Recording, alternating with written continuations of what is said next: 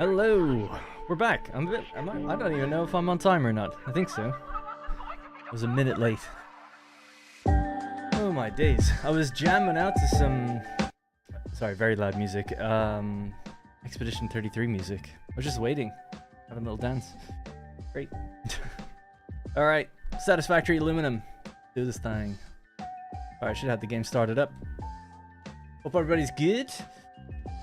So we're working on a giant aluminum factory, and where we left off was troubleshooting it working or not. I've got not a DM, actually someone in my Discord in the Satisfactory channel reckons they had a couple ways to solve a few things. Our tests in the previous stream were inconclusive, because out of the 6 groups, I ran a control group, an augmented group, and a different one, like with 2 different changes, and they all ran. So I was like, well, I don't know what the problem is then. You're so late. The stream is free. Yeah, I should really charge for these streams, this premium content. Can make them members only. I don't know if I've never actually seen anyone on YouTube do that, but you can do that. Enlightenment. Enlighten me. Stream 12. Let's go.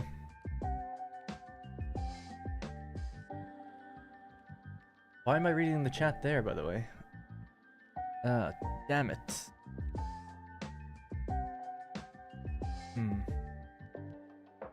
I can activate it.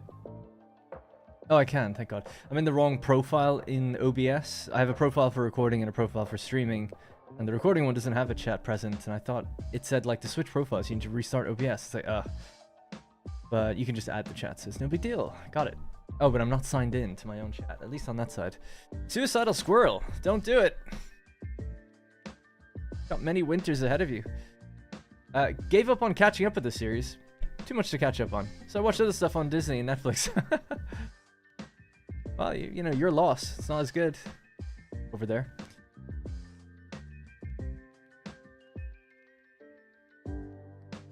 Hey, AC Young. I'll see you later. I need to lighten up on the beans on toast meals. Well, thank God I don't like beans on toast, so I don't eat that. I'm not British, so I don't eat it. That's not why. It's just it hasn't been culturally ingrained in me.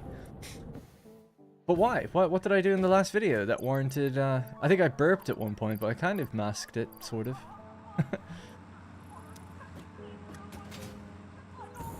All right, let's rocket fuel our way up. Aluminum testing and aluminum smelting.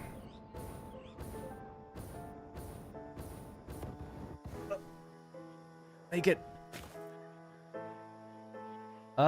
Greetings, Chris Esterbrook. Everyone had a good day? Yeah, I'm having a good, okay day so far. Nothing's really happened, so I can't say if it's good or not. I'm in a good mood. Loved the last video, Darren. The series is so good. Thank you. Appreciate that. It hasn't done that well as a video, but it's okay. It's kind of an interstitial video. Anyway, the one before that did great, so kind of balances out. Oh, sorry, I'm in the screen. Whoops. Here we go.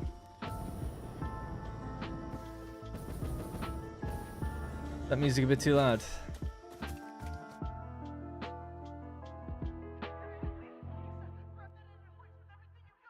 I can't wait for like in a year or two to watch Attack on Titan again, where I don't remember most of it. It's gonna be great.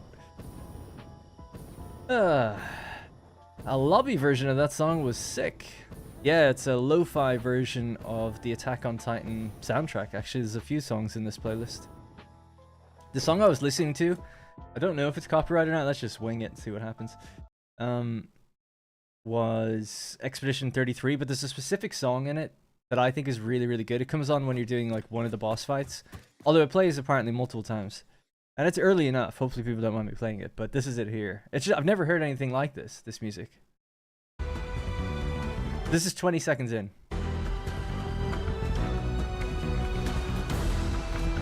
So far, it's like, yeah, it's your normal orchestral fare. But then the drop or whatever is amazing.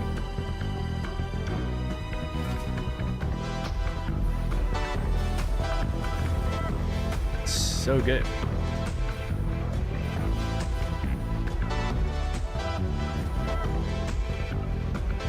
This came on, I was just like,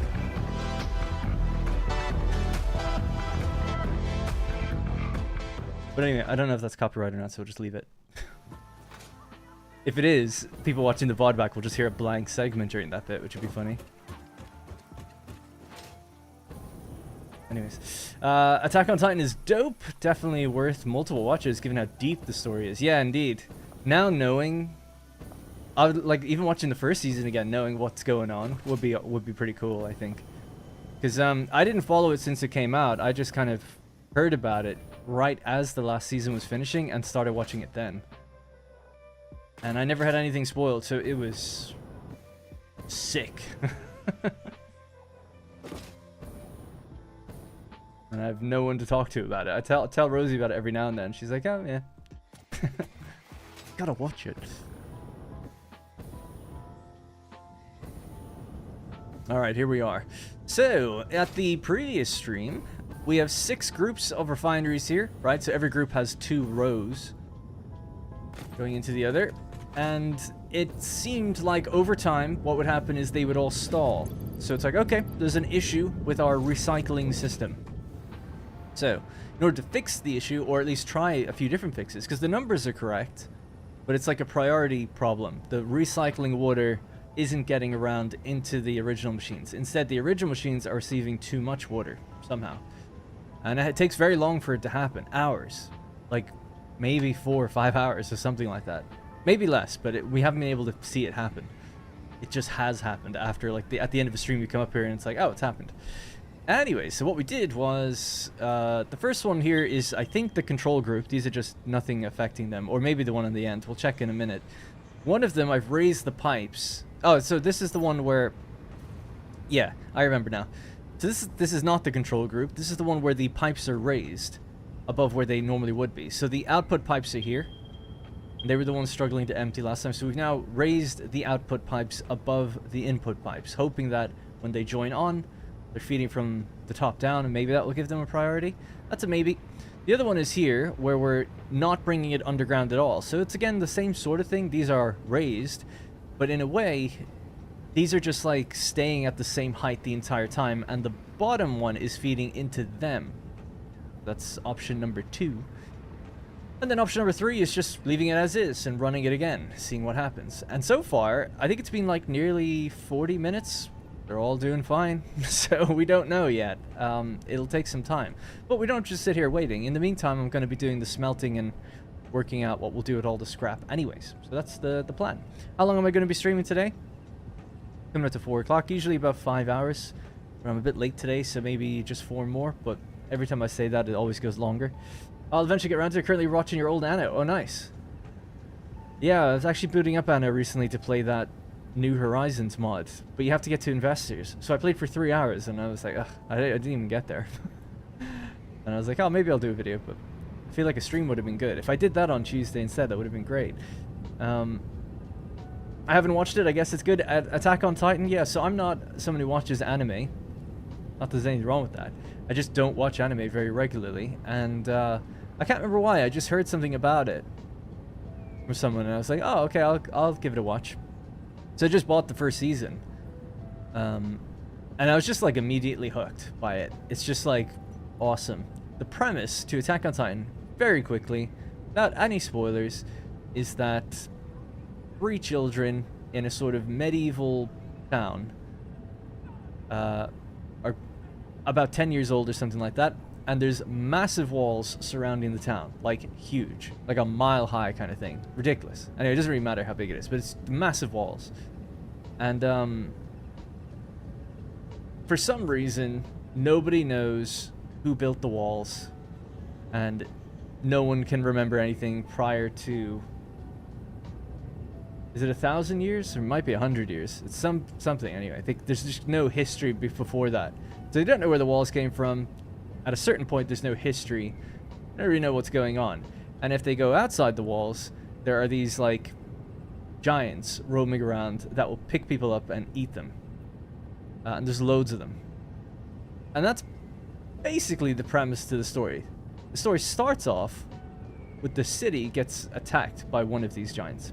And that's never happened before. So yeah, and it's awesome. So that's basically it. You could look, by the way, for the recycling water system here, the answer is not to do something else with the water. Okay? We could obviously do that. We could package it, sink it, we could use it in coal gens like you mentioned. I mean, that would require getting more coal, but whatever. Obviously, those are options. The real goal is to make it work. Make recycling work. And we've done that. I've done it before, just never at this scale or in this type of system. This is the system here. We go down to the underclocked version. So it's the exact same layout. We've clocked the machines down because we don't have the belt speed just yet to go all the way up to the big number. This is one of the blocks. And this is the contention point, right? Out of one of the groups, 234 water rolls around and then it goes in to join into the initial feeding. Okay, and like we can see at the moment it does work for a while, but eventually it seems that something happens where these ones can't get their water out. So it's like almost like a very low rounding error where maybe these are receiving just a little too much. Like a little too much is going in there. Therefore, eventually these ones get backed up. We're trying to change it so that the priority is on these. I'd rather the water extractor backs up than the machines, if anything. Obviously, I'd rather nothing gets backed up. So, of course, we could just not do this, but I want to. It's part of the fun for the challenge. I wish the devs would add overflow function to pipes. I know, yeah, it'd be really nice. Isn't that what wet concrete's for? Yeah, it's still not the same. I mean, other recipes, you can do other things with water, but you can't manage what goes where as an overflow. It's like a smart splitter. It'd be nice to have a smart valve, you know? Oh, you're full? Send it out that way. Something like that. I've never been a member. I've never been a member for very long, but you've been worth it. Wish I discovered you sooner. But finding you by accident is the best thing that's ever happened. Oh, I appreciate that, Suicidal Squirrel. Thank you. 12 months as well. Full years. Thank you. That is a lot. I remember I only ever... Yeah, not... Well, I don't know. I guess it was 2018. But it's like a big deal when you kind of like become a subscriber of someone for the first time. I think, anyway. Because it's like, yeah, you haven't done it before. So it's like it takes a lot of effort to like put your card details in. You know, be a paying member to someone. So it's not lost to me. I appreciate it, even if I'm not your first or whatever. But I just mean generally. It is a lot to ask people to give money when you don't have to, really. So thank you. Are you going to do priority valves? I don't know what that means. So someone in my Discord, I could read out what the person in my Discord actually suggested. So just bear with me. Thank you, by the way, Damn Kara with the 5 gifted memberships as well. Again, thank you. Damn Kara is a many times over supporter, so thank you. So we'll just read this really quickly. Bonk. This is Fire Strider. Shout out to Fire Strider. He just pinged me and said, I got Scrap up and running at 100%. So obviously I gave my save file out, so they loaded my save and they're playing around. This water extractor is set to 115 per minute. Oh, we could have go have a look at that. That could be the problem, really. So go check that out. These valves need to be set to 157. Well, actually, just really quickly, that probably isn't the issue because it did happen with every group eventually. Anyway, these valves need to be set to 157. All pipes from Scrap refineries to this junction need to be Mark 1. Yeah, so this is something I debated with him in the comments about, which was... I don't think Mark 1 or Mark 2 should matter in this case because we're dealing with less than... So if the place is fully up and running, it needs to be a Mark 2 pipe here. It's 345 on the pipeline. At the moment, it could just be Mark 1. I've kept it as Mark 2 because it will be eventually. It's 234. There's something else I feel like that's worth maybe showing. I'm going to hop over to my other save really briefly. To do with pipes and liquid and fuel. Kind of interesting, I think, anyway. Thanks, Damkara. I appreciate that. I disagree. I can set a screenshot of my setup real fast that has been running for about 4 hours of 540 ingots per min for each pod. Is it using my save? I had to put valves to throttle water in from the extractors. We'll go over the exact layout as well, I guess, just before we take on suggestions, I guess, just so everyone's on the up and up. I don't know if I have this saved now or if it's from an older save. I just need to check something really quickly.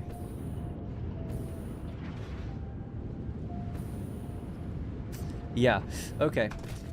Well, you can just take my word for it. So all of these refineries, right? So basically, this is a very simple setup. Really, really simple. We have 300 oil that comes in on a pipeline. Forget the other ones, right? 300 oil per minute comes in, and it goes down between 10 refineries. Everything's even. They consume 300. They're putting out a certain amount of oil, whatever.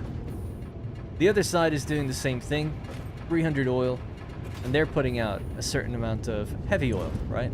10. For a total of 300 heavy oil on this pipeline here, okay? So basically, I don't have a hoverback, by the way. So basically, we have 20 refineries putting out 300 heavy oil, exactly, okay? For the most part, it works. But again, after a really long time of running, something often goes wrong. We see like a little hitch on my perfectly clean power network, right? So this little hitch. The numbers get some confused sometimes. For the most part, straight, but there are some issues sometimes. That one I might discount because when you load into the game, that often happens. So I think if you give it a bit more time, it looks like we're good now. But anyway, there was a dip of the exact number that a refinery burns at, which is 30 megawatts. Okay, so I was like, oh, we're dipping 30 and then coming up. So it's like, interesting. Must be a refinery. Could be an awesome sink, but the awesome sinks should all be on a different power network. So it's probably a refinery. Anyways, after some investigation, I found out that, yeah, one of these was running at 96%, and it was the one on the end. So these are doing turbo fuel. They're taking in the 300 heavy oil. All right, so it was running at 96%. So how did I fix it? Okay. And what was going wrong? Why was that not taking in the heavy oil if these are producing the correct amount? I don't really know why, because basically what was happening is this and this one were kind of filling up. The ones closest to where they need to go. Not the ones at the very back, but the ones closest. There's no valves anywhere other than here. Just one valve. And this was a Mark 1 pipe. Right? The goal being, let's make it fully 300 per minute. That should be all we need. It's all I had, actually, when I built this place. So I simply fixed it by making it a Mark 2 pipe. The Mark 2 pipe drained every one of these, and it made sure it got it to the end. And then it worked. So the reason I bring that up is just because that person suggested, I'm not saying they're wrong or anything, but they, you know, it's just everyone has different theories. They were saying, like, I'm trying to do 230 on a pipe. I'm using Mark 2. They're saying, don't use Mark 2, use Mark 1. I'm like, well, why would that make a difference? And they say it's a Mark 2 bug. But I've never heard of pipelines just not working with Mark 2 pipes unless you're trying to push 600 per minute. Then loads of people say there's issues. But I've never heard anyone say, like, oh, I needed 400 per minute and I can't do it because Mark 2 pipes are bugged or something, you know? Like, use 2 Mark 1s or something. So, but, you know, I just thought I would explain that. And that's been running for quite a while, and that really does seem to have cleared that issue. Now, who knows? These things are such marginal errors, floating point errors or whatever, that it can often not appear for hours and hours and hours on end. So, I could be wrong, but it does seem to have fixed it. Got a super clean line, right? Nothing's changing anywhere. That's what we like to see. This world runs very nice. Anyway, so we're trying to apply that back to here. I agree with you, Clayton. Yeah, I think it's a bad idea in retrospect to, honestly, to ever build manifold with liquid. I think really in future you should just I'll try and endeavor to split the liquids as best as possible, or like you say, just feed from the center and then loop out and around. That's usually how things work. Excuse me again, a lot better. I don't think they ever fixed the issue with water, but it seems that if you feed the liquid from a pipe that comes from below, then it just doesn't flow enough. So you need pipes from above. Well, this is what we're kind of trying here this time around. So just to go over it one more time, we're just going to get building the smelters, and once one of these starts to break down, then we'll make adjustments. So I've informed you, but you know, we're going to leave it for a little while anyway. So here's the deal with this group again, okay? So this group, their outputs, right? So here's the problem just one last time. The recycled output, so the water that's going out is not getting out. Over time, oh, we'll just have a look here. This is one of the ones that broke down. They all broke down, but then we made some tests on the middle. So, right, this is what I come back to. I come back here and I'm like, oh, there's something's happened. This is full of water. My assumption is too much water has come in, blocking the water trying to get out, right? So I'm doing this to illustrate there's a loop going under. That's what's happening underneath here. We'll have a look at it in a minute. So, in our control tests, this one here, we lifted the pipes, we raised the pipes. So if I just go down real quick. The pipes were pretty much all on the same level, except for the one coming in.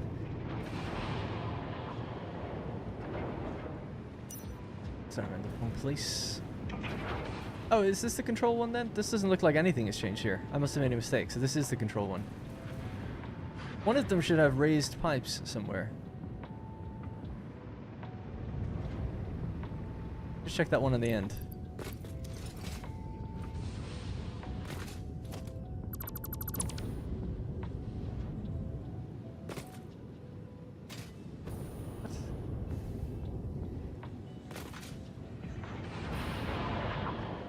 When I say raised pipes, that means these are the ones coming back. I like put them on the ceiling, but where is... I don't see that now.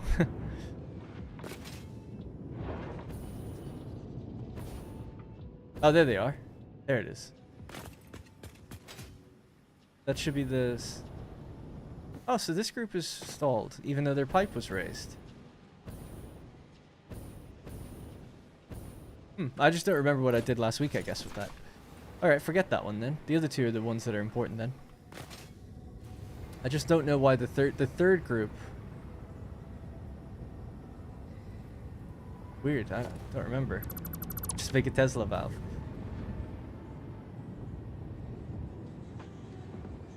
So this is just running as it was, no changes. I wonder if I restarted the wrong machines. That's probably what I did, actually. Alright, I'm about to sneeze, but I just can't. There we go. Oh, so much better. Yeah, strange. I must have reset the wrong ones. Maybe. Well, we could just reset this one anyway. And just really quickly, before I read chat any further, it was mentioned that one of our water extractors is set to the wrong amount, so I'll just go fix that.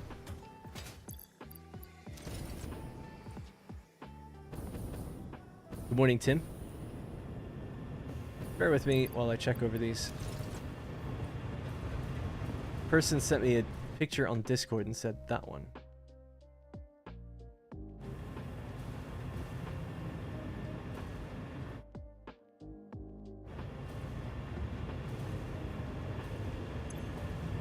Oh yeah.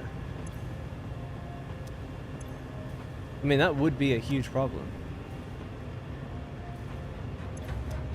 What's the middle line?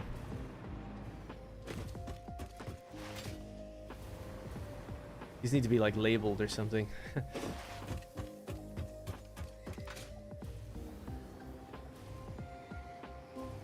The middle line is the second row. Okay.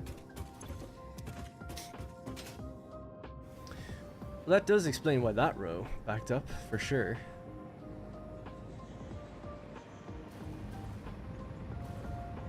Because, yeah, they're getting more water than they need. But they would have been. Alright, anyways. Enough of that for now. Hello, Verky. Coming back to Satisfactory and never going... After never going really after Tier 4. I hope I'll get to stick to it. I was enjoying your really good content. Thank you, Verky. Yeah, stick with it. Hopefully you'll make it through. Where is the lift merger? I don't know what you mean. Just as an object. The same problem happens when you deal with 600 liquid projects. When you deal with 600 liquid. So I guess they have to put Mark III pipes in the game. Yeah, see, they say... It's conflicting information. Like, they've kind of come out and said, like, yeah, there's an issue with floating point rounding errors when it comes to 600 on a pipe. Now, as a somewhat programmer myself, I've long since said, like, I don't understand why 600 would have any difference than, say, 300. So I'm somewhat glad I've come across this issue now at the max capacity of a Mark I pipe, Because my intuition tells me that if you're having a floating point error, you'll have it on either when you hit the limit. Like, the limit's not truly the limit, basically. And that seems to be true. Although, the community will tell you that it really is just Mark II pipes that have this problem. But why? I don't know why that would be, other than just some, hidden bug.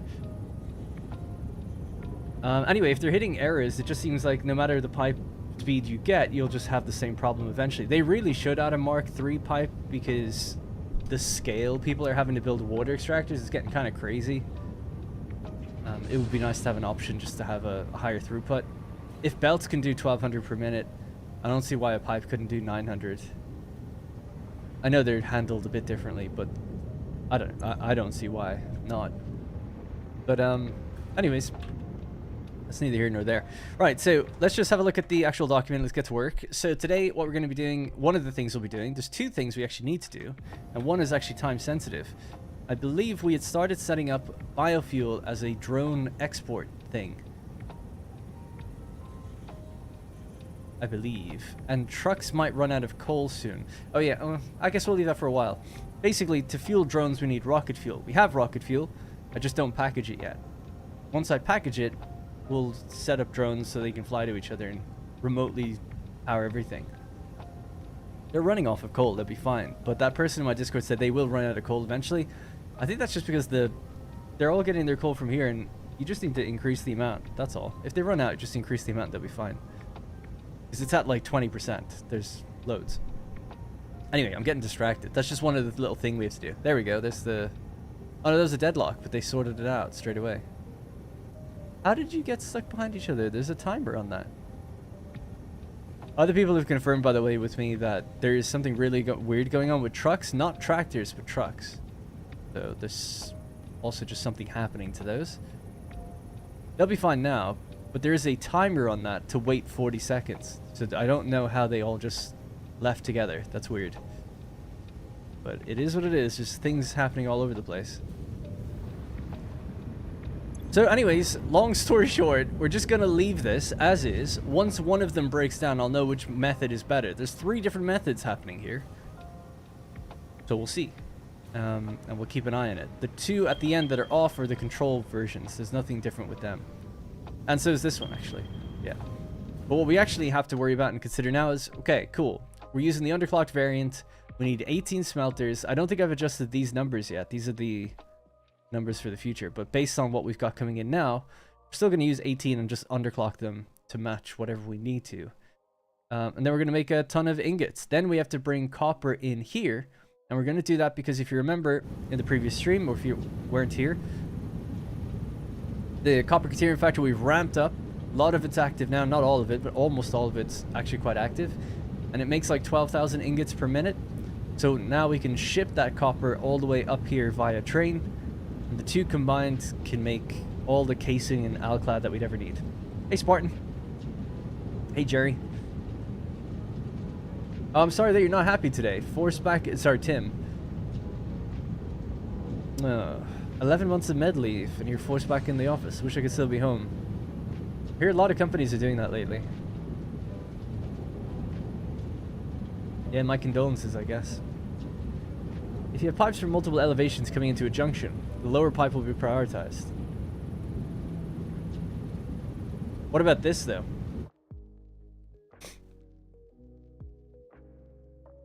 This is what we have going on now. This is the recycled water, and it is now...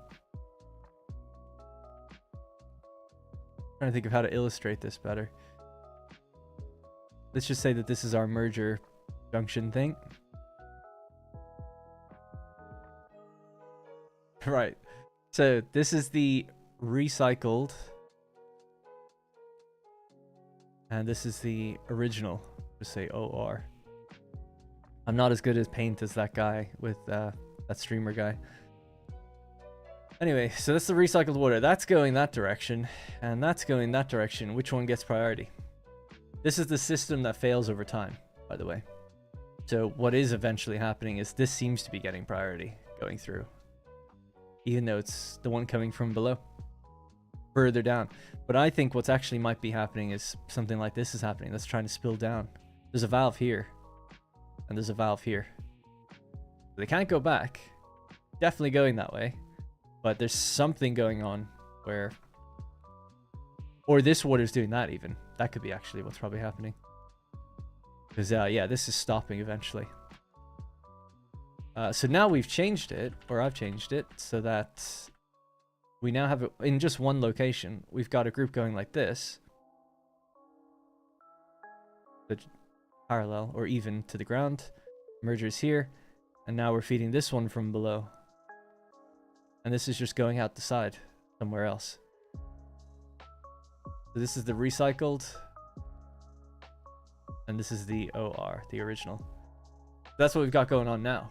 With, again, a valve here and a valve there to prevent backflow. That's one of the groups that we've changed. And then another group that I've changed, not to bore you, but is basically sending it into here rather than there. But don't worry about that. There's 3 groups, so we're just seeing which one works. Did the notes reappear after building a space lift, or was it random? No, it wasn't random. I don't know what makes them reappear, but you can force it to reappear if you click this arrow. When they get disappeared, you can make them reappear by opening this and then folding it down. So it turns out they don't get deleted. They are there, I think. You can fold it down. At least that worked for me. If they can't find the floating point error, what should devs do to correct the issue? Make pipes act like belts? Or fix it with a relief valve type system larger pipe? That's a fun thought experiment. Yeah, like if I was there and you were told, okay, we have this issue, and there's always going to be a floating point error. I don't know. It is a really strange one. I don't know how the game is coded, because I also just don't really get.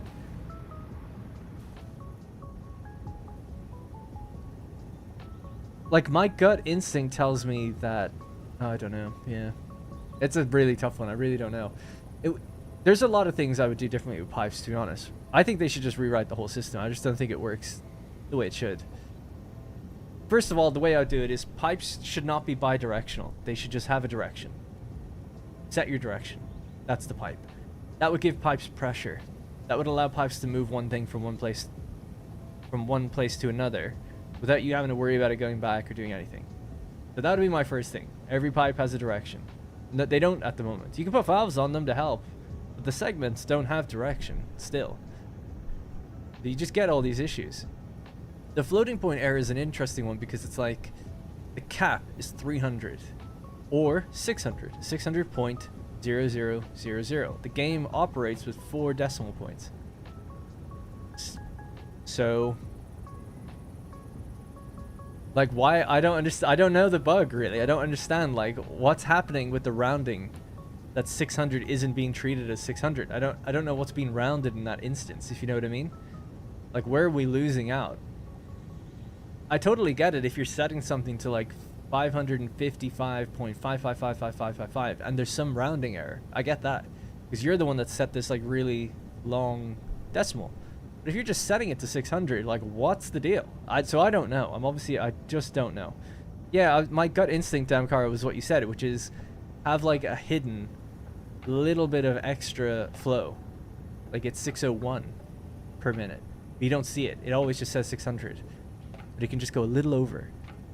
And then maybe, like, the bits that aren't getting through get through. But I don't know. If that's the case, I'm sure a mod could probably do that. Anyway, I don't know. Right, we gotta start working on these. And by the way, I don't know what you meant by like an AI revolution happening. I wasn't sure what you were. I know that was a while ago, but what you were referencing. That's why I just moved past it.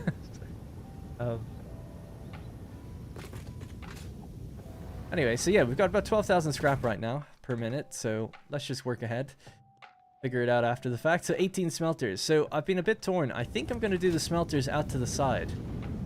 Alright, so we send this stuff out this way, and it just gets refined in smelters. Very straightforward. But I was wondering, should I go up and above? I kind of don't think so. We might go up and above when it comes to the construction. But I like the refineries, I think, staying out in long lines like this. So the smelters instead will go, like, roughly around here. Might flip these to be on the other side or something. So we need to make a blueprint that can do 18 smelters. Or at least combinations of that. What's 18 divided by 4? 5? 3? A block of 3 assemblers, or smelters.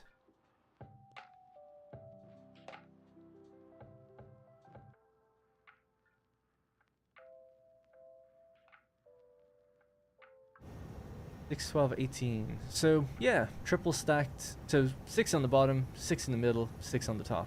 That would work.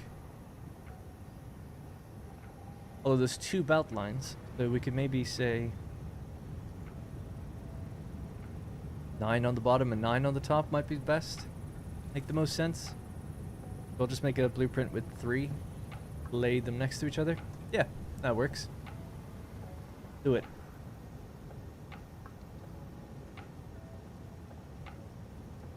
That's alright, Fin. Yeah, so I was just saying earlier, look, if you want to avoid this issue altogether, it's like what people say. Just don't recycle the water. You don't have to worry about it. I want the challenge of getting it to work. That's all. You know? Setting up a vertical junction and having priority water come in horizontal and filler water coming in on top has worked for me with 0 issues.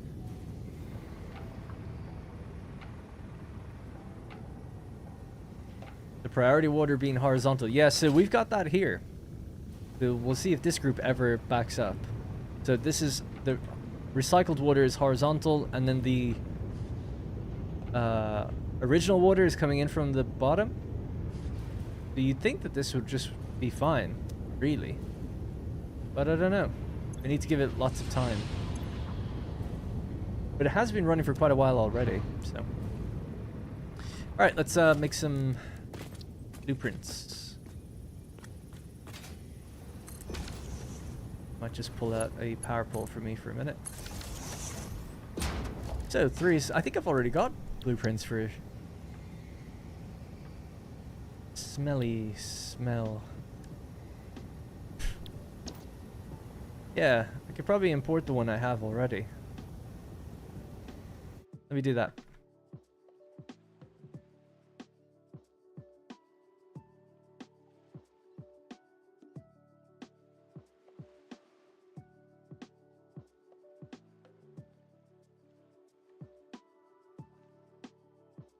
That's it? Those 2? Did I just make those 2? Oh, these ones here. Let's sort by name, might be best.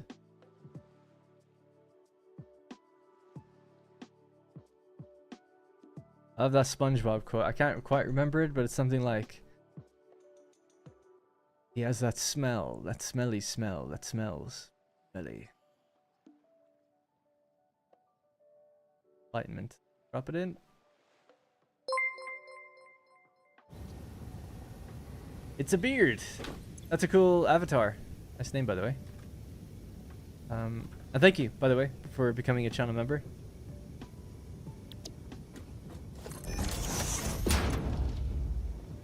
I just need to save out a new one for the thing to work.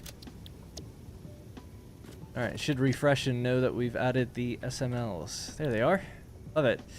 In from the left, out to the left.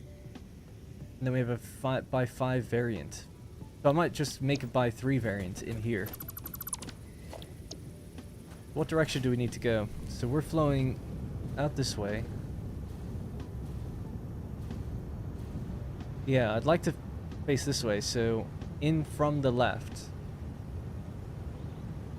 Out to the right, I guess it has to be. So in left, out right.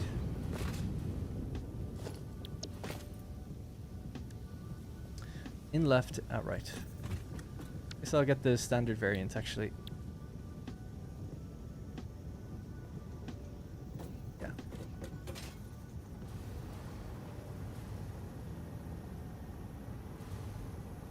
Ugh. Right, we just need 3 of these. This isn't right. In oh yeah, sorry. I'm such an idiot. It's in from the left, but it's going to the right. Yeah, in right, out right. That's actually what we need. Yeah.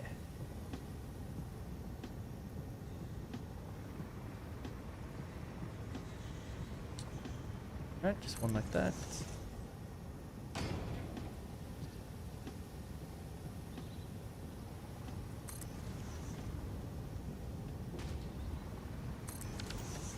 How did you stop the machine from backing up if you don't reuse the water? I do reuse the water. Everywhere.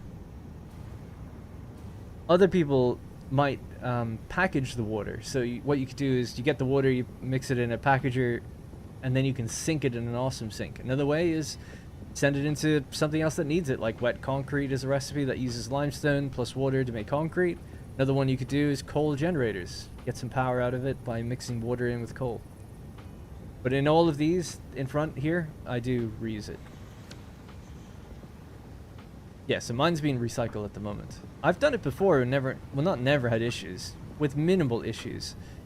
This one is quite a strange setup. It relies on trains. It's done in an awkward way with awkward clocking. So, because another issue is like, I know it might look, see, this is going around. Another thing you could do is you could recycle it just into like 1 or 2 machines and clock them very specifically. That's another option, right? It's like, okay, we're going to take the water and bring it around here. So we know it's 234. Well, let's just make sure that this refinery and this one are taking between them 234, and then we'll adjust the speeds of the other ones, and then there we go. No problem, right? If these two don't run, or these two will run, they should run eventually, but the whole system won't fail. It'll only be these two, if any. But they probably wouldn't, because you're not feeding them the other water. The problem is when you're mixing the original water with the recycled water, it gets like a bit dicey, because you're trying to decide who gets the priority and coming in. So that would be my other alternative, is just clocking these machines differently.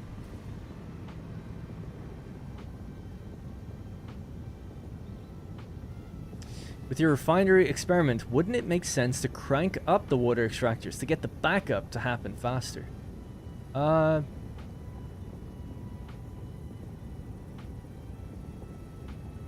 Yeah. Sometimes what you can do, I think we talked about that. Because you're right, it could be... Yeah, when I first set up the thing, another way you could do this is you could start with buffers on the water, right? So imagine we do this, but here we've got a big buffer container, 2400 water, and here we've got 2400, and we just let them fill. And once they're full, release the valves, and then they pour into all the refineries to kickstart them up to 100% straight away. But those buffers will run out, and then the recycled water will come in. You can actually work out the exact amount you need to fill to if you wanted to do that. So yeah, it's just the same thing as what you said. You could just overclock the water extractors once you're up and running, clock them back down. That's what we did in our previous stream, the previous series, I should say. So yeah, totally. With this way, I went for a rolling start, so we just activated it, and basically as the water comes in here, they're getting less than they need. They're getting 40%, 60% of the water that they need, I think, and then the remaining 40% comes out after one cycle and comes back in, and that gets divided. But because these are running at 60%, you're only getting, like, we actually worked it out, like less and less each time, so, or more and more each time. So once one cycle feeds back around, it's like boom, next cycle gets better, next cycle gets better, and then you get up to 100 within 6 cycles, something like that. It doesn't take very long, so I figured just leave it, and that way you also make sure that this just stays low, and you want it to be low. You want these to be full, not these. Anyway, enough about that. I feel like I'm going on and on, but yeah, at least everyone hopefully understands the kind of problem that we have in front of us. We'll talk about it more later, I'm sure. Now, grab our Mark V belts that are going to connect to each other on these. They're all going to be doing the same thing, which is just pure ingots. They output half of what they take in. We also need to set them based on the clock speed that we have in the factory right now. So we're using the underclocked version. So 234 times 3. That's how much scrap we get right now. And then divided by 60, which is what it's looking to take in. Is it taking in scrap? Just scrap, right? Yep. 11.7 machines, but we're doing 18. So we say 11.7 machines out of 18 would clock us all at 0.65, which makes sense because they're all running at 65. So that's perfect. Great. And in the future, we upgrade them. We get the better belt speed, the 1200 per minute belt. Now, I want these to sit on top of each other, and we need 9 on the bottom. Yeah. We have to do this so many times over that's worth getting a blueprint for it.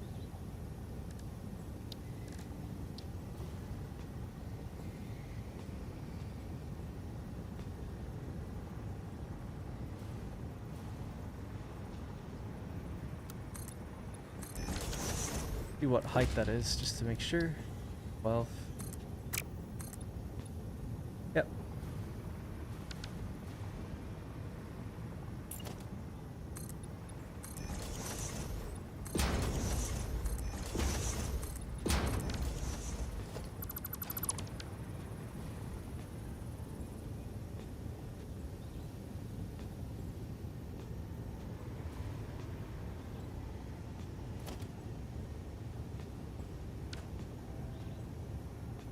So what's the amount that we get out?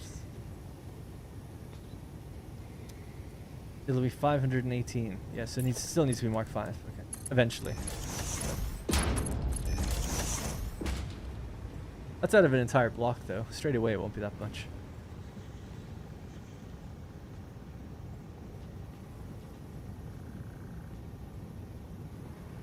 Okay, we get Mark 3.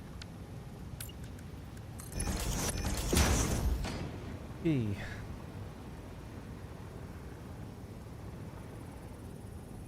Oh yeah, thanks.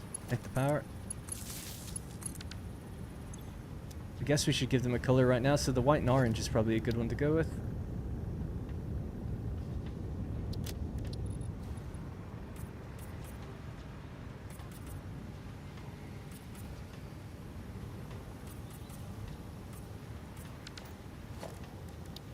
Let's flip that color. Get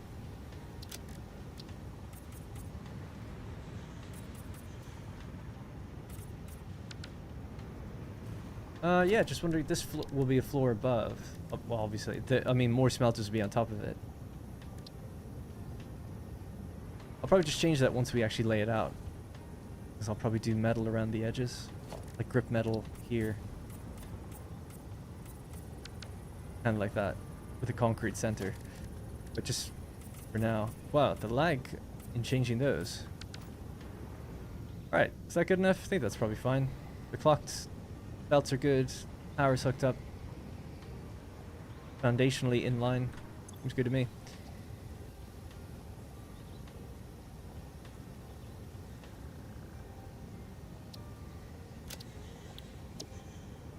Right, and then we have to have another stack right on top, which is the same thing.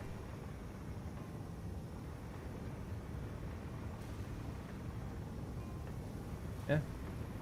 We don't need the concrete on top of this one, really.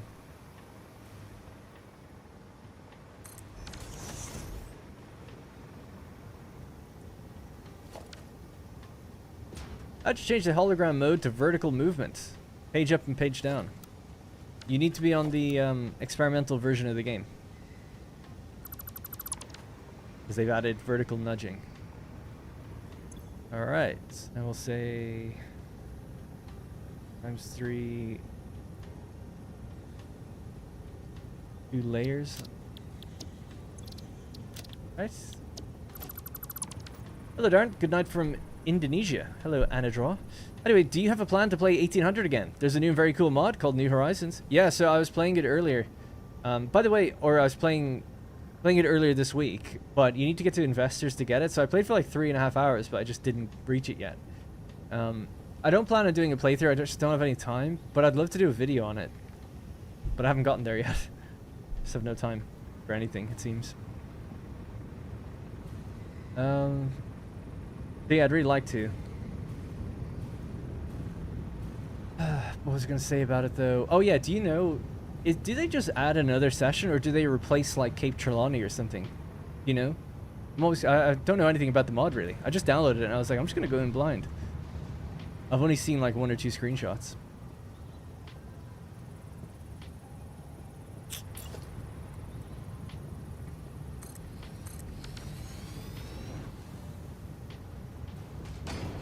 So, I just want to set up temporary awesome sinks here.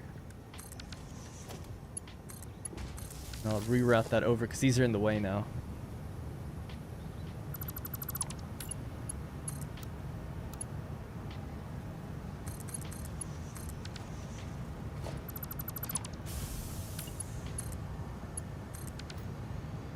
Nice. All right. Thank you for your service. Power's still going all the way down there. Yeah. It travels down the middle, I think. Okay, good. All right, try to set up these first groups. So we need just 3 of these on the bottom, or just 3. Actually, they have the bottom and top done, right? So that should be it. There they are. And we can get them in line with where these things are going to be coming from. Nice. And I'll probably leave some space, just because why not?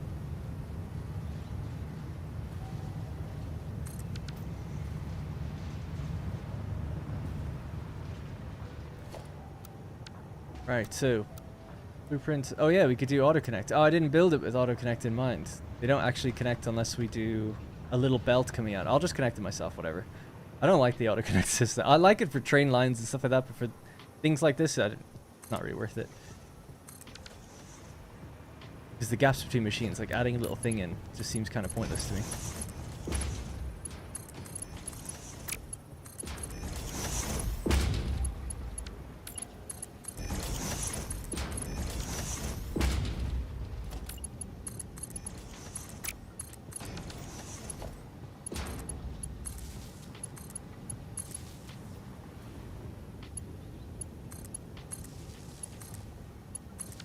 Alright, there we go.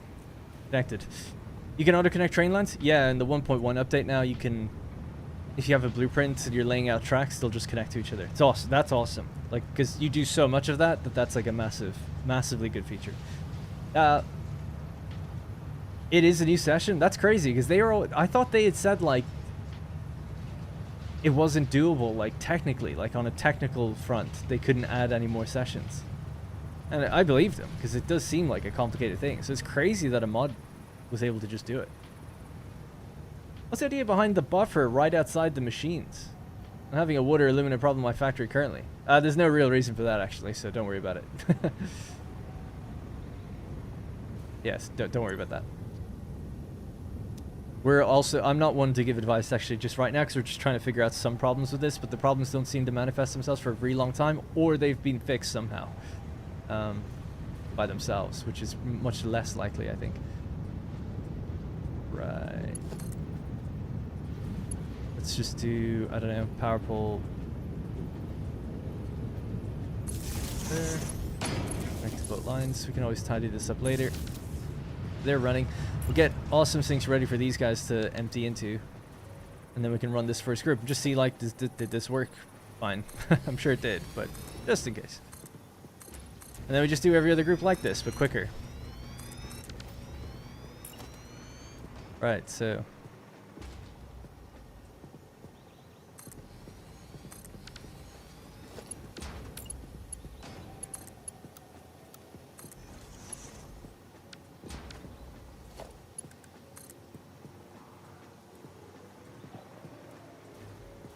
maybe we should just be a bit further back. Well, actually, let me just try it. Maybe it will work. I just feel like this is going to come out too far, but... Yeah.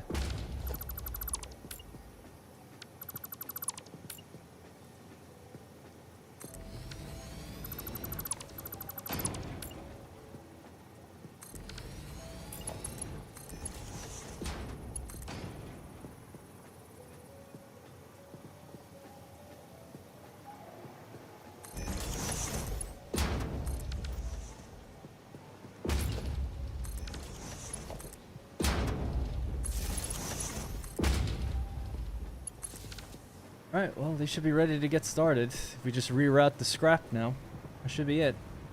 As an example group. So I guess you will come down, get into your little buddy. Please tell me you're in line. Yeah, okay, good. So, 1, 2, 3, 4. That's that one. 5, 6.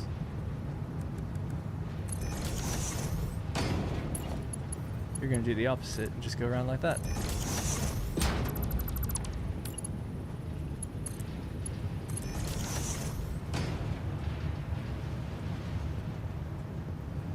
There we go. One line done.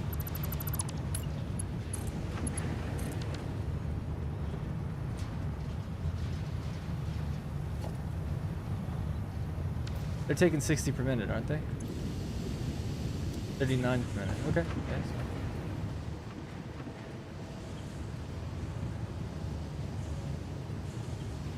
I don't like seeing it back up though. Just want to make sure I've done my math right on these. So what do we got? 234 times 3. 234 times 3.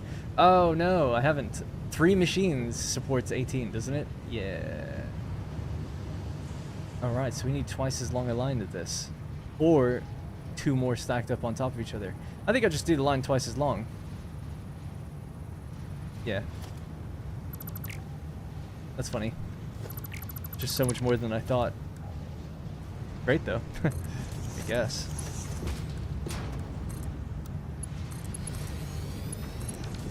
Let these guys overflow out the right. They're just gonna get backed up otherwise. So basically, anyway, I just made the mistake thinking like this was for all 6, but this is just for 3 machines. So it is a lot. You had 3 teeth out today. Jeez.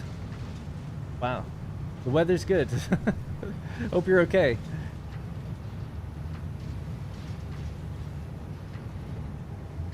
Why did I spend like 10 hours building as normal? I never noticed that. It's only in the 1.1 update. Maybe if you hadn't gone in, but if you had gone in, then yeah, I guess mistakes were made.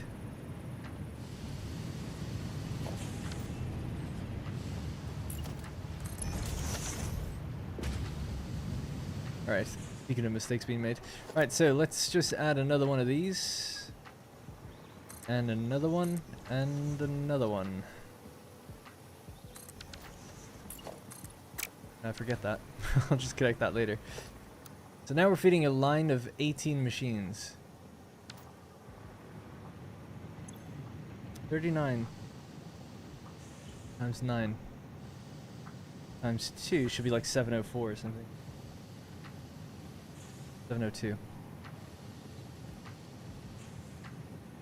Make sure my clocking is right. 702.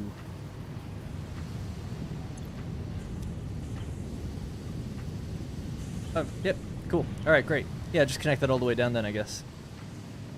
Do power first.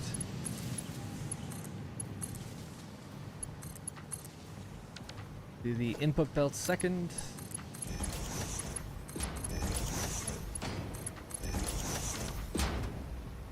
Output belts last. You can go.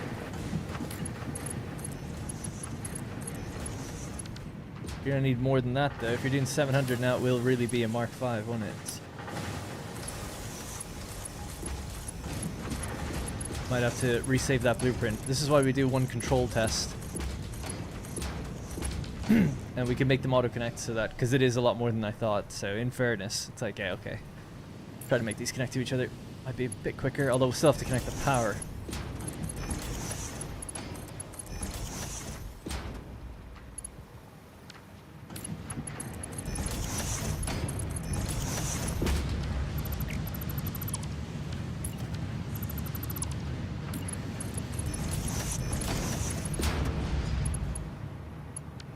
Alright, I'll upgrade them in a minute. Let's just get rid of these.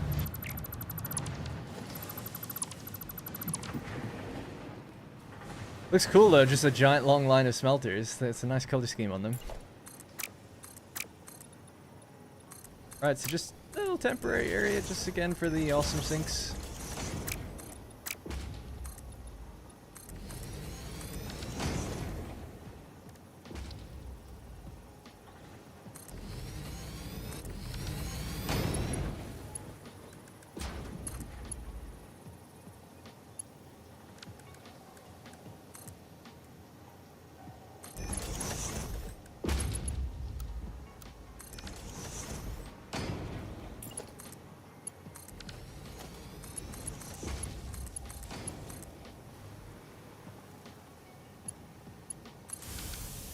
Alright, hopefully that'll help keep things moving.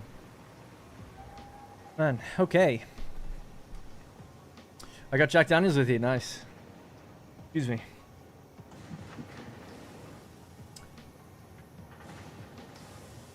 New session, new population tiers and needs. Yeah, when I downloaded the mod, I saw something about like invasions as well. I'm looking forward to it. I definitely want to do a video on it.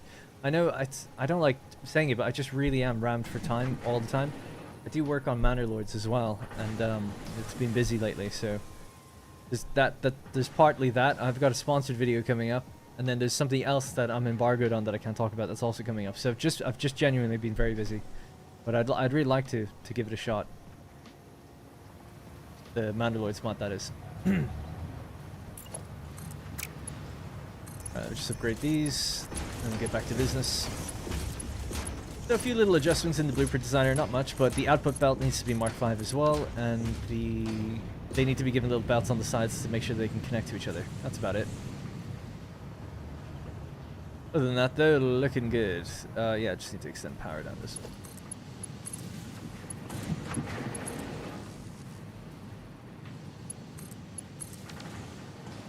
Right. Nice. Post an example of the recycled water setup in your Discord, Darren, for reference. That one. This is how I've set up my aluminum, says Jerry. Haven't had issues with it, even when I push the water extractors to the max for testing. The recycled water still gets used first. That's so... Oh yeah, but this is coming from the bottom. You reckon it's because it's coming in from the top, though? What if that was just coming up the bottom? But I agree. We currently have this system where we're doing it horizontally. Like, the recycled water is here, so that's okay. And you're feeding this in right near the output of the machine. That's also interesting. Yeah, I wonder, would this be any different if you just popped it in there? Because it's still below this, right? So it must have less. Although, I see. Oh no, I see. This doesn't have any... Yeah, oh yeah. Because my fear was that like this water would go down. But it can't, because you've done it where it can only... Oh yeah, that might be the difference maker. Possibly. But yeah, cool. So far though, we're not backing up at the moment, which is good news. These aren't even the special... These are just the standard ones. Haven't even done anything with them. This is the one that has the horizontal line. They're all running fine. But they won't always, apparently.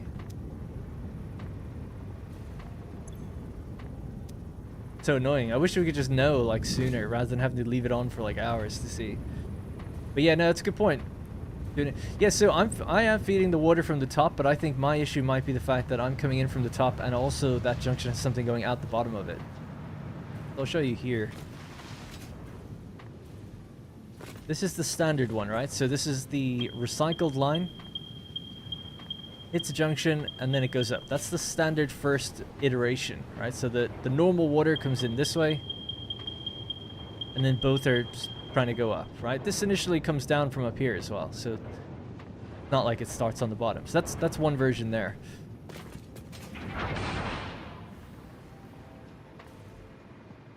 Oh yeah, so the other version is like really far back, but that's where the water is raised, where the pipes are raised, and then we have the one where it's a horizontal line.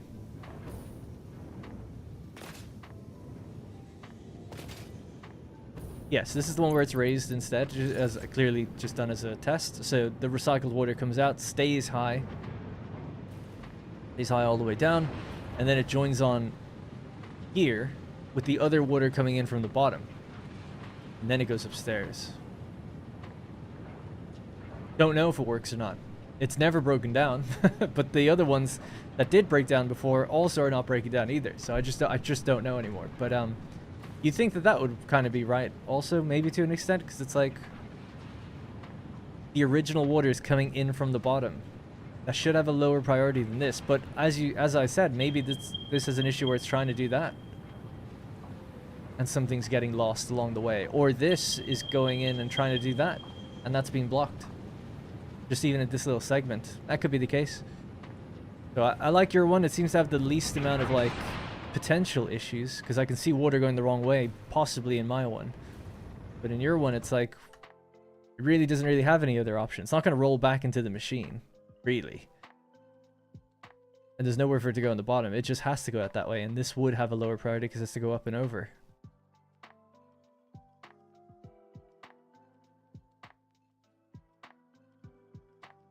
Certainly this water coming out, it's not going to go up.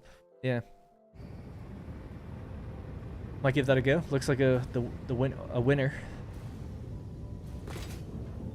We can implement we can have a different system on each one of these groups actually, and see which one wins out after like many hours. I recently got your channel recommended to me by the algorithm. Been loving the videos. I love the algorithm, then. Thank you. Thanks, Seth. And hey, Benny. We need priority mergers for pipes. Yeah, that's what we were talking about earlier. It's like priority mergers, or I think just directional pipes would solve everything really.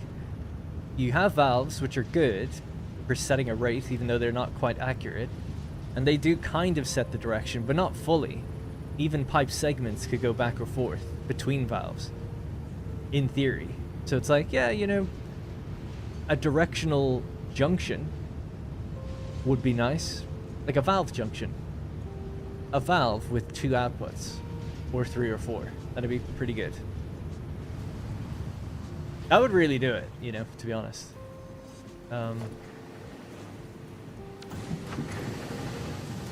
Alright, nice. Just waiting on the scrap to fill all of these first, I guess. Y'all have really even amounts. Oh, I guess they'll never get more than that, because that's the 60 per minute belt. As good as it can do. That's quite cool. I never really thought of that before. So for a manifold, these would normally fill up to 500 before the next one goes, the next one, and so on and so on. But they'll never get to 500, because they're burning faster than like the 60 belt can send stuff in to reach the 500. So yeah, it's good. They have, you know, 3-second wind-up time. 3 seconds and you're down to 65%. How fast do these burn normally? 2 seconds? Pure aluminum?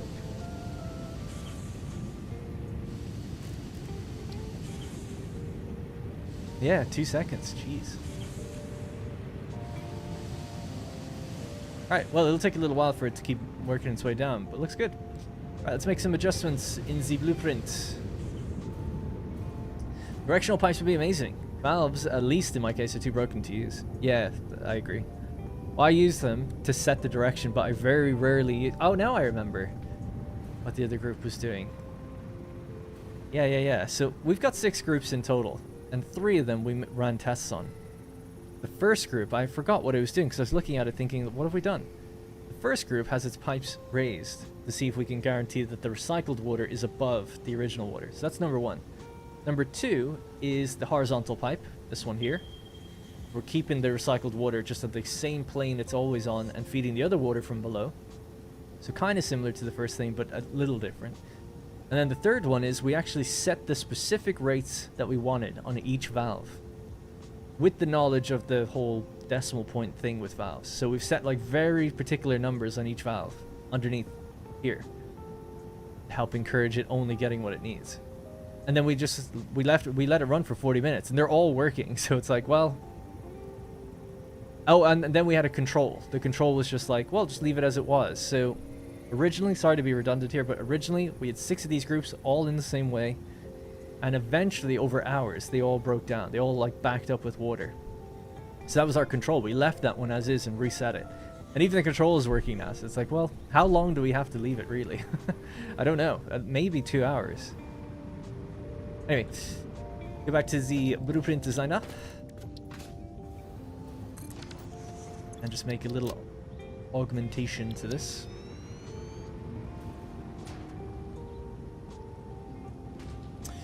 Yeah, I mean, like I mentioned a few times before, the other option is to not recycle the water, but that's like, we're not, that's a funny answer, but it's like, well, obviously, yes. You don't have to use it. You could just recycle it, do something else with it, package it, sink it, send it into coal generators, make it concrete. There is also those options. I also like the other option I did vocalize earlier, which is you could take the output water here and just send it into this refinery and this one only, and cut them off of this and this. So it's like 2 of them only ever operate on the recycled water, and they're clocked exactly. That'd probably be like, I'm about to do aluminum in the video series, and it's like, that seems like the best and easiest way to make everything work to me.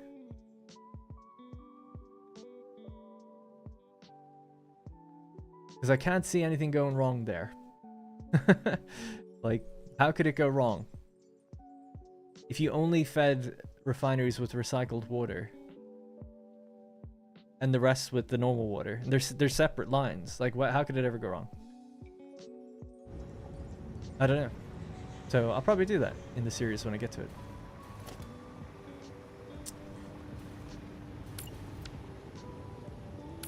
Please excuse your paint skills. I'll have a look now in a second. Alright, so they've been corrected. They also need their little belt at the beginning and the end. So I've never really done this before, but I think you have to do this.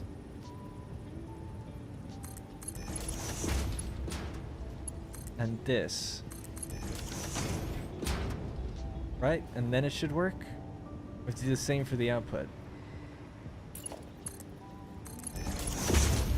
To make them auto-connect, that is.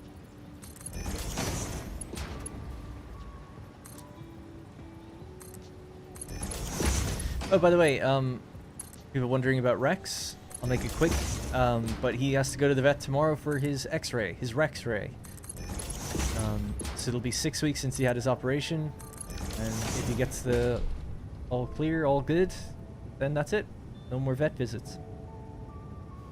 He's been doing pretty well, although he's kind of scrapping with our other cat a bit too much for our liking. But she seems fairly cool with it. Keeps coming back. But he definitely doesn't understand no means no at some points.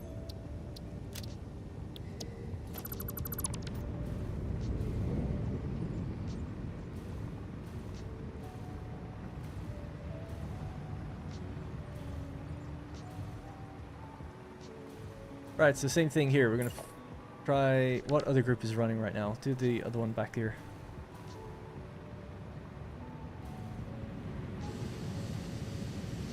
Remove the conveyor mount under the small belt.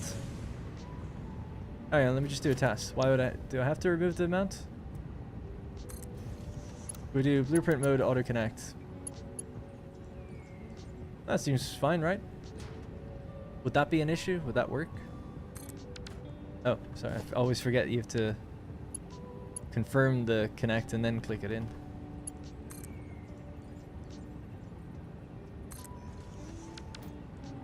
Oh yeah, it doesn't paint it. Yeah, I forgot about that.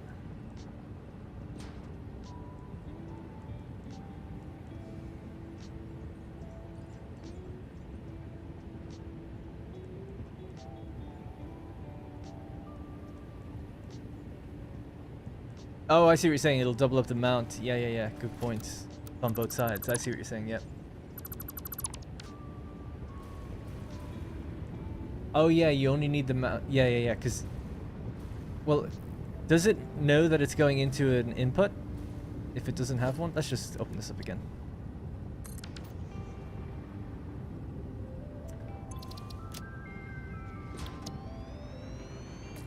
I see what you're saying. So if this is going out the right, then in theory you don't need one coming in on the left, right? Do I need the belt there though? Let's test it out. Just do it without the belt real quick.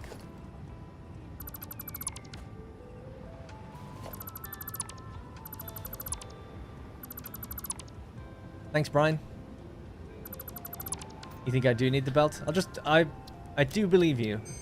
And if I had a gun to my head, I would just go with what you're saying. But I need to see it.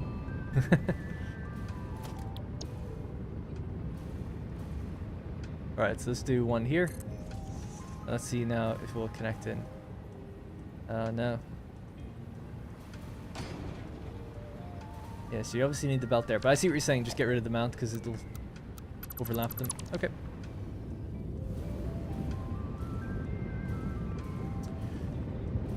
Oh dear.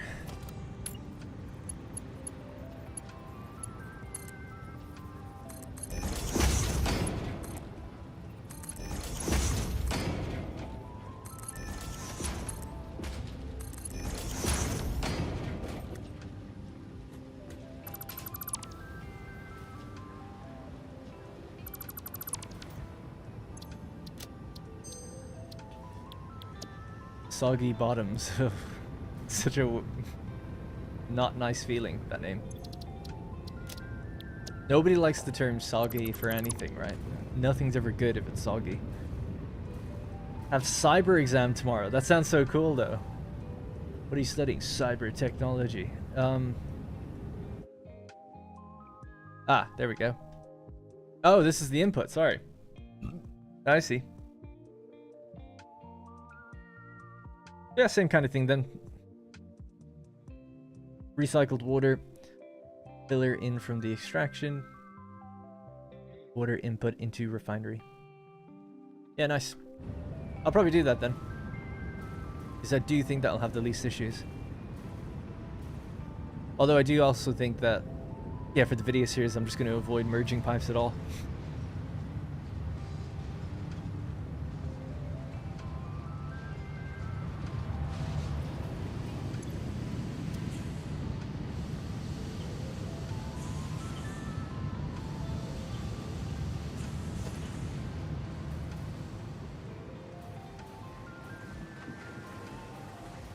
Yeah, just making sure I counted it up right. It does seem like...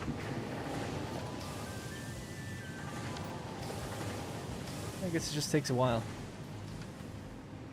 They are actually getting almost up to 500, thinking about it. Well, as long as these are all running at 100, it'll get there eventually. The numbers add up, so... The hell was that?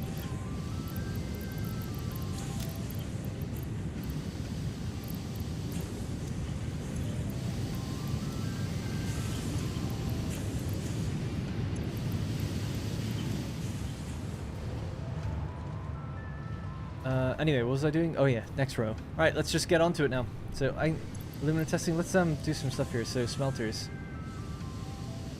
Let's just say testing is ongoing. Oh. Power supply is draining.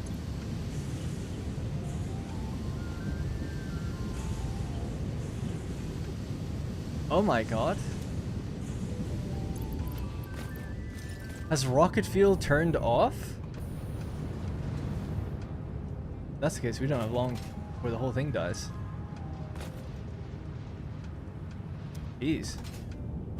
What's happened here? Hey, Griffin.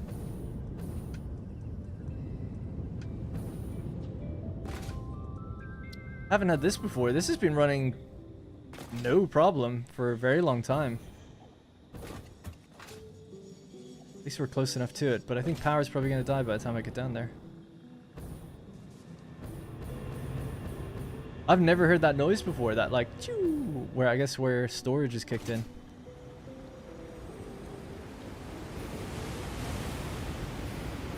Oh my god.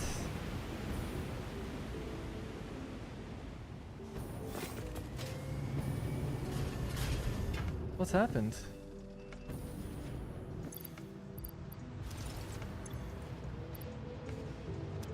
Okay, turbo fuel is full because nitric acid is empty.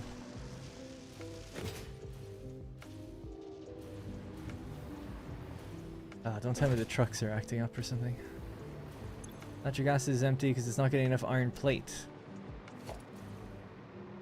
That's the iron plate thing right there. What are you doing?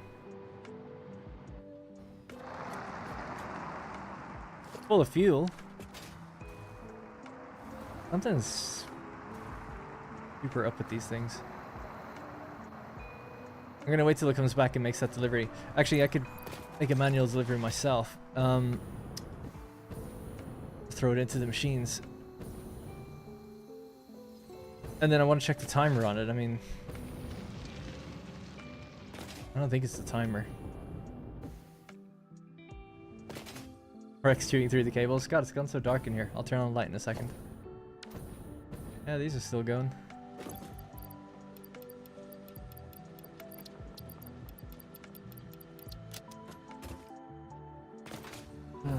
Becomes so unreliable. Too buggy. They're not. I've never had bugs. I've update 8. I have 30 trucks running into a giant copper facility. No issues. No problem. But in 1.1, there is something wrong with them. I think they made adjustments based on controllers to control them and stuff. And now I often see them just hanging outside stations, not moving. Like, I don't know. It's not normal. I know people like see that they're visually glitchy. That's always the thing. That's fine. But they always work, at least in my experience. But now they're like literally like just not leaving. Like, okay.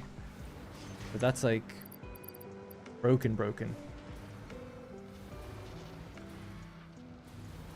Not just visually broken.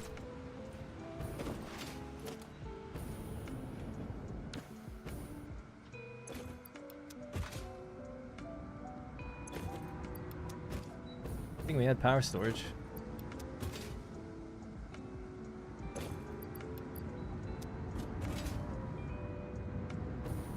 Yeah, so just when that truck gets back here, I want to check what its timer is. Maybe I set it extremely long. I do have a theory that I keep saying it every video, I need to test it, that if you have a long timer, I have a feeling that when you load into the game, the timer's all reset. Let's say you set a minute timer, or a 10-minute timer, and it gets to 9 minutes, and then you load the game, it'll reset to 0, and it counts up to 10 again. That could be what happened.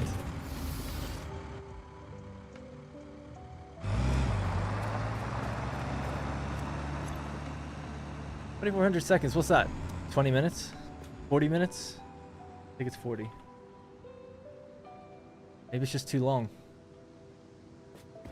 I don't mind it being short. There's no real reason. It's just that it didn't need to be short. So, okay. Let's just do something really low. What's 480? 8 minutes? Every 8 minutes you go make that trip. Timers do reset when you load a save, so it could be the fact that I quit and load recently a few times in a row. That might be it. Probably on me then. I mean, it's on them for having the timers reset, I guess, but you know, it's on me for not working around it, I guess. That's why in that last video I just did, some timers, you don't even need to leave a truck for 20 hours. It's ridiculous. It's like 2 heavy modular frames per minute. But I was like, I'm just gonna set a 10-minute timer anyway, because I just don't want it ever going wrong.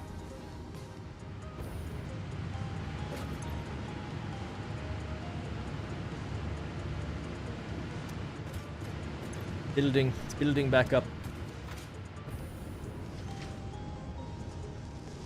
It'll get there. Alright, we'll leave it now. It's kind of fun though. Little panic. Other tractors, don't worry about that. They'll move. Yeah, trucks are fine. They're fine. I might just turn off those nodes though real quick.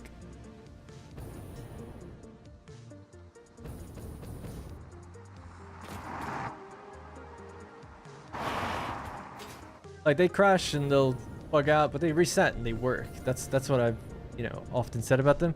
Tractors don't seem to have any issues at all. They seem better than ever. Where they don't even visually have any issues now. They just work.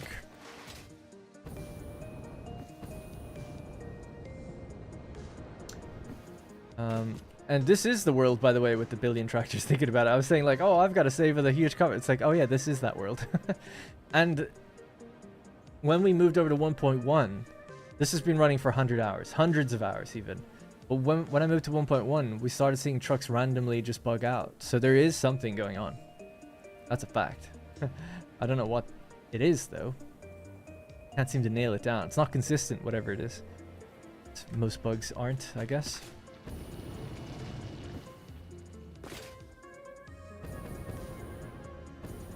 Cannot sleep, please, we need more YouTube videos. Watch my streams. Nice long, but they'll put you right to sleep. Are the belts broken? Back down there? No. I'd be very surprised because they've been running for a long time with no issue. Alright. Back we are. So we're still on aluminum smelting. So we have to do this for every row. We have a new blueprint that should make it a little quicker. So I guess first thing I need to do is actually just pave this all out. I'm just going to use concrete, I guess. I could use the blueprint for it, I suppose. There's a lot. Do I have one? Probably. 2 layered? No, I'll just go with the standard concrete foundation. It's a 3x3? Okay.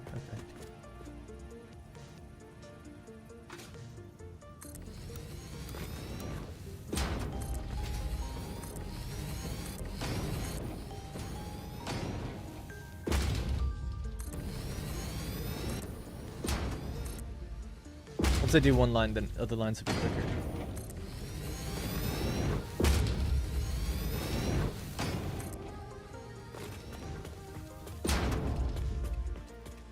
Alright.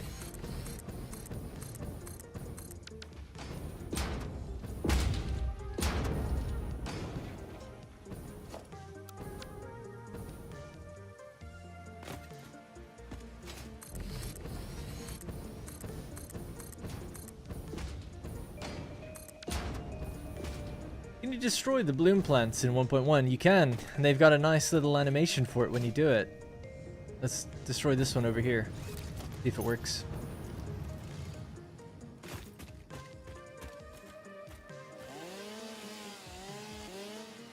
Oh, it didn't do it.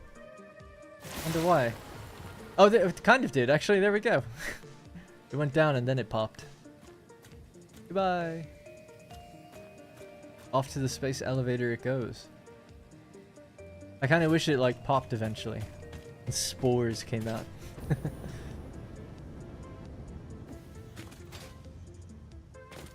Yeah, I think that was. I think I saw your comment on that, Jerry, before. He said, "I've seen another streamer that has noticed drones breaking randomly as well. They'll just pause mid-flight sometimes and not move." They did say in 1.1 that they improved drone pathfinding. That was actually at least part of the patch notes. I'm getting. Look, I'm not a big patch notes guy, but I'm a little tired of them doing things and not saying it in the patch notes. But maybe they just changes being made and they're not fully aware. Oh, and they addressed recently as well that the jump, like you're jumping too high, is a bug. By the way, sorry, I just got distracted by that, but for a second. Because I was trying to get you to search this thing. Yeah, I'm not a fan of this. I keep also mentioning this. This guy's manual. Because some of it's inaccurate. So I just... If I read stuff in there and I'm like, well, this isn't true, then I just don't consider any of it. Yeah, and then Firestarter said I never go by that. I think it's... I love the style of it, though. It's cool to make a manual. I would love an actual manual for this game done in that style. Like a technical manual. It'd be quite cool to do that. Cool to make one. But yeah, when I was looking through that, I remember like first time I saw it, I was like, this is awesome, so cool. And then I saw things that were incorrect, and now I'm like kind of annoyed by it, to be honest. I don't like to be negative.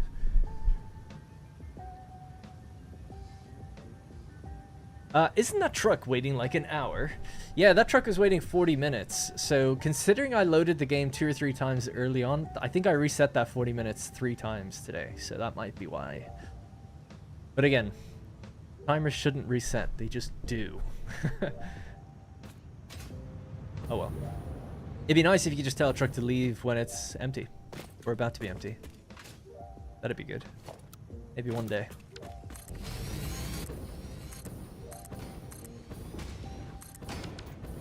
Alright, no more slowing down. We're gonna go real fast now. We know what we need to build. Lots of smelters. Anything that might slow me down is just running out of materials.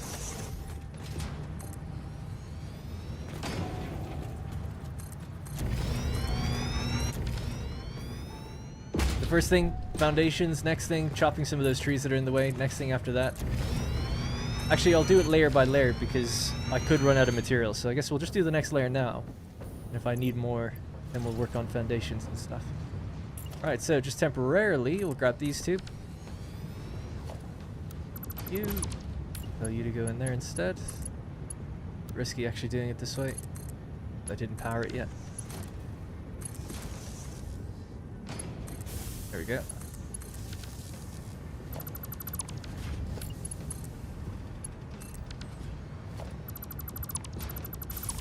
Oh yeah, this is our horizontal system.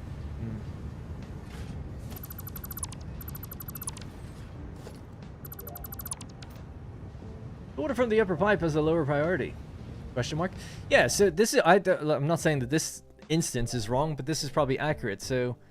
It's actually pretty cool looking how he's done that. Variable input priority, a VIP junction, a sample build. The VIP is a circuit that prioritizes the lowest input.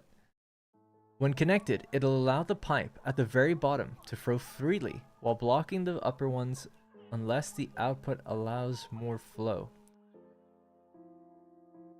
From my understanding, so he's saying that the bottom has priority. So these two could have the same flow, but this will take priority before merging down onto it. Yeah, it blocks the upper pipe. Well, it blocks the upper one from flowing down. Unless this output allows for it. Yeah, that makes sense. So like if this is 300 and this is 300, I think what he's saying is this pipeline will back up. It'd be good to test that stuff. This pipeline will back up and that won't. Like, nothing will get mixed in. That's what I'm understanding by what that's saying. Which is super interesting, and that's what Jerry was pointing to. Correct, and it works? Nice. Yeah, that's cool.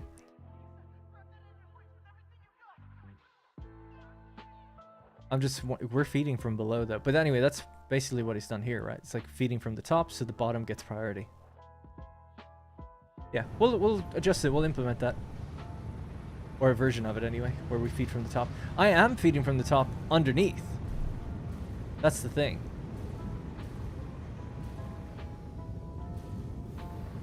I think. Maybe not. Hang on, let me just check. We checked this twice already, but now I keep getting confused with which ones I've done and what I haven't. The one where I raised the pipe was here. So we've raised it. Oh no, see, I'm still going into the side, yeah. And then I'm coming in from the bottom. Thinking that this would take priority over this because it's higher up. But apparently not. Well, I don't know, actually. This does seem to work, but I don't know. We'd have to leave it for longer to really know. But just to be safe, I'll probably just implement that other version anyway. If we know that works, then I'll just use that. I'm very curious the fact that nothing is backing up, though, and it's been running for so long. Like, we've been streaming for an hour and 30. I did reload the game once in that time, but an hour and 30, really, of production time. More if you count the time before the save. And things haven't backed up. Those rows at the end haven't been reset yet, so they're yellow for a reason, but everything else is just still running fine. Wonder if there's a change in me being in the area or not. I doubt it, but maybe. Right, so anyway, so we moved that over. I said I'd be quick and I immediately slowed down. Let's grab these now. So inputs in line with here, please.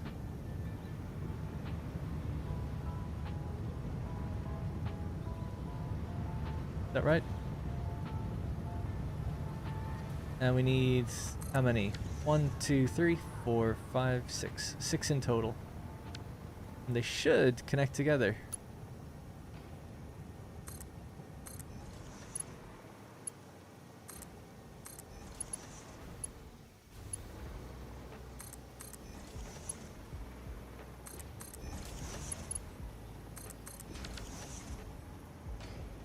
Okay, the only things that wouldn't connect are the power lines, but everything else should be good.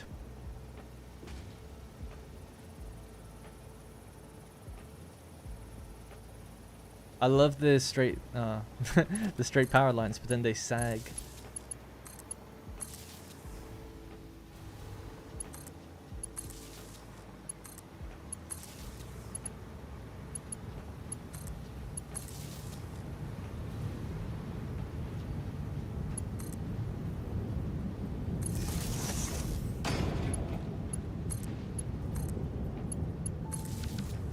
How's our power now? It's getting there. It's getting back to where it was. Oh, it was so clean before. Oh man, I'm surprised it was. Yeah, it's really simple. So like, just feed it in from the top, and the bottom pipe doesn't get anything. Like, okay. Damn. I wish I knew that. Should have read that manual.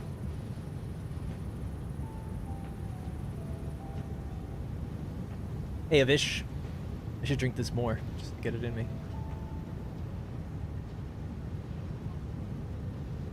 Really enjoying your stuff. Thanks, Orestes Carasido. Sorry if I butchered it. Very neat, but functional. Thank you for keeping me company these few days while I've been battling a cold. Sorry to hear about that. Hope it hasn't been too bad. I think your idea of having 2 pipe systems, one direct, one input, and one recycle is a great idea. Yeah, it would only work if you obviously clock 2 machines down, but that is definitely the way to go. I'm gonna definitely be doing that in future, because you're using the recycled water, but it's not on all machines, therefore like the risk is really minimal, and you get up to full speed just when it feeds itself. So that seems like pretty good compromise. It just means that not all your machines are outputting the exact same, but if they're all feeding onto the same belt, it doesn't matter. So I might try that. And thanks, yeah. Unproven, untested theory at the moment, but it sounds good. I'll do that in a video, I guess. Too late for this factory. Well, it's kind of not, actually, but it kind of is. I'm just not going to put in the extra time and effort to reclock machines and move belts, I guess. Too many of them. Alright, well, there we go. We're ready for the Z transfer. So, get rid of this. That. This one just goes like that. That one comes down to sit on top of its little friend. You, sir, just roll in there. And you just roll in there. That.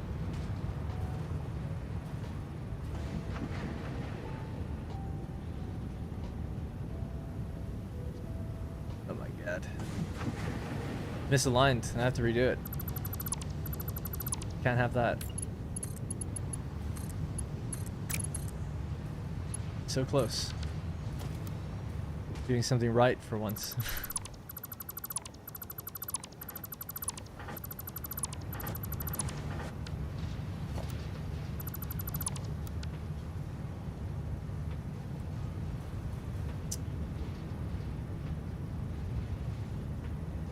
Yeah, I don't know how I let that happen. Okay, well, it's definitely aligned now. But with AutoConnect, it's no problem.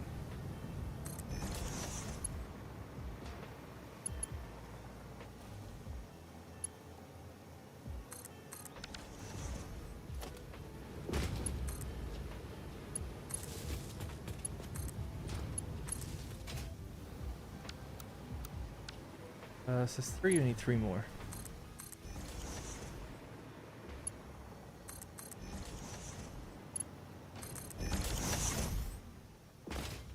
Manual's where I got it as well.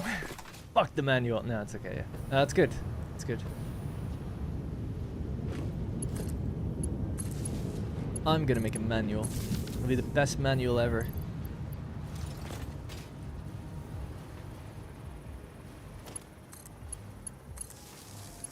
It'll be a fix-it themed manual.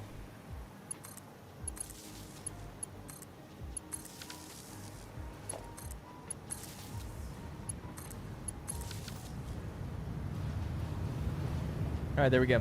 Try this again. At least putting those machines down again was super quick. Right, Mark 5 out of our minds, rotated around. You sit on your little friend. Good. Go away.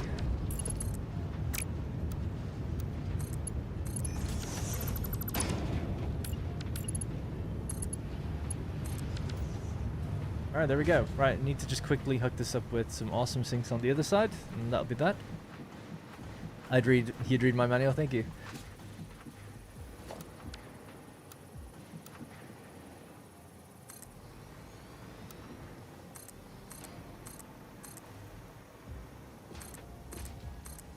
Great game I played not that long ago was called High Fleet. People may have heard of it. I actually played the day it came out, loved it. But that game has an awesome manual, like really, really cool manual that comes with it on Steam and in a PDF for free. And if I was making a game, I'd definitely like want something like that. I think it'd be really cool.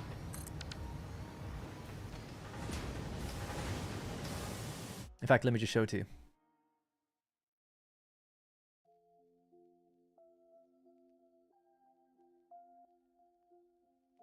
Just opens a PDF and basically it. Guide to High Fleet. So it's done like kind of as a, well, anyway, you'll see.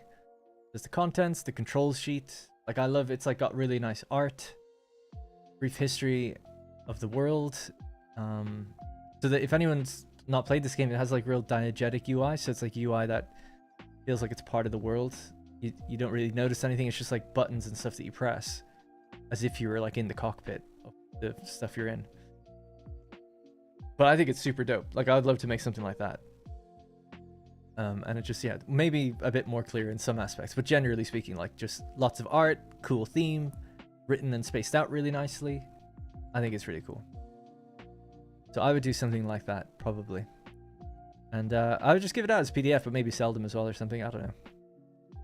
People who wanted to buy physical versions of it. I support a guy on Kickstarter that makes physical versions of manuals.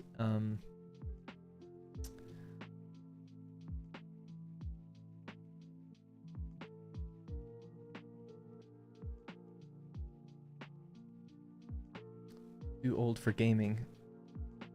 I don't actually buy his manuals, to be fair, but I buy his magazines. He does like retro PlayStation magazines. But just recently, like he's making a manual for Expedition 33, and it's like, yeah, that's dope. No one else is doing it, so like the game company's not doing it. So it'd be nice if someone made one. I'm not super. I mean, I didn't get this one or anything, but I think it's great that someone's doing this. Not super sold on like the look or layout of that. It is almost more like a magazine, but I love the layout of the High Fleet one. You know, I think that looks really cool. Shows you all the ammo types, weapon types, and all that kind of stuff.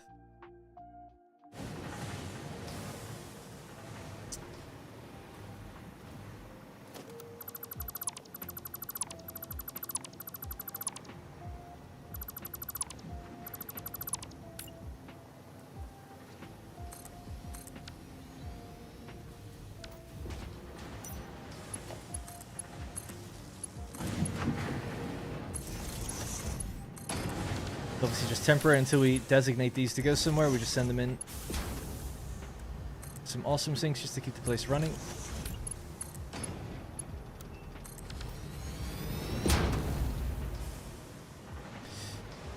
I just found the link to the plumbing manual for Satisfactory on Reddit. It's also linked on the wiki. Tell him, do one for Valheim. Yeah, oh yeah.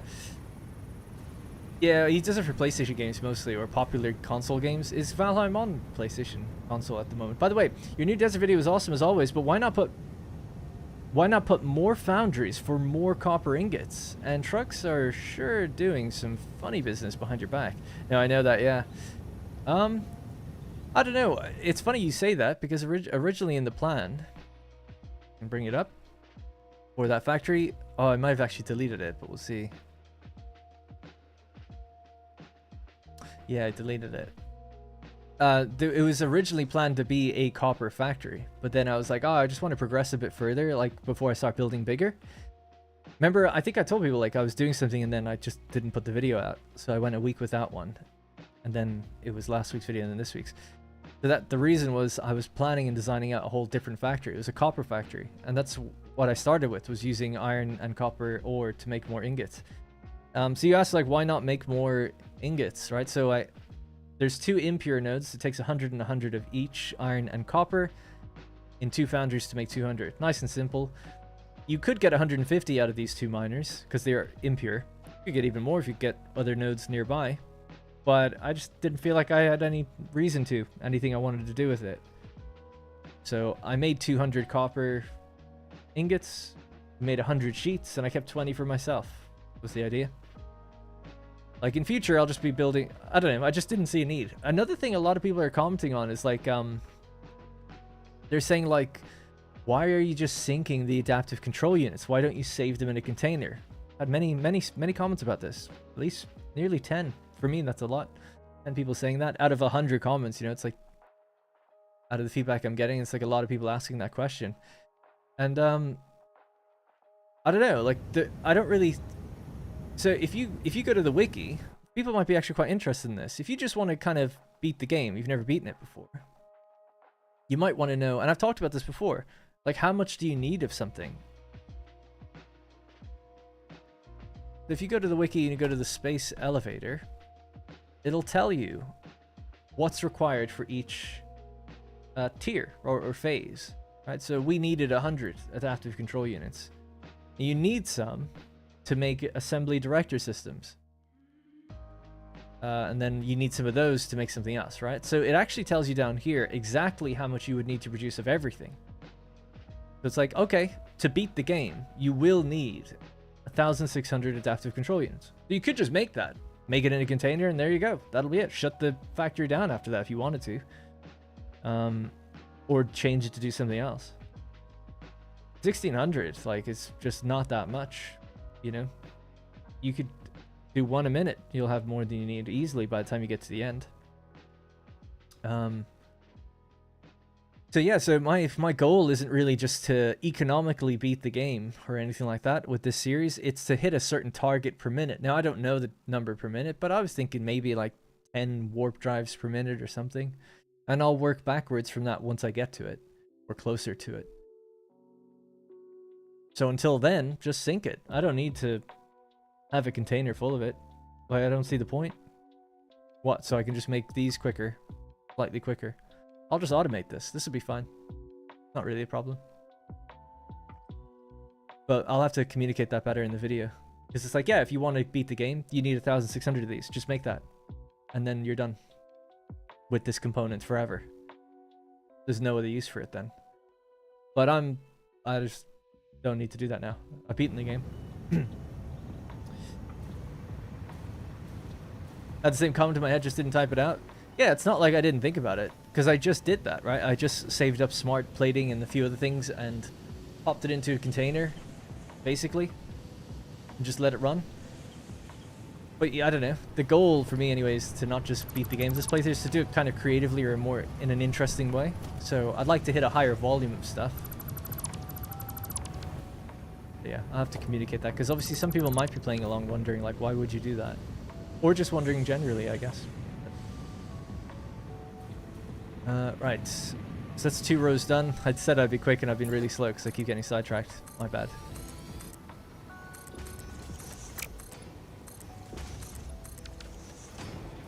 Patch this in. I'll fill in some more concrete. Got 1,500 again.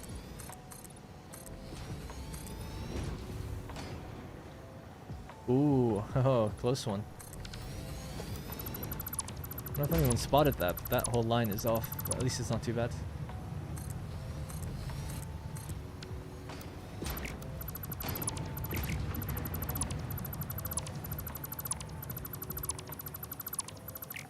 It actually isn't offset there. Okay.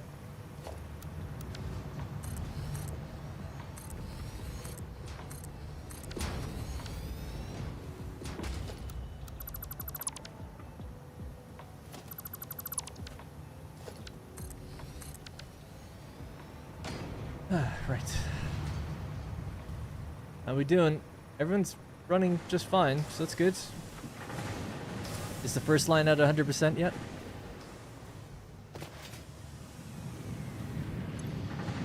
Nope.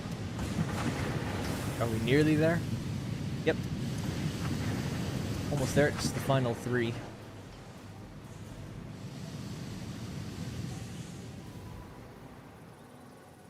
I just learned to keep everything producing to fill a container and overflow to the sink. Yeah, that makes sense. I guess. I just don't need... Why have a... Like, why have it there? Why have a container full of 1,000 adaptive control units? I'd rather they just go straight into the sink immediately.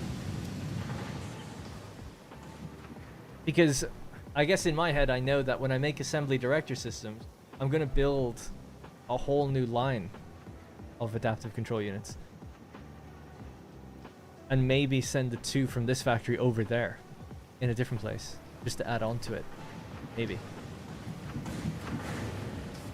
But yeah, I'm never said it's like this is the best way to do it. It's definitely not. You know, it's just... I'd rather get the tickets now than have a container full of something I never need. I feel like I only need containers full of stuff if I'm building with it. At least that's to me. Like, yeah, anything for dimensional depots really. But if it's just a space elevator part, it's like, nah. Anyway, apart from ingots, I have a splitter feeding to a bin and sink for every part I make, just because I can.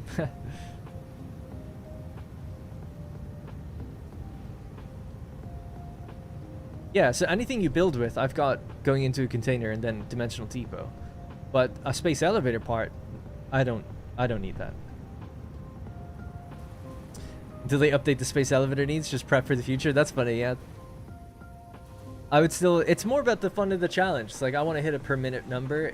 If you told me like now there's another tier with some DLC and you need 10,000 of these things, I wouldn't be like, damn, I should have kept that container. To me, that's like, oh, now the challenge is to build something and fill that, you know? I could just spawn them in the world if I wanted to just advance or something. I don't know. Just the fun to me is in the challenge of getting things working and making it run at 100%. That's to me anyway what I enjoy with the game.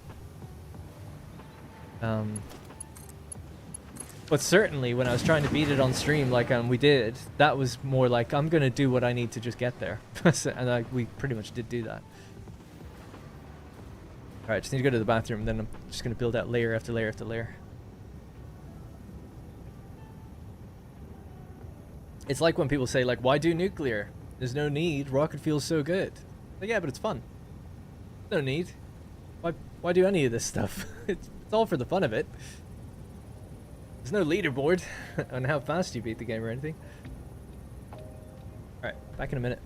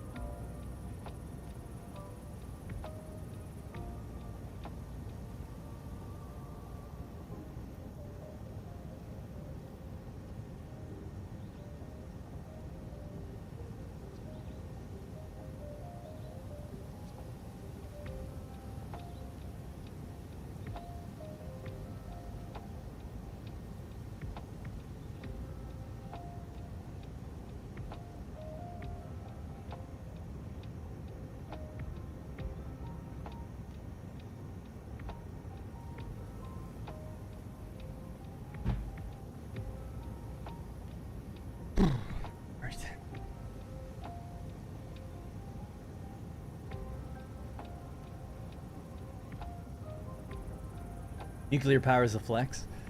Even I've done it. Alrighty, let's try to speed up. For reals. Okay, so same thing again, right? Get this one, let's rotate it around, just get some temporary awesome things going. Hook them up to power.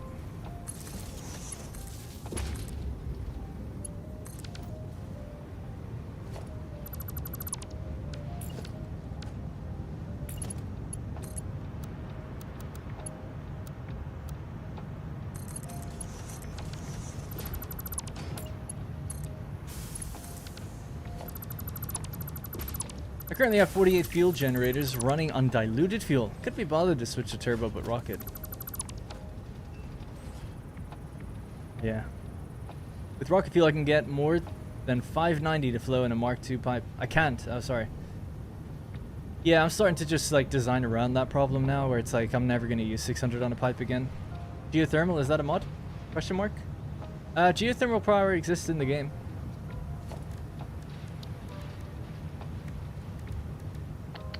Do I not have it? I might not have it unlocked at the moment, actually. But you do have it in the game. There are geysers around the map that you can put geothermal power on. They don't generate very much, but they are there. They vary. They go up and down like this.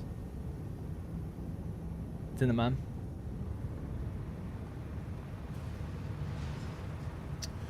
Ready.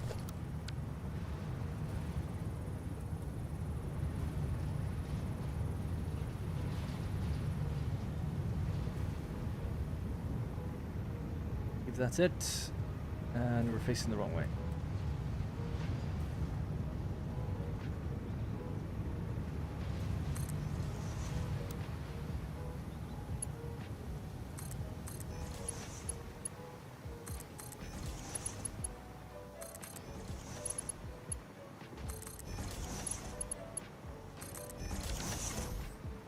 Alrighty.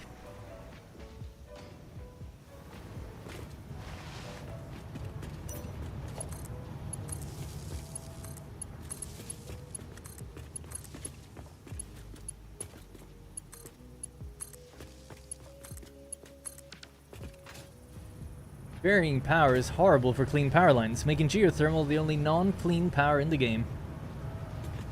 Yeah, so in my other playthrough, I've gone with now 2 power lines. One for anything that varies. So trains cause variable power.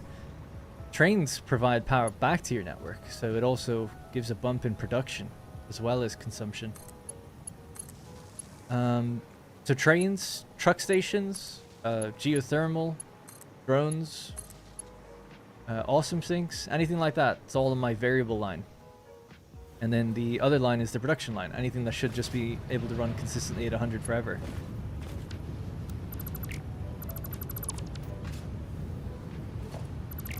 Bit of a pain having 2 power poles. You don't have them everywhere, but it's like, yeah, between factories you've got 2 power poles. And then once you get to the factory, it's like you got one for the little awesome sink area and one for everything else, really, pretty much.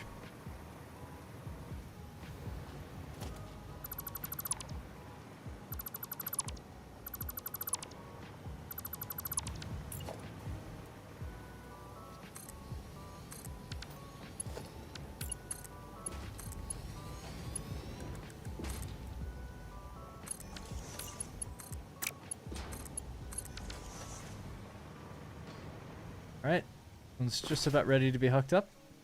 That was a quick one, hopefully.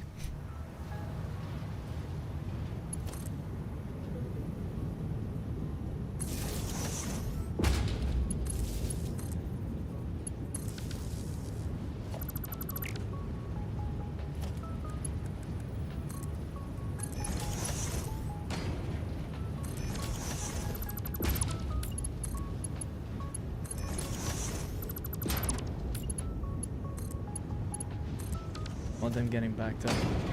Oh, they're okay. Why is it doing that?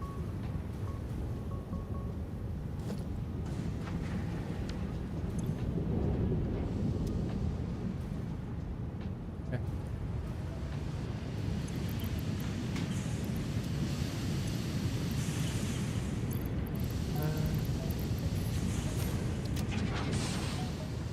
Alright, so that's 3 lanes done. These are all still running totally fine, which is super interesting. No water getting backed up yet. How do you understand it, mate? I mean, it's great. Great, but it isn't, because it has been backed up before. I wonder, was it like a train issue or something, like not enough bauxite or something? Because they were all running together. And then they all stopped together. So maybe it just ran out of something. That could be it. Maybe they've always worked in terms of water. The only way to test this is to try run them all. Because it's like by the time I got there, it looks like they're full. But maybe they actually just ran out of stuff. That could have been it. One that needs to be reset to get it going again. And this one.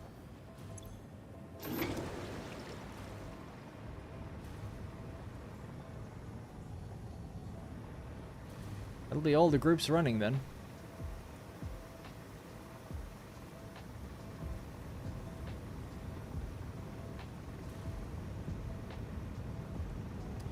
Bauxite ran out from the first station.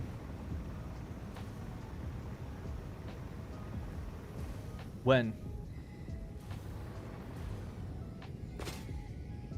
Like ages ago or just recently or something?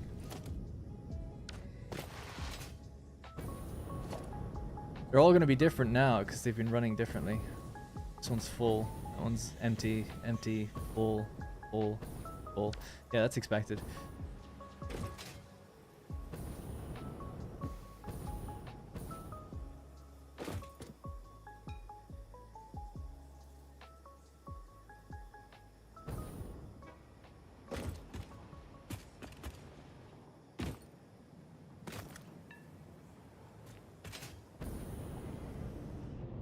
Are these priority mergers?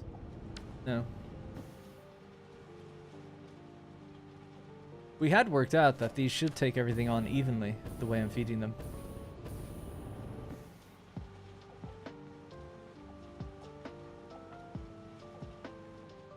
Leave it. See if something happens. If something goes wrong, we'll fix it.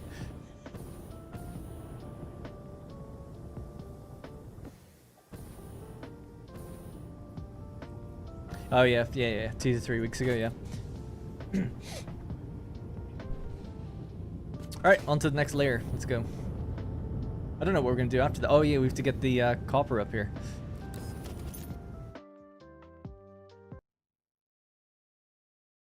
The Stellaris soundtrack was pretty good. Ooh, I was considering playing Stellaris as well recently, because the new DLC came out in the 4.0 update, but it's been met with a lot of negativity, unfortunately, so guess not.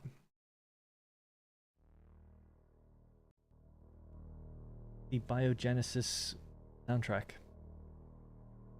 Pop that on for a bit.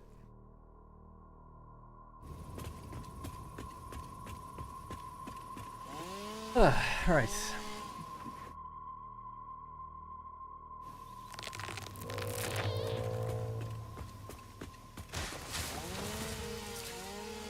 I'm such a weird Satisfactory player. Everyone wondering like why I'm getting rid of space elevator parts, but I'm keeping all of like the wood and trees and stuff. Oh man. I don't know what's wrong with me. I wish I could just be like everyone else. Normal.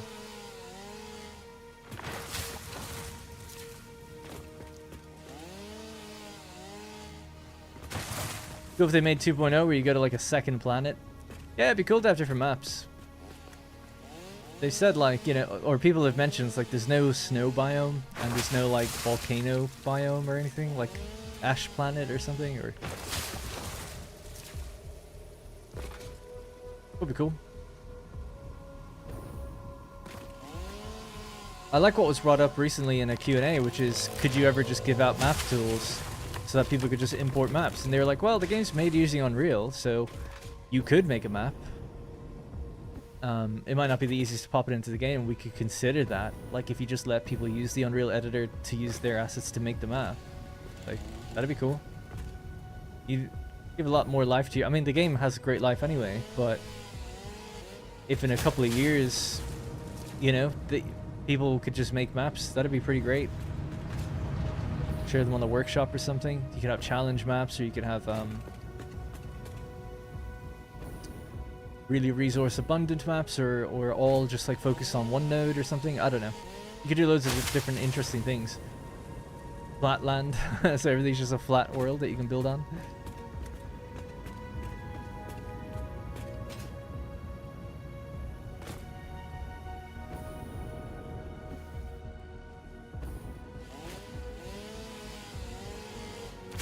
Planet Crafter is about to come out with new planets and moons. Yeah, I've never played it. People have asked me to play that quite a bit.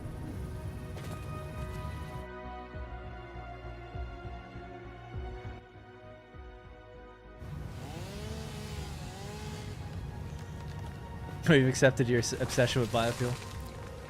I like to think I've converted a few people to it. A few.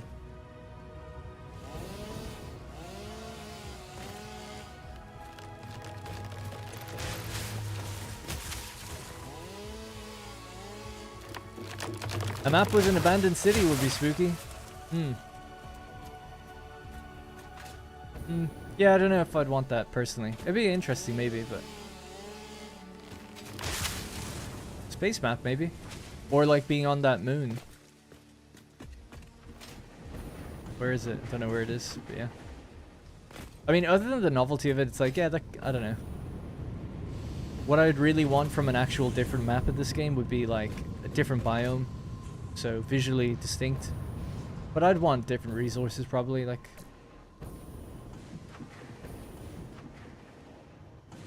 Underwater. Focus more on underwater. I've always said that would be nice. Just realized, are we going too far now for this thing to be in the way? Yeah. Damn. Same problem that happened before, but just in a different place.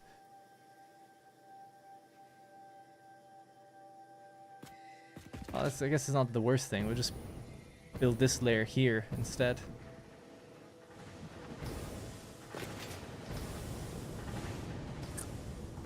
Yeah. Okay.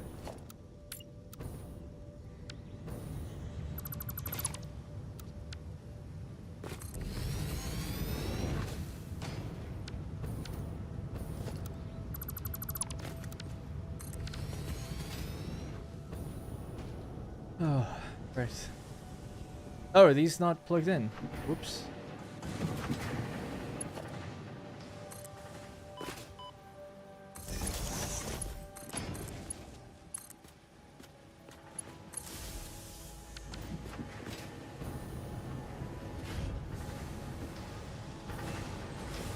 Could go with more levels. It's just the thing in my head that feels weird about that is it's just like all these rows are going to be like super consistent, and then one will just be higher than the other. I don't know. I'm not even happy about one being closer than the other, but I can at least live with that because you can at least look over the whole thing, and we can build a layer above this that takes in the ingots, and we do something up there. At least they can be then in the same place. Yeah. I think that's probably what I'll do, because I'll go up a layer and we'll have a train station that brings in the copper. And they're going to make them into casing and alclad.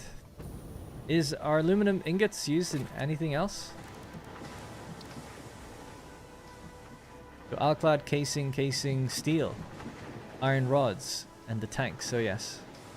And two things I don't know about. Let's have a look in the wiki just to be certain.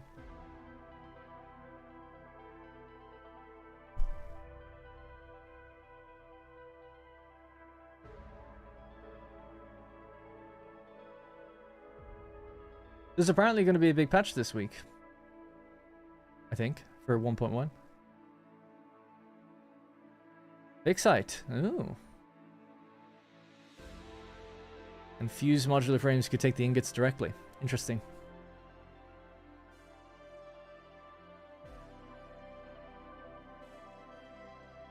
Yeah, just used in a converter. Interesting. Oh, we can decide what we do with these ingots later. Alright, let's build the next layer. So instead of in line with that group, we're just going to go in line with this group. So we don't need to move those just yet. We could face the other direction then as well. Like, that might complicate things. Let's just keep it the same.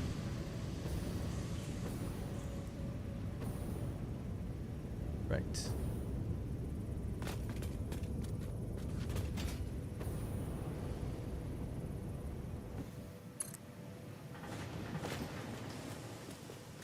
Oh, I'm sorry. It auto-connected already.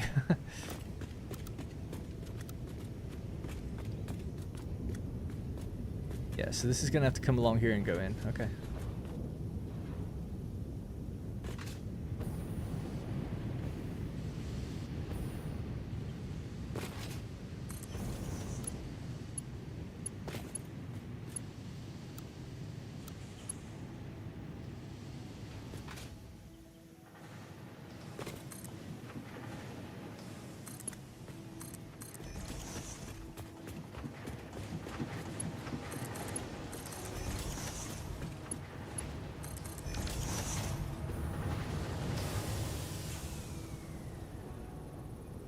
Beautiful. Alright, great. So it's just, what is it, one more after this? 1, 2, 3, 4, 2 more after this, okay.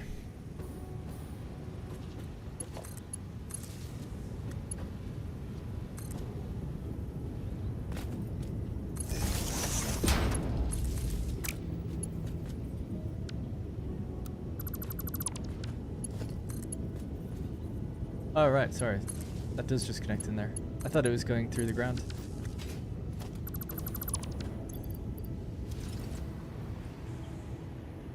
Aluminum ingots can be used to make fixite later as an option. Sorry, yeah, I know that I read that late.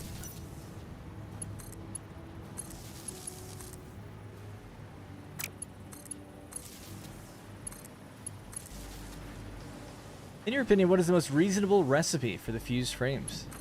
I have to look at it. Well, let's look at it online because it was just there. There's only two. Oh, right, okay. So between these two, what's the most reasonable recipe?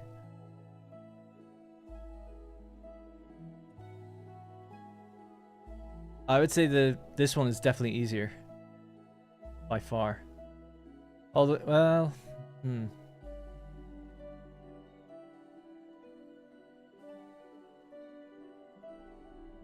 I don't know. I take that back actually, because I thought like, oh, fuel or natural gas is pretty easy, but gas is super easy. It's like, that's a lot of casing, but that is a lot of ingots.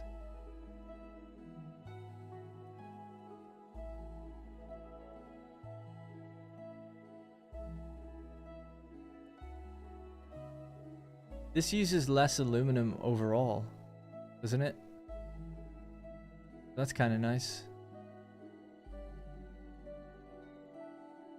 Because you would need...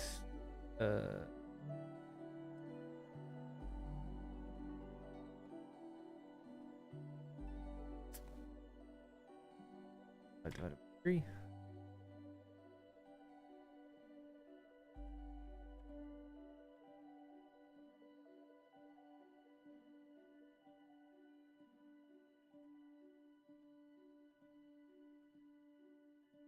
Yeah, you'd need 112 ingots to make that much casing.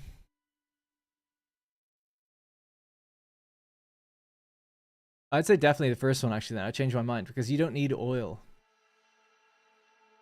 It's like, okay, a little bit more aluminum, I guess.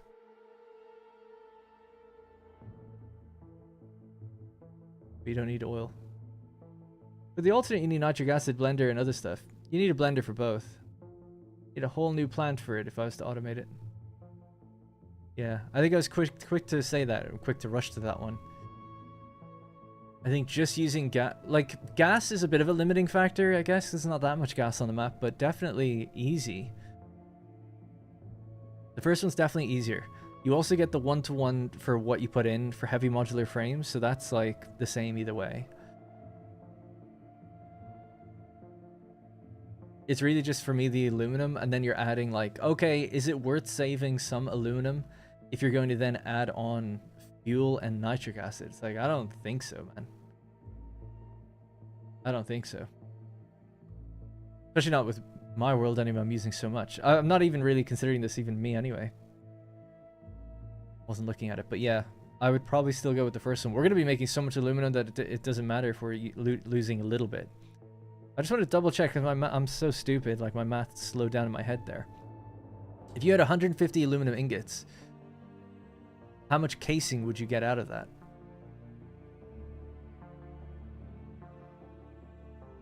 Yeah, you'd get 112.5 if you use the copper. Or you'd get...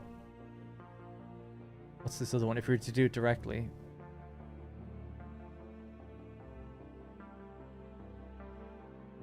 Get 100.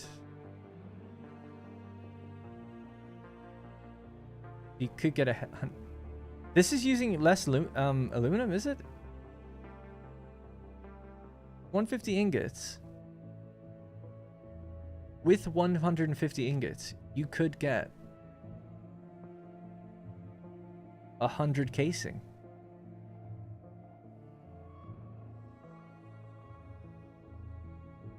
This is definitely better then, isn't it? There is enough gas and oil on the map. Alu will be the limit.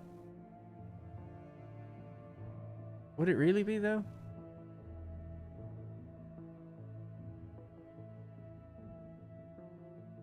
That's all the bauxite. How much bauxite's on the map? Tells you somewhere, doesn't it? I can't remember where it says this, but people know, right? I don't know how much it is.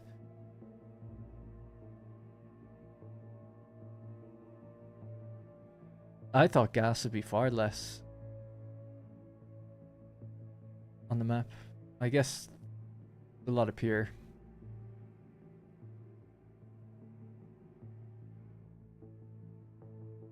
I don't know. To me anyway, just to me, as someone who's not that good at the game, I would say that, yeah, less aluminum, not having to use oil.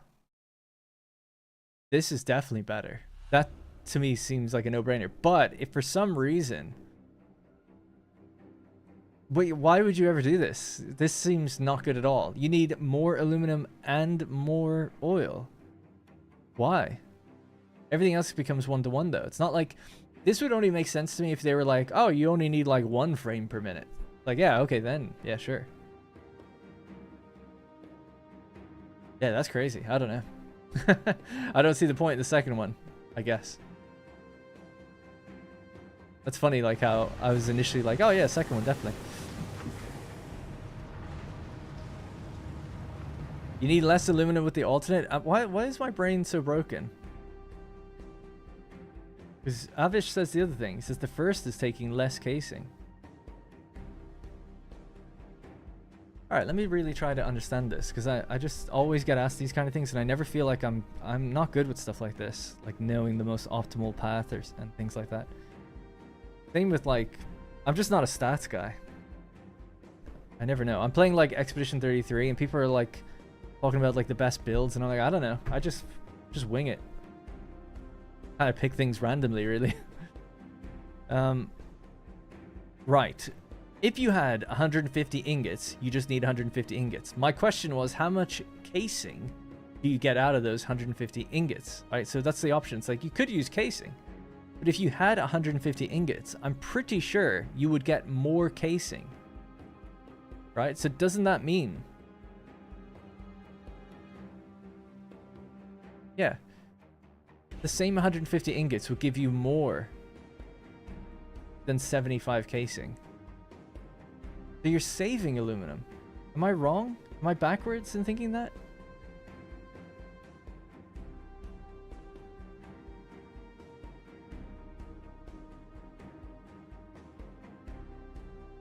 The best way to look at it is just to say, like, what is the casing in raw ingots? So 75 per minute.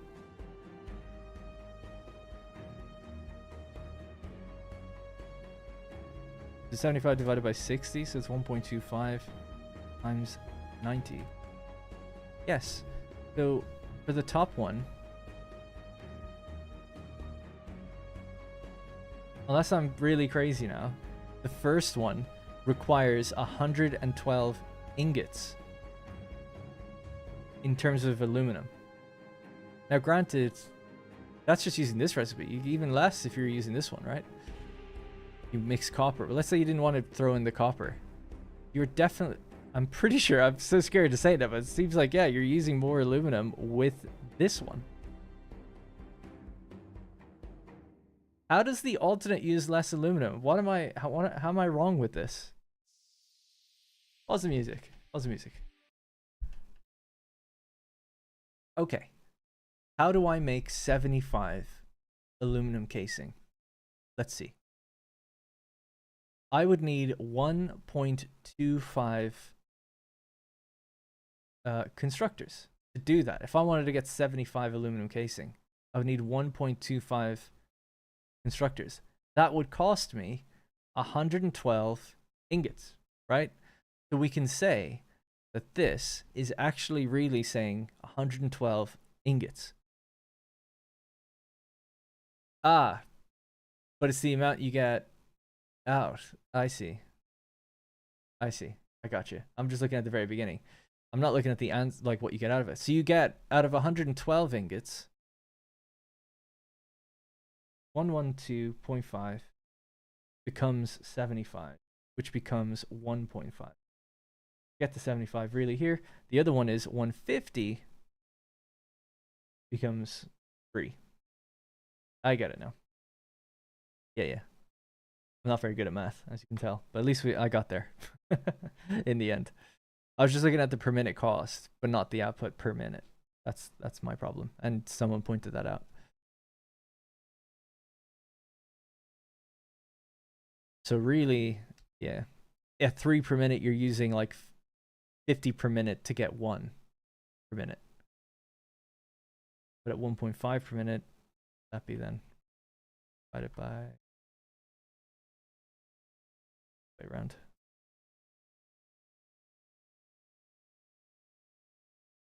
$75. Yeah, so this uses 50 aluminum, that uses 75. Marvin has it. Okay. That makes sense. I still would go with the first option, because it's only a marginal amount more that you need. But yeah, good to game it out, because I wouldn't have thought of that ever.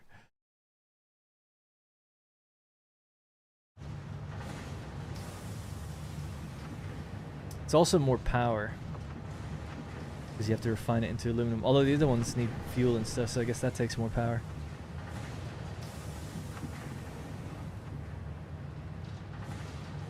Yeah, that's a great way of just putting it. Less per minute, but more per frame. That's good to have gone through that, because now when I'm looking at other things, I'll consider that, you know? I'll remember.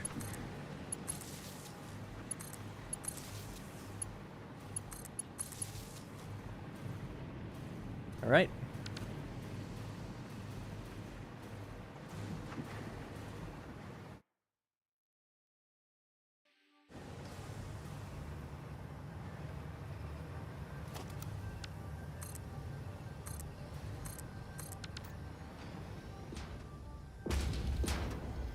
That's nice. That's as far as we can go then.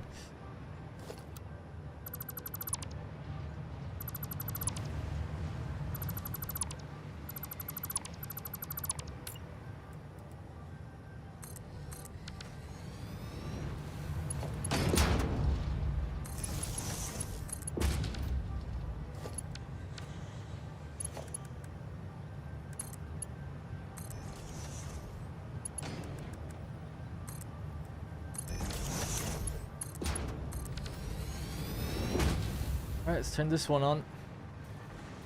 So far, so good. Don't see anything slowing down yet. Oh, yes I do. Happened. Happened to a couple groups. A couple of groups have stalled. And why? Water's backed up, but you have everything else. Did you always have everything else, though? You're low on bauxite. Show. I think that's what's happening. That's great if that's the problem and it's not the water, really. Because it means my recycling works. It's just that the bauxite's running low. Yeah. Okay. In some ways it's great, in other ways it's like another issue. We'll get to that in a little bit. Let's just hook up the rest of these machines.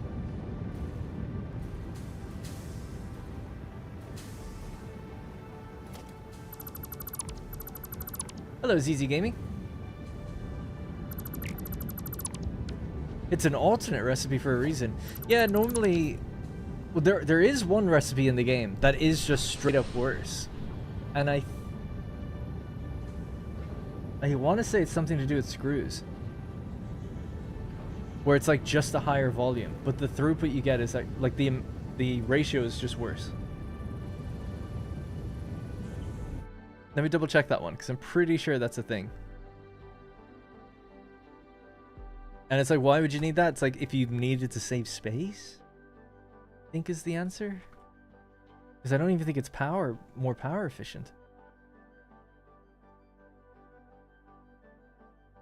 there a difference here?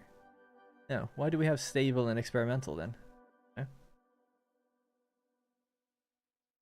No. Okay. Let's see. No, it's not screws. I thought it was. I don't even know what I'm talking about. Bolted iron plates. That might be it. Is that reinforced iron plates?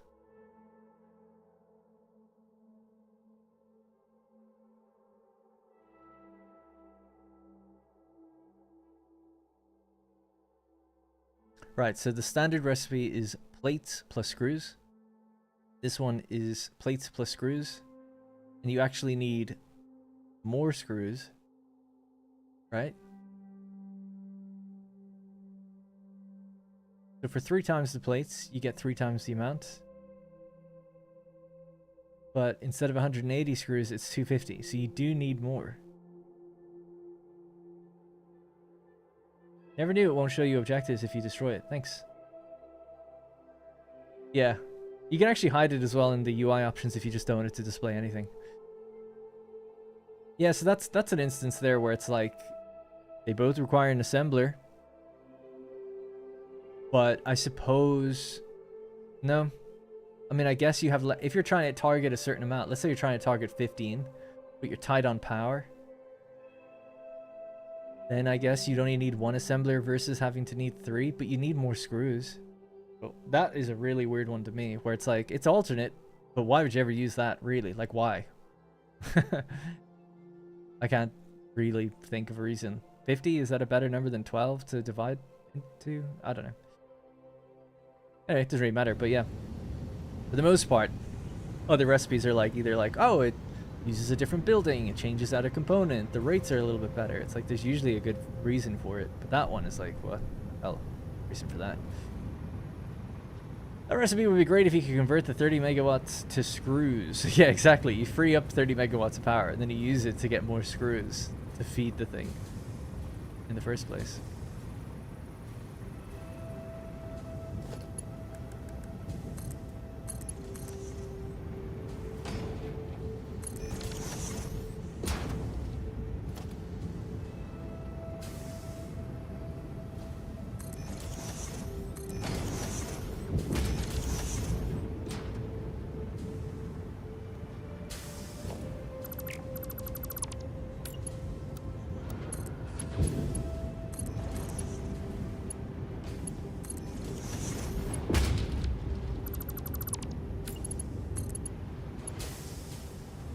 Damn.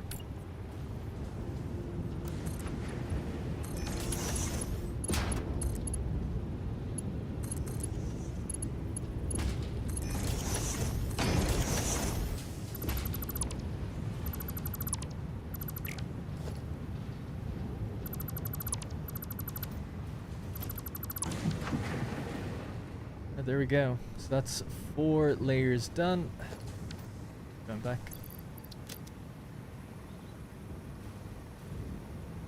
There are a bunch of recipes that are like that, to be honest. More expensive, but higher throughput. Really?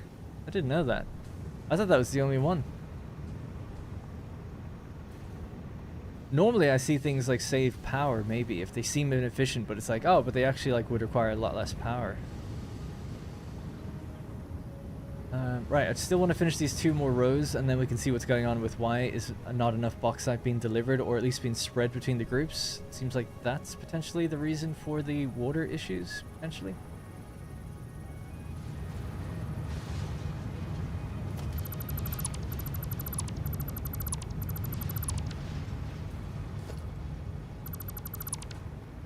Hey, next group is here.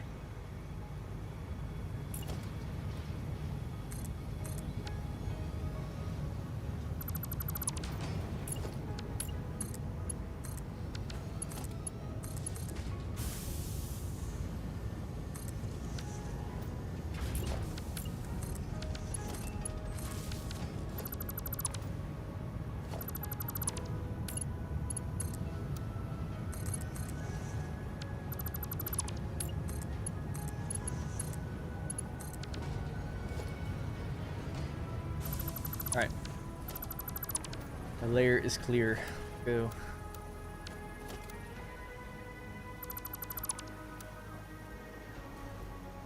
None of this is blueprinted. We'll just grab some of the foundations out this way.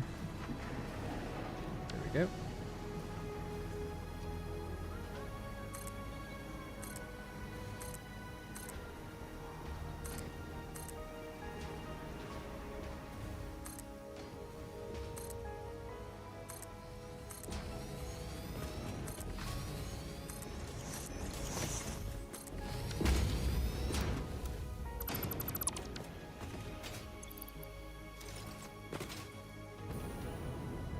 Excited photonic matter. There's an alternate for that? Oh, hey, Rex. Rex. Come in.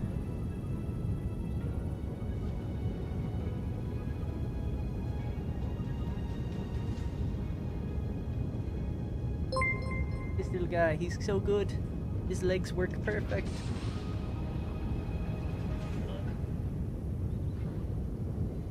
Chasing our other cat at the moment. Haven't seen him in a while. Fallow, thank you so much. 5 gifted memberships, appreciate that. Thank you so much. This is going to Common Austin, Raising Chains, Sorty Bill, Big Man Dan, and Koflo. And sorry, I never read out damn cars once in terms of who they went to. Oop. My legs. Yeah, but little baby Rex has to go to the vet tomorrow. Possibly get rods removed from his leg, or just, well, he's getting his x-ray, and then they'll decide what to do.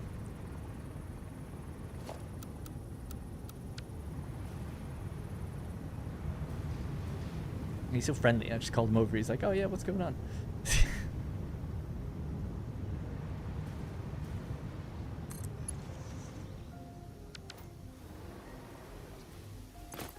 The devs ran out of the excited photonic matter one.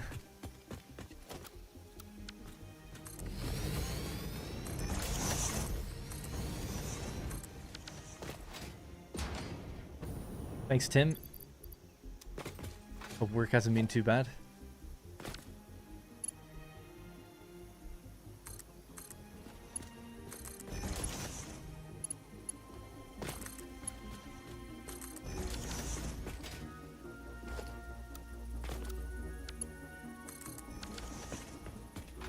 Okay, I think that's it for that one.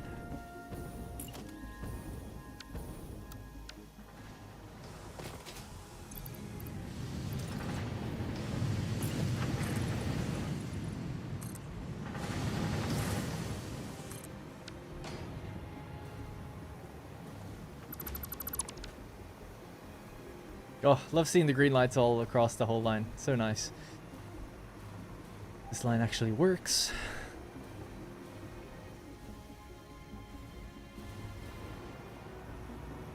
I got a nipper. I don't want to catch the streams much. But love the vids. Keep up the good work. What does that mean? And thanks, by the way.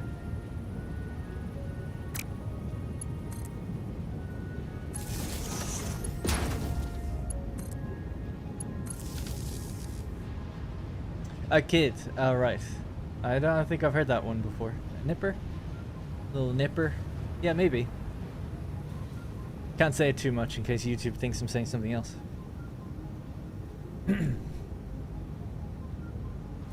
Is 6,000 the max you can get from the map? No, there's some in the swamp that we're not getting. This is all of the pink forest bauxite. If we were to look at the Satisfactory calculator, maybe I could show you which ones we're going for.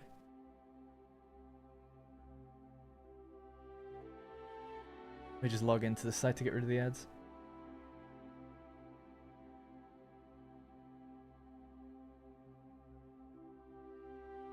Yeah, so we're getting like all of this. So anything on the kind of, I'll just zoom into it. Anything here.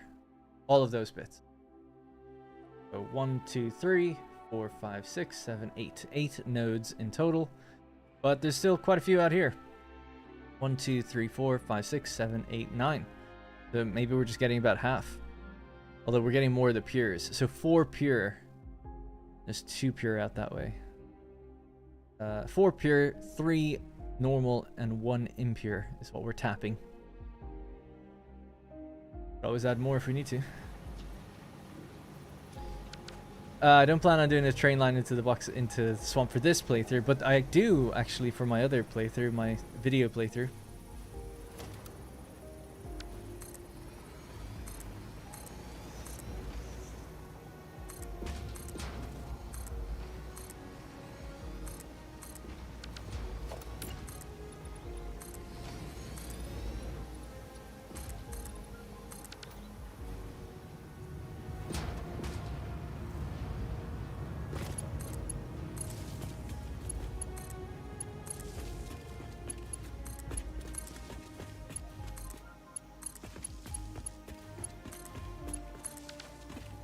You belt highway them in or use trucks, trains, or tractors? I use trains. There's a train going around the entire bauxite area.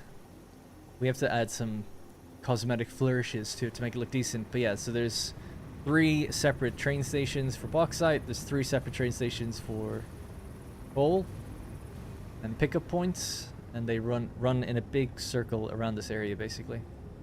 Big loop like this. The stations are over here where they unload, and then the stations filter down in a line into all of these.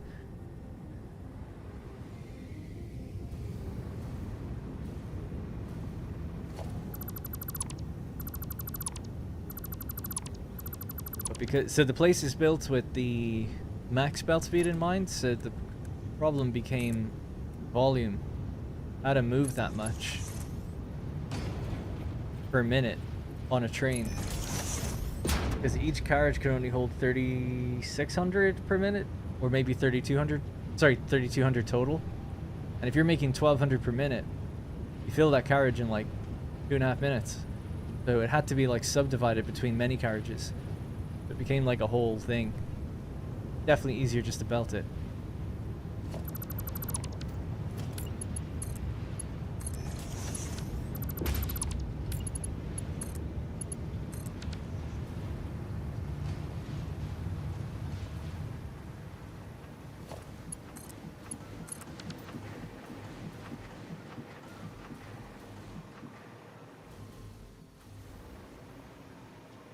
Right, these awesome sinks are just temporary to keep everything running for a little bit.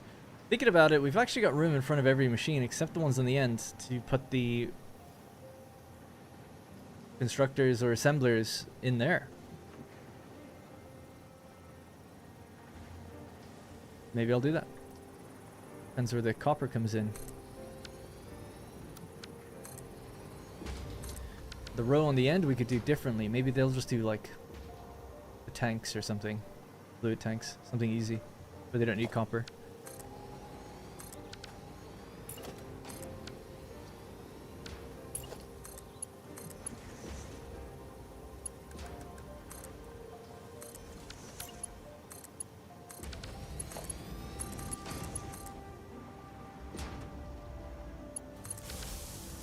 Alright, they're working as well. I just connected that.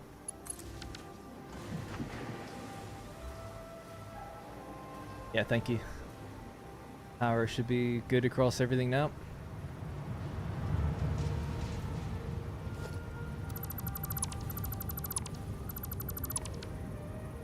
Almost there, one row to go. And then we're going to work on the throughput issues because not all the bauxite's getting here on time. Something's off. I'll have to check in on that.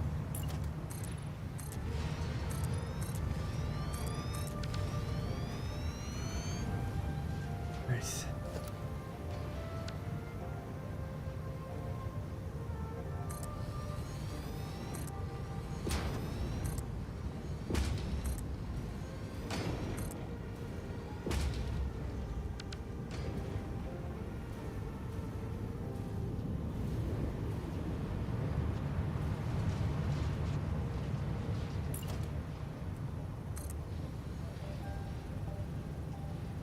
Build the train station in between. It's big enough space for it. I don't know what the problem is. Oh, you mean for the copper? Yeah, yeah. I don't know where that's going to go, but probably on the other side or something like down here, maybe. Or just over there. Yes, like this could continue on straight, maybe, and I don't know. I have to think about it. Because the copper is going to be coming from down here. Copper Caterium factory, so you need to find a way to get that, like, up here nicely. It'll be starting up pretty high anyway. That's good.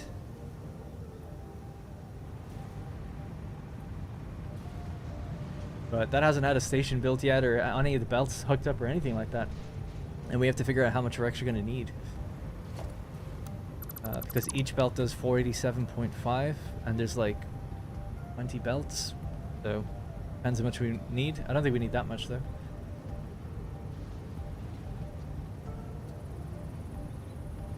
Build under the map, yeah. Hey, Genome Cop. How do you avoid burnout after like phase 4? Don't build so big. You really want to avoid burnout. It depends. I don't want to stop the stream too much and debate this, because I talk about it every stream. I was 10 minutes behind. Oh, no worry. I'm 10 minutes late to answering my chat anyways. Yeah, like, it depends what the burnout problem is. Like, really ask yourself, like, what are you burnt out about? Is it the idea of building even bigger? Is it the idea of having to get more of the thing you've already done? My typical answer for avoiding burnout is build to the belt speed above the one you're at, and then you'll mostly always have enough stuff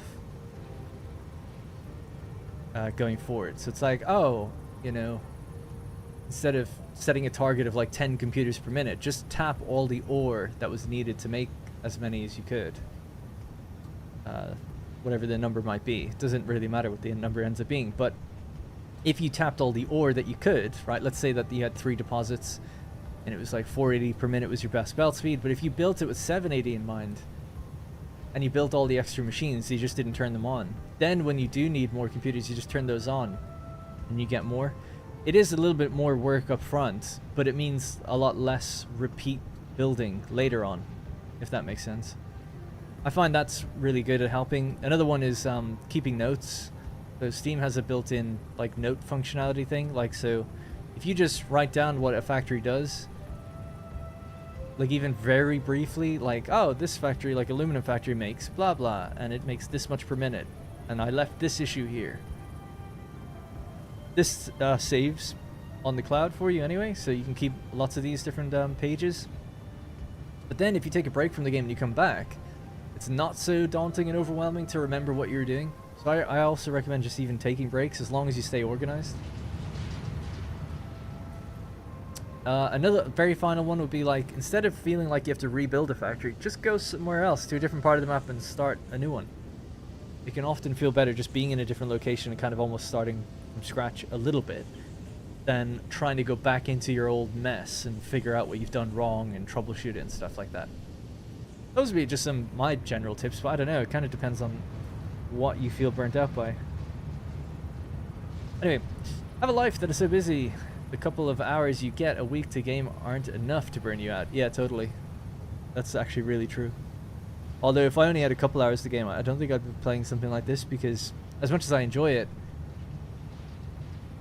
I don't know, I'd want to have lots of different experiences. This game would take too long. I'd be like, let me just play loads of 10-hour games or 20-hour games. And that way I can finish something every 2 to 3 weeks maybe, you know. That's kind of what I do in my off work time at the moment.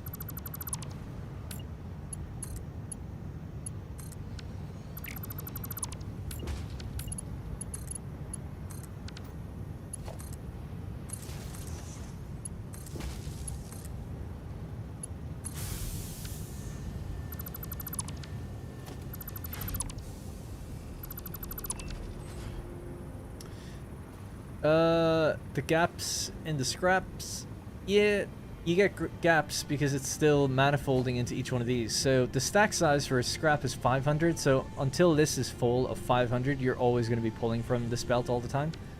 So as long as there's... It's okay to have gaps here as well. We're not doing 780 per minute. That's what this belt can do. We're doing 702, so we do expect to see a few gaps. As long as these are going at 100, everything's fine. Some of them aren't though. We know that we're short on bauxite. I have to figure that out once we build this last row. That'll be the next job.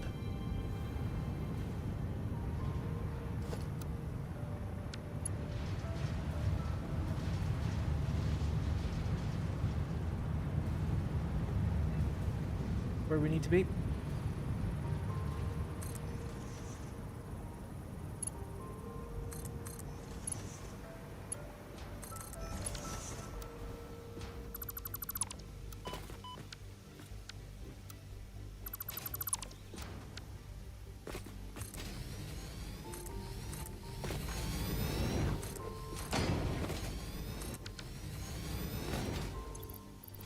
My kids are grown and out of the house. So much free time. Took 2 years to get used to it. That's awesome though. Yeah, I was kind of thinking about that recently. I don't have kids, but we're thinking about it at some point. And one of my closest friends, who lives in a different country, his wife just got pregnant.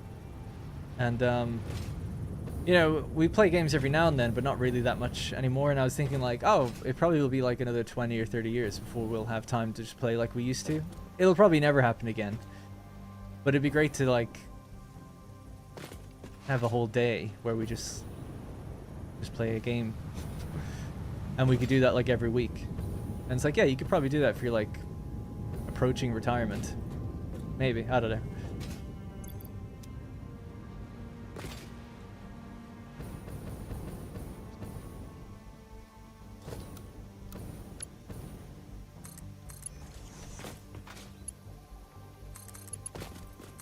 I was just thinking as well, it's like, I'd probably just have to accept the fact that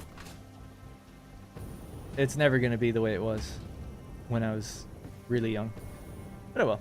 It doesn't take that long. Speaking from experience, when the kids were young, I barely had time. Now they play with us. Yeah, I was thinking that too. I was like, oh, it'd be great. I mean, you never know what the kid's going to be into or for what they're gonna enjoy and stuff.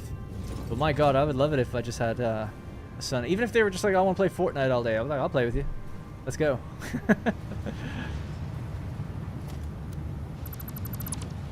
He's like, I don't want to play with you, Dad. You suck. Always getting us killed. Back in my day, I was really good at these games.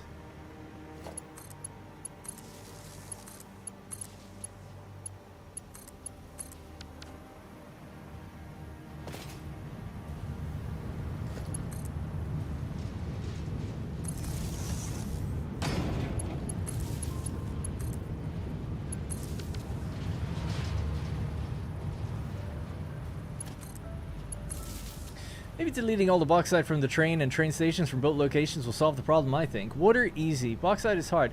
I was planning on doing that. Someone said to me recently, they were like, oh, why are you doing that? You don't need to do that, blah, blah. And they did say, they wrote a very long message. And I did read the first one, but then the response was even longer. And I was just like, just don't have time to read it all. But I wanted to. But they were trying to give me some advice about not having to do that. Now, you don't normally have to do that, but now that everything's running, it's like, yeah, I might have to do it one last time. That might be the quickest and easiest thing to do.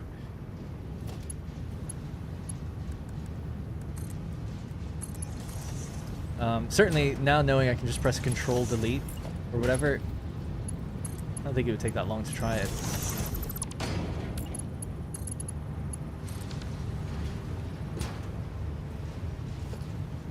They should empty out. Alright, cool. Just need 2 awesome sinks on the end, and that'll be it. Then we'll get to the bauxite issue.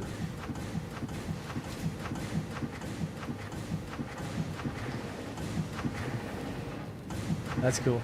All the way down.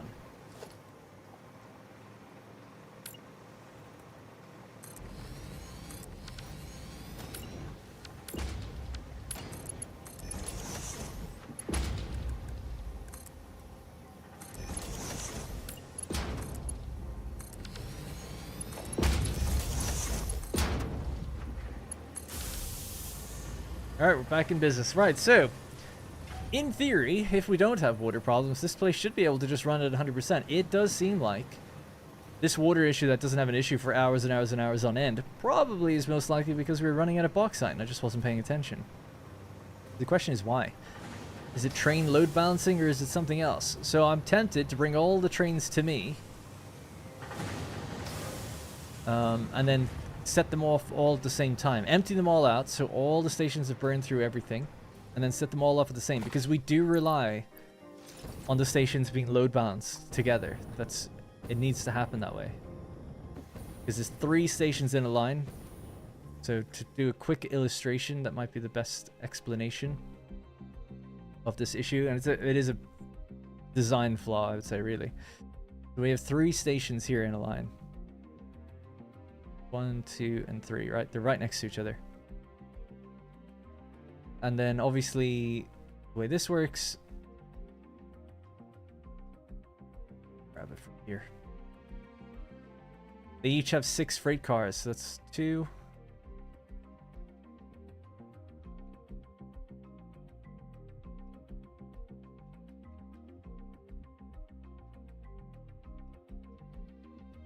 Alright, so there's our 6 in a line. Right, so these are all different stations, right? And there's 6 of them back to back. Like 1, 2, 3, 4, 5, 6 freight cars in a line this direction.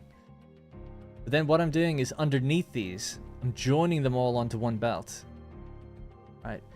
So there's 6 belts coming out. They all get added to each other and they all go out. And they're all doing bauxite. But to complicate things, the trains themselves, this is one, this is another, this is another. They are getting different amounts.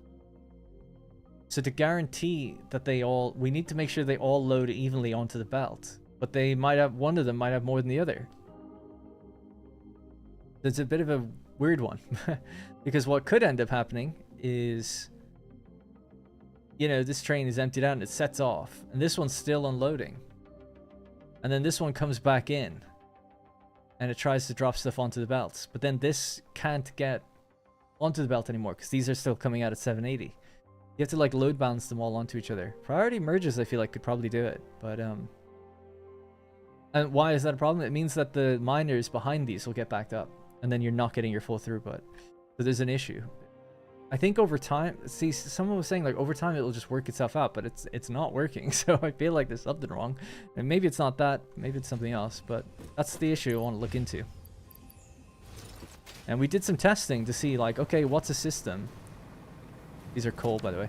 What's a system where they will all just evenly merge onto the same belt? And we did a test over here, and we played around with the priority merger. This thing's acting really weird as well, by the way. I've got an interesting example in a factory where it doesn't work. So I think I'm going to go out on a limb and actually say it's even bugged. My understanding of a priority merger is simply this. Well, if the priority is high on the right and it's low on the left, and you've got two belts feeding in, just look at this, I guess.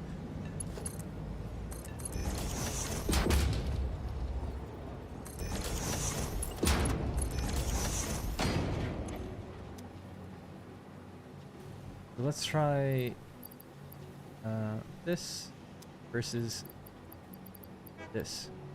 So you expect these to go through, and I would expect none of these to go through. And yet one just did. And another one. But why is that? Oh, hang on. That might be why. Why is this not setting? Oh, wrong side. That's the right input. There we go. Okay, that works now. That works now. That's good. That's what I expect. So that's fine. But what if this is a higher belt speed?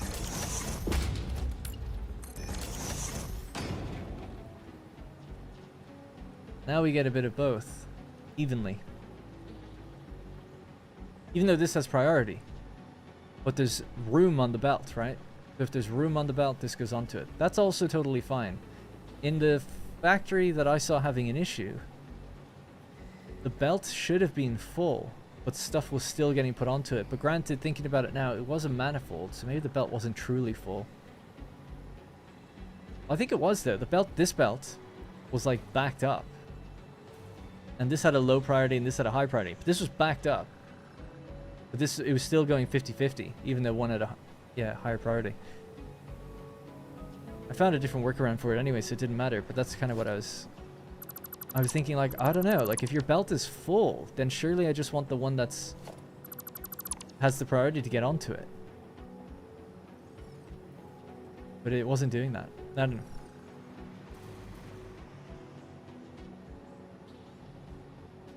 Yeah, let me just see if I can even somehow prove this, because I'd like to just see. I don't like to make claims and then I can't really prove it. Let me just save this and I'll quickly go into this other one, just so we understand this.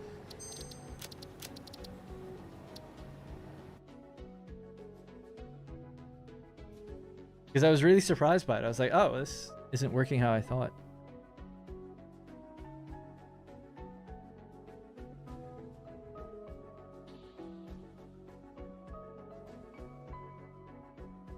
My wife and I have been playing Ark with our 9-year-old. Oh, cool. I've been showing him that his mom's way better than he is. That's cool.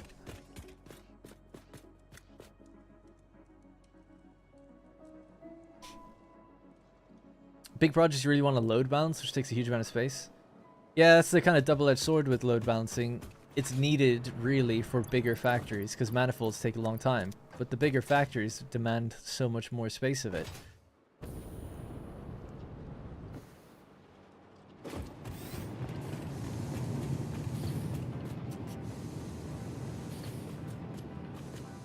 Where am I going? Okay.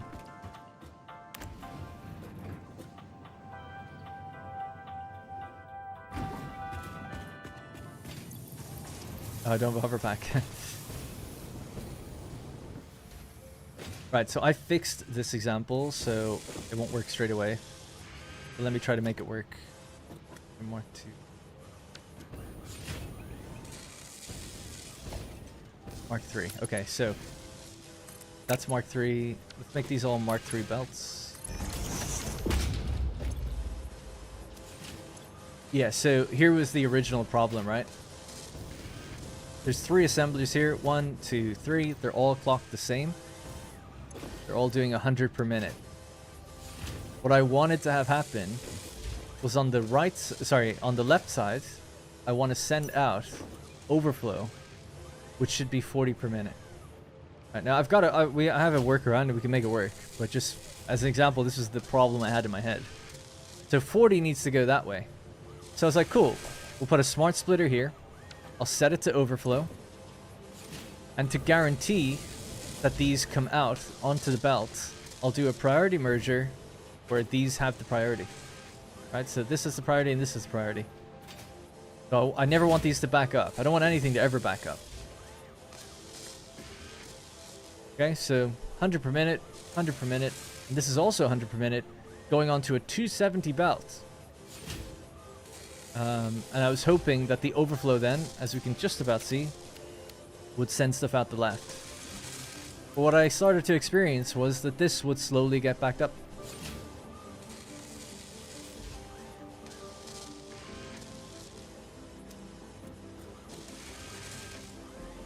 Because even though I've told this to have high priority, it stops. And it lets some of that through. Why is that happening? Is that supposed to happen? I guess it's because this is a higher belt speed. These are both Mark III. Happens over here too.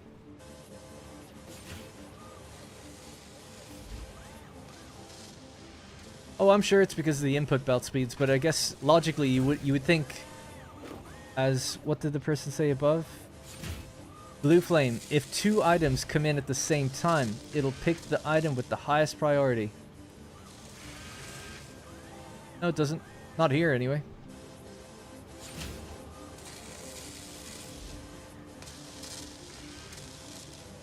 Yeah.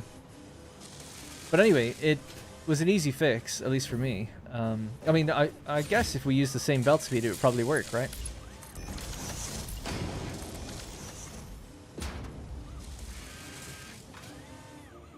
Yeah. That's one fix. That's the way to do it. I always just use the lowest belt speed for everything, but it's good to know. The fix that I ended up using was really simple. The fact that I needed 40 to go that way and 100 comes out of this machine, I just made this a Mark 1. And then it could only take what it needed. So it was quite easy. But that's good to know, right? That belt speeds matter when it comes to merging and priority merging, even if it seems like that's not true how Blue Flame described it, because I thought that too. It's like if 2 items are hitting the same thing, it'll pick the one with the highest priority, but it's not just that. It's also based on the belt speed coming in. Keep everything the same, I guess, ultimately, when you're using a merger, a priority merger.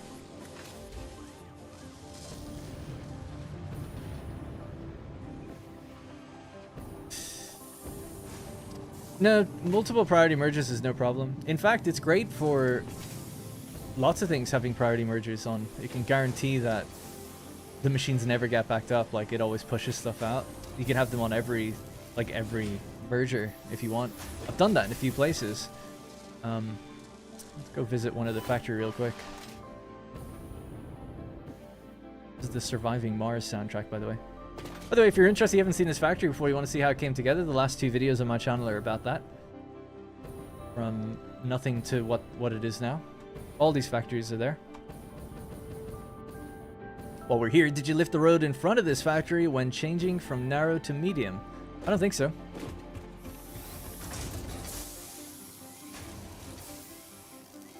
I may have accidentally, but I don't think so. Definitely didn't consciously do it.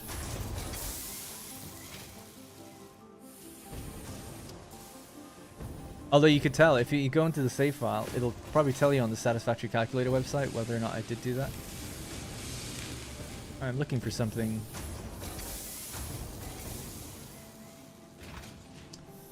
I use priority mergers over here. Maybe not. I thought they were them.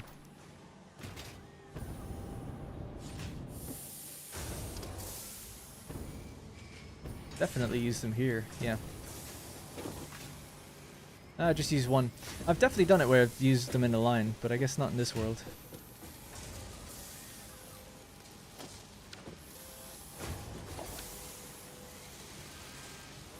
Yeah, that's what I expect. Cool. Anyway, nothing. I don't think anything's getting backed up anymore anywhere in this world, so I'm sure it all works.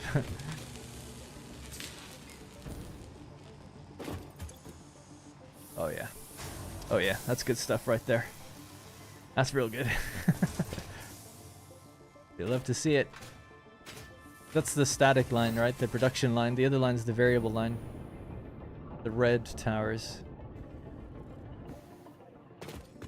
Kind of curious to see what the red's running at.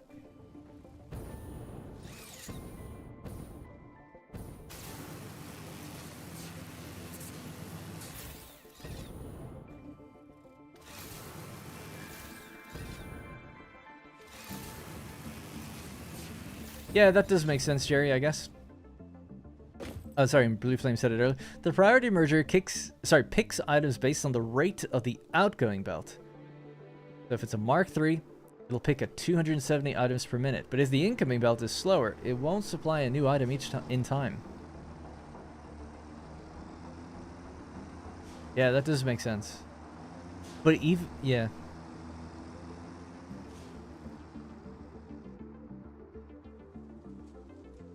It's just with I guess it totally makes sense. It's just, it confused me when that line, the line it's merging onto was like already totally backed up. I guess it's like, it almost seems like it's creating a gap for the little bit to come on. You know what I mean? Like that line was getting backed up. It was already at 270. There was no gap for it to be at. Although I guess, yeah, there's no gap to be less. So I just don't even know where it found the space to put anything on. It's like, what's the rule then? You're just putting it on sometimes? Oh, I guess it's trying to put it on at the rate of 120 per minute, right?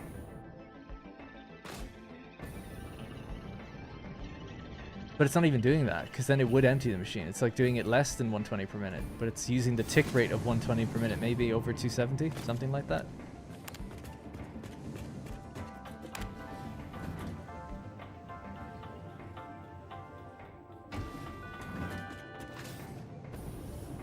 Yeah, it is good to know. It's a good rule of thumb. It's like, okay, you know, priority mergers are new, and if you're using them, just keep the belt speeds the same going in and out, just so you can guarantee you know which one's doing what. But just to use this example one more time, right? Mark III. Let it cycle a little bit, just for a minute or two. They're Mark II again. So we can see that this belt is backed up. Greater than 270 per minute, you could say. Because of this one, I guess. Stopping it. Because obviously what's going on to it should only be 100 per minute, really. Right. So 100's trying to go into 270, but then that's stopping. And then another 100 is coming onto it. So is just 70 getting through?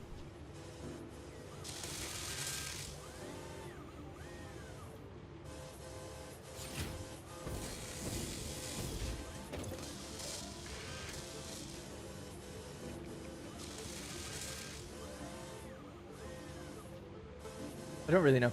It doesn't really... If I spend too much longer thinking about it, my head will explode. I like knowing now that it's just like, well, just do this. And you don't have to worry about it. This is gonna completely empty. That'll be backed up until this one empties, and then they'll both just be going onto it properly, right? Yes? So we know it's gonna empty, I'll just help it along this one time. And then same thing's gonna happen here. Next batch is going to come out and stall the next line. Yeah, so that stalls that one, and then that stalls this one, sending out the 60 per minute. Or the 40 per minute. Yeah, so that does work if they're all the same. As to the specifics of why it's not working, I guess it doesn't matter. It doesn't seem like a bug, but it just seems like something you might not think about, or at least I didn't. Maybe I'm wrong about this, but anyone else using the belt counter thing, do you just not use that because it totally doesn't work? Because that's how I feel about it.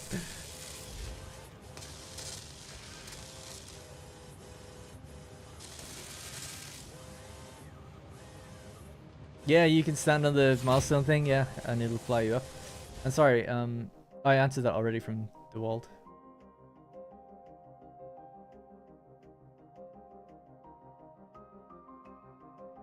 You added metal pillars around it, it's kind of cool. I showed it at the end of the video. This hasn't changed since the end of the video.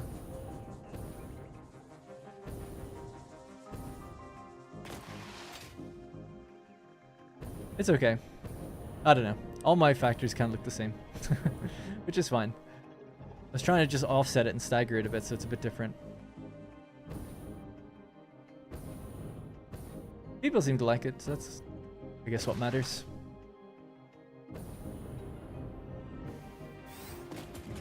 I love the inside. I'm like, yeah, this is cool. That was the vision. It's just I don't know how to make it look good outside.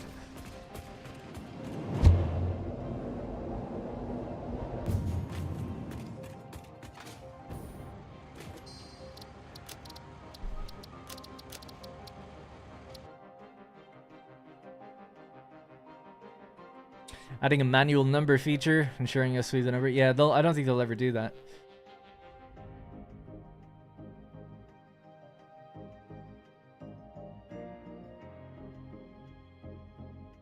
You can't divide 270 by 120. That's the short explanation. Does that mean, do you think it will work?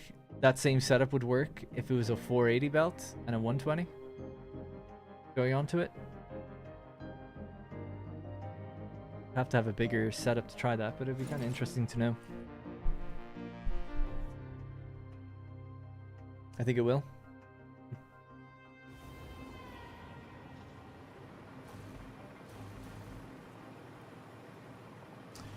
Right. So I have to stop the trains when they come in here. We're going to try and empty all these out. This still has loads in it.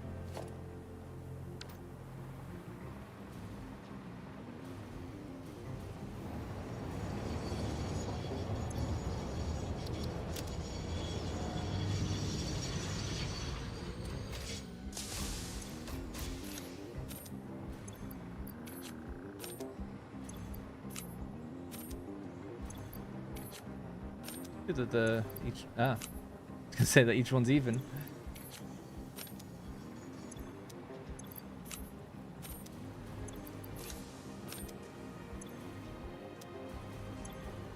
We're gonna do a reset of this place and see does it make any difference.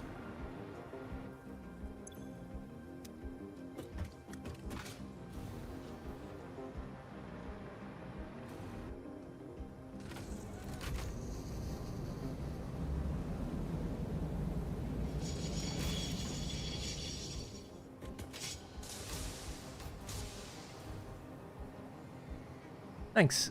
I don't know how to pronounce it, but Aul.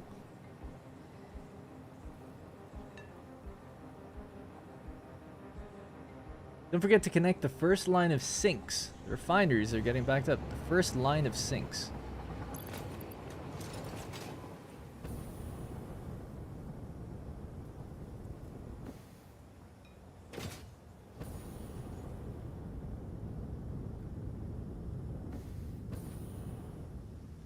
Oh yeah.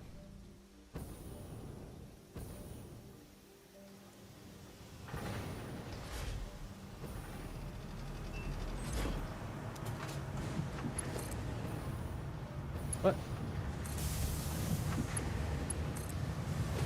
Oh yeah. Just missed the cable on one of them.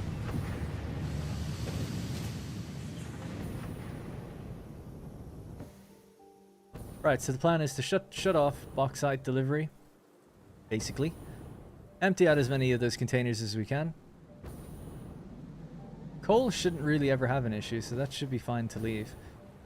And then reset the water, and then just let it all run again. Next train's here, let's just turn that one off. Don't leave. Up.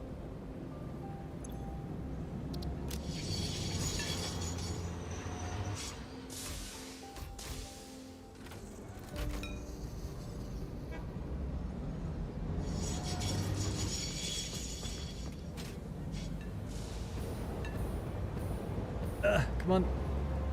Close one.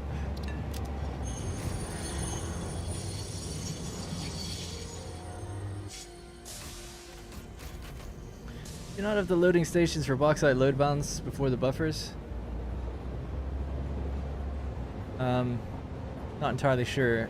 They're load balanced at their pickup stations, but they don't pick up from the same stations.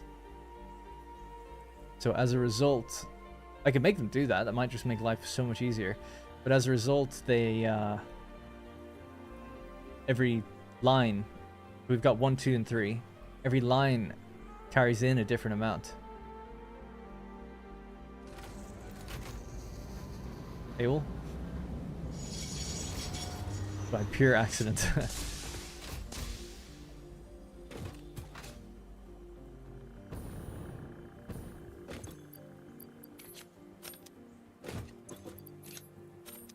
Now, why is it done that way? I can't remember. There was reasoning for it, and everybody agreed at the time. We could make it where they all just go to the same stations. That way, over time, they're all getting the same amount, I guess. I don't know how I divide them up or where they go.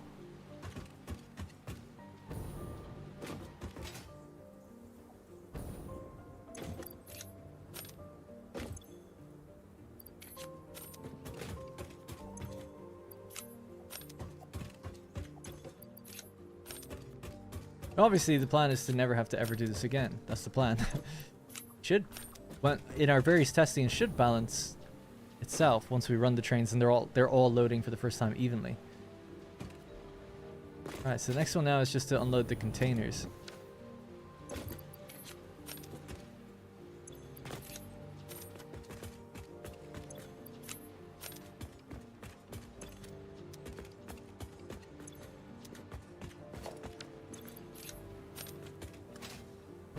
Just while I'm here, I'm going to shut off the water.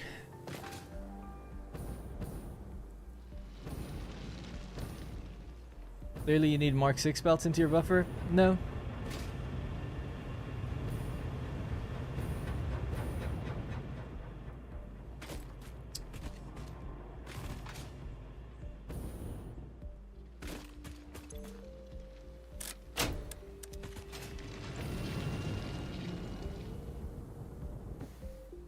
I'll show the diagram once I've just cleared all of these and we can see exactly what's happening, just so everyone understands. But Mark 6 belts wouldn't do anything.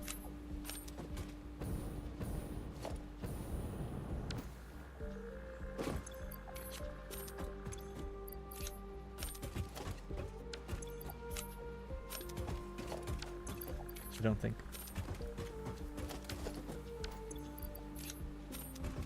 So, yeah, basically every station is load balanced. Each line on their own is balanced, so every freight car will be balanced. The problem is we were only running a few of the groups at a time, so they unbalance themselves. That makes sense? And then being unbalanced, it's kind of messed up a few of the different groups being in relation to each other, because they feed one line into the next, into the next. It's a terrible way of doing it. But for some reason we all agreed on it when I came up with it, and we were like, everyone was like, yeah, I think.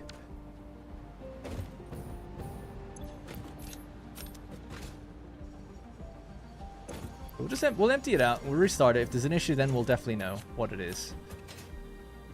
But in the meantime, in the background, what's happening now is every miner is doing its thing. They're all loading up every station. There's 3 stations. They're getting filled up. Once the trains all leave one after the other, they don't have to arrive at the same time or anything. It just means that then they'll all have the correct amount in each one. I want to make sure that's all empty. That's all empty. This is last row now.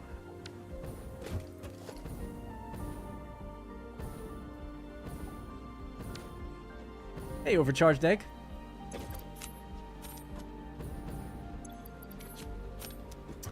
Right. Looks like there. Alright. So now I gotta drain the water. And we'll give it the old college try. The first, like, turning on everything, and everything has awesome sinks, and everything could run, in theory, properly now.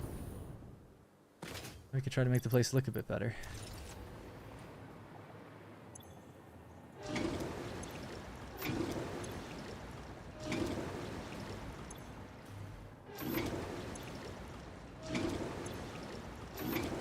wanted to be even extra, you could even empty out the inventories of the machines. That might take a bit too long. Quite a lot. I'll just let them burn through what they've got. Why is he removing all the bauxite all of a sudden? I just got in, so I ask. That's a bit of a long story.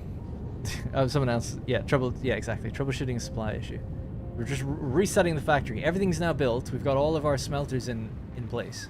We're all hooked up to awesome sinks, so now we could run everything, and it should technically run. But I have to empty it all out first, just so I know that everything's on an even playing field. It's like a proper controlled test. And if any group fails, then we can look into it. Copy and paste settings clears inventories quickly. They actually changed that in 1.1, where they don't anymore. Unless you switch recipe altogether, I guess. You can now change your clock speed or copy between machines, and it doesn't pop the stuff back out of the inventory.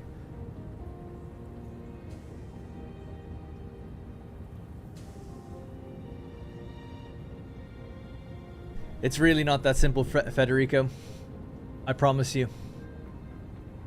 If only. We have containers after every station. So let's do a little run of see exactly how things work.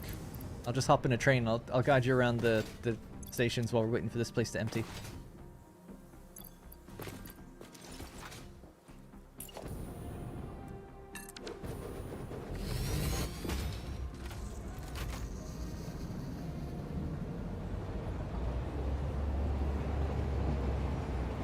Actually, technically going the wrong way. I'll try to go the way that the bauxite trains would be going.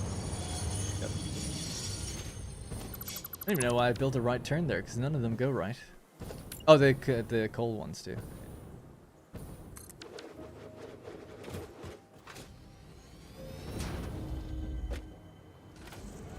Right.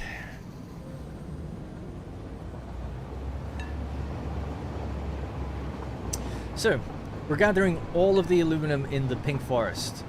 I don't have the numbers with me right now. Do I? This is our first station here, actually, right? So this is bauxite outpost number 1. Okay. So here, we are load balancing into buffer containers before we go into the station. This happens in every place. Some stations, right? There's 3 in total. This one, for instance, has 2 miners hooked up to it. Just 2. Some stations have 3. All stations have different amounts. Because some miners, you know, some collection of miners could be 1200 per minute, 600 per minute, whatever. It's a little different for each one. There's 3 stations in total. So this is 1. So one train arrives at outpost 1, and that's all it does. It then just goes back around the map and back into slot number 1. That's all it does. It's just going to one station. The other trains don't go here. Train number 2 goes to outpost number 2. Train number 3 goes to outpost number 3. Therefore, each train is getting slightly different amounts per minute as a result. They go around the coal outposts. I love the truck stations last episode. The red and white scheme's really sweet. Thanks. Yeah, we were just in that world a few minutes ago. Looks like too much is going into the back 2 buffers. We could look into that. I'll have a look in a minute. We'll go back around then.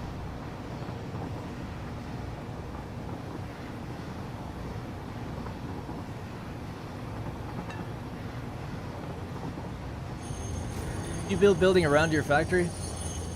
All the time, What Darren Plays just asking, because I don't know if I should build a building around mine or not. Yeah, most of the time I do put walls and windows and a ceiling on it, but you don't have to. I quite like the aesthetic that Coffee Stain have in their videos, which is like most of the factories are usually outdoors, but then they might have a small 1 or 2 rooms with a few machines in it. If it's really whatever you want. I mean, this place is, I'm building it still, so it's most of it's outdoors, right? I want all of these to completely fill up, by the way. That's one thing we're waiting on. They aren't full because they weren't for a while, you know? So we're waiting on them to get their full load this time, and then there should be clean pickups after that. Anyway, that's number 2, so we'll just head on to number 3, and then I'll go back and check number 1 just to see if there is any load balancing issue there.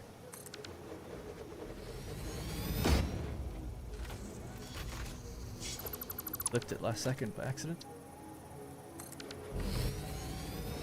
Hey, Ancient Hero.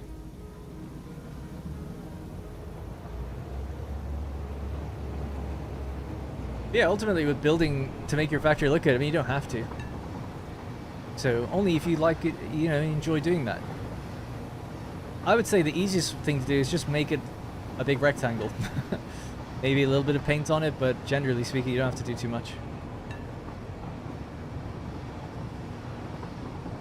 Like, make it quick for yourself. I think relatively quickly you can put something on it that actually looks pretty decent. What biome's my favorite to start in? So I've only ever really done grassy fields. I did a northern forest place start, and then I did dune desert. I like the desert probably the most.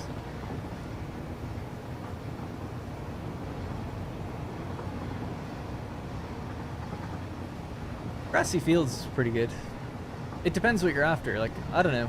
I kind of value aesthetic more than just like efficiency. So the desert's really nice because it's like always sunny and just like really nice, clear, easily identifiable everything, like really bright lighting and stuff. The forest was like real kind of foggy in patches and all up and down terrain, but you do have a lot of good materials there. Like easily accessible materials. For the most part, the desert does too. And grassy fields I always felt like was just like the easiest to start in. Kind of had everything relatively close by.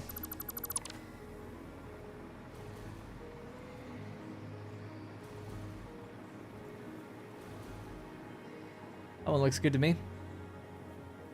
Pretty even anyway.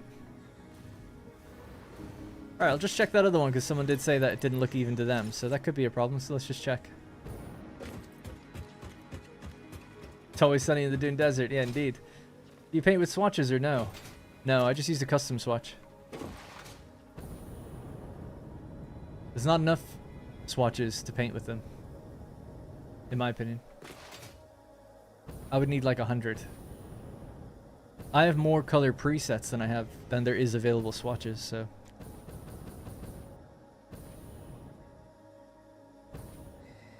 The reason I ask is because I'm using your blueprints from your Oasis save, and your Iron Complex blueprints are difficult to use. Oh, really? Yeah, I hopefully explained it in the video. You just need to nudge them a little bit. Usually just one nudge will do. But yeah, you don't need them there if you don't want them. They don't do anything. Just walls at the end of the day. Was this the one? Oh no, sorry, it was that one, wasn't it? My bad.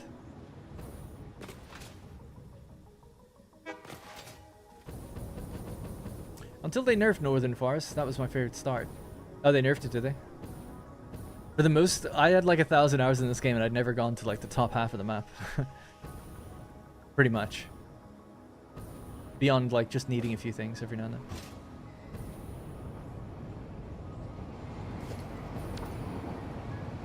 then. No, they look the same to me, but worth checking just in case.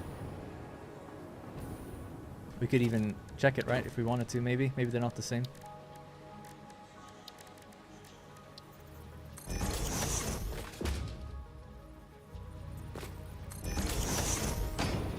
That's being divided by 4, and that's being divided by 2. Just pop one here.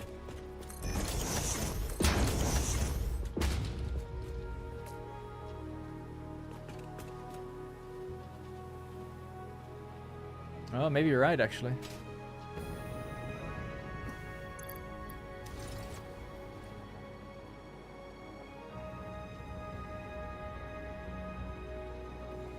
Yeah, it's definitely faster. Okay, let's look into that.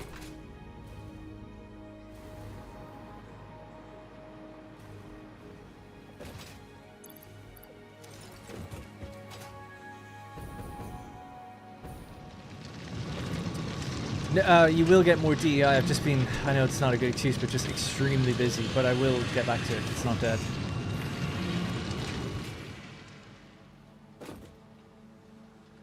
$195 each. That's a weird number to try and go with.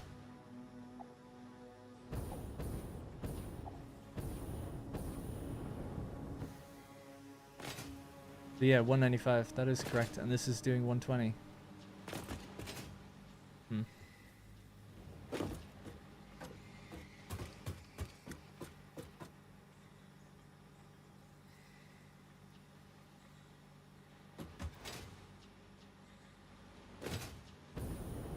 So it's just not moving at 780 for some reason.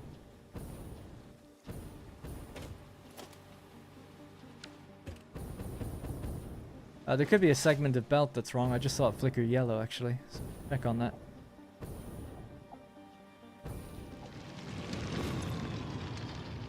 Yeah. Okay, cool. Good eye. Because, yeah, it's definitely off.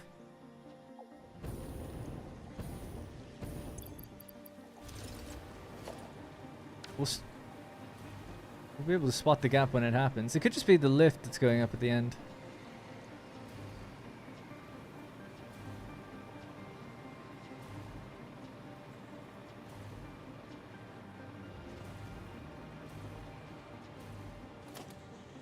There it is. Nice. It'll be 195 now for everything.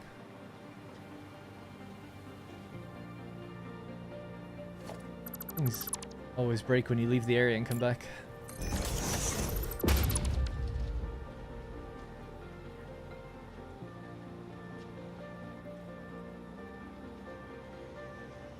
Any tips on your implement drones? I just unlocked them, but I'm not sure how to fit them into the logistics chain. Yeah, so for me, drones are really great at like long distance, low volume. So I like using trucks and tractors. So to fuel them, I have a liquid biofuel factory, and often I'll use drones to deliver that to anywhere in the world, because the burn rate is quite low, generally speaking, of fuel in like tractors and trucks. That's just one thing though. In my other worlds that we beat on stream, I actually use drones quite a lot. I had a nuclear power plant, and if I just bring up the document thing for it that I made.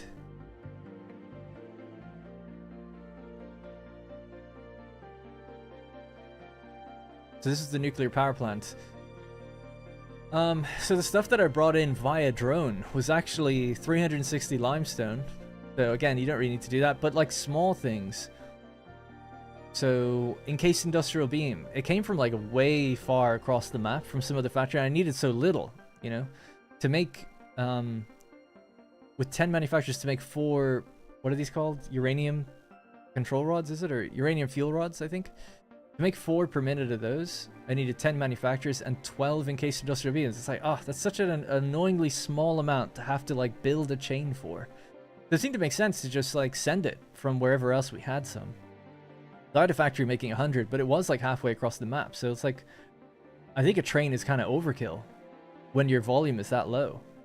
So a drone will just do it totally great. And a great thing with drones is to fuel, they can fuel themselves. If you set up distribution with drones to fuel each other, then it doesn't matter where you build it. A drone will then come in and fuel it. So that they're also great at fueling themselves, if that makes sense, you know, because it's also low burn rate and low volume. So that's what I use them for. So anything like this, it was like, yeah, I brought in heat sinks, I brought in steel. We only needed 18. Only needed 10 heat sinks. It's so low. It's like, yeah, just fly it in. The one that was a bit much was bringing in the uranium and the limestone and the sulfur. That probably could have done with a truck or a train, really. Not that it's a super high volume, but it was a bit of a struggle for drones. I think we needed like 2 or 3, depending on what it was. But it all worked, so it was fine. And then they fueled themselves, because I took the 1 plutonium fuel rod per minute, and that just fueled all the drones that deliver stuff here then. So it was a self-fulfilling chain or whatever. So that was cool. But yeah, generally a rule of thumb when people ask me like about trucks, I still maintain you should try at least tractors and trucks. I think are great for local, close distance, medium to high volume, like medium to low volume, sorry, close distance. Great, right? And then when you get bigger and want to go a bit further, trains, high volume, long haul, you know, long distance. And then drones, odds and ends, you know, like low volume, long distance. Perfect. That's to me. But, you know, you don't need any of them really. But yeah, that's where I would fit them in. All right, there we go. We got it. So I still need to wait for all of these to just get totally full. I guess we can make it go faster if I just pick up some of this. Pop it into another container.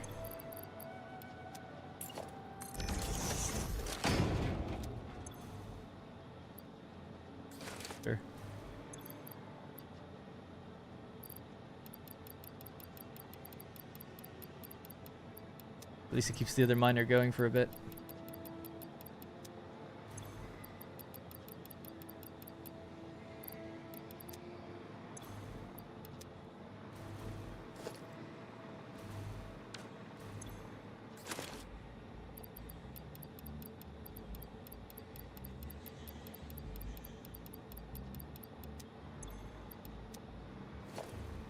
That's good enough. Anyway, once this station is full, I think that'll be it. This is the one that'll be the slowest. Then we can turn all these on. Drain their water one more time.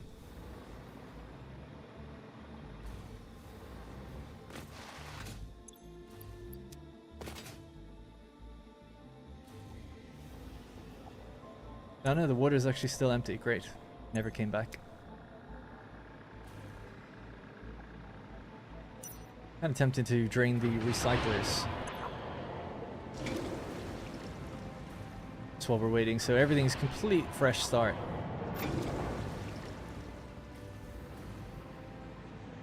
Alright, your buffer's full. I want it to be full. I've stopped all the trains. I want everything to be full.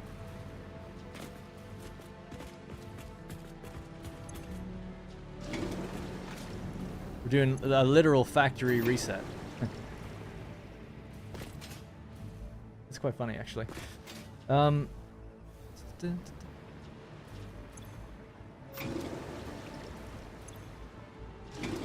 Because the factory was still being built while it was running, and now I want to like just start it fresh from the beginning.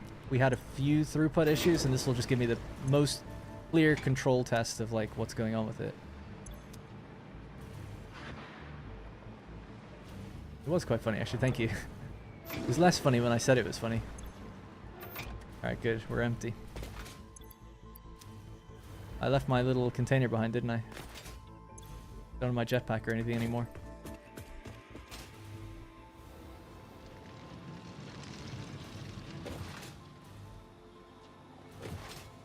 Been playing around with nukes. Just left that as a sentence. Flying everything in to make uranium and plutonium fuel rods, only running 4 reactors for uranium, so nothing crazy. Super fun. Love drones. Drone the world. Yeah, I actually never really used them before building that nuclear plant, and then I was like, these are great. I started using them. Like I was like, oh, we need this now? Let's get another drone. Drone will do it. And they ran so well once we started getting them to fuel themselves. That was really cool. And how much longer? But these are pretty much good to go. I don't need the buffers to be full, but I'd like everything to be even, so we'll just wait. What else could I do? I tell you what, we could go around and increase the miners for coal. I never did that, so that could be one last thing. So this is basically... This is the layout for this factory. We're doing the underclocked version right now.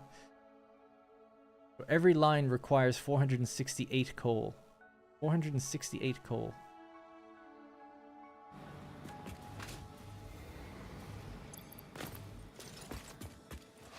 There's 2 train stations for coal.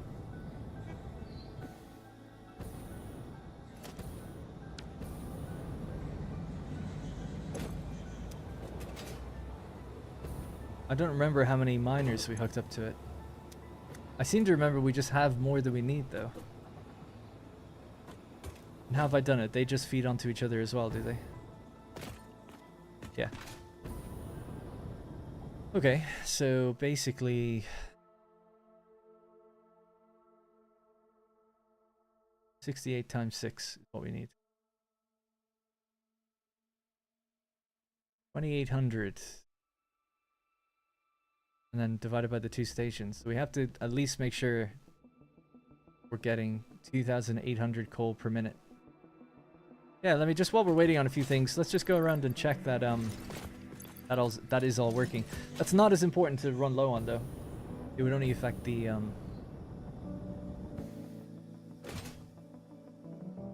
well, I guess it would affect this, wouldn't it? The recycling of the water. Actually, I suppose it is important then.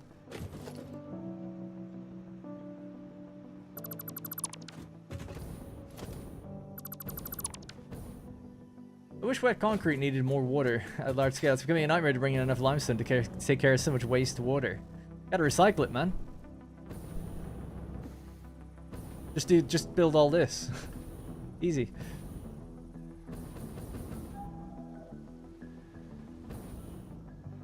So, coal. I should really mark where these stations are, because I keep forgetting. Oh, I guess you have the... There we go.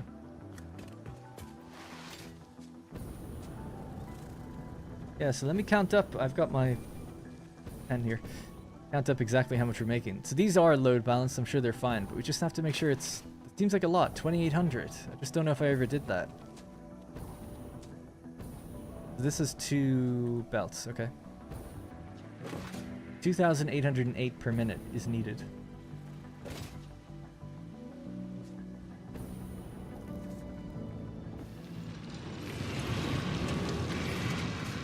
Hang on one sec.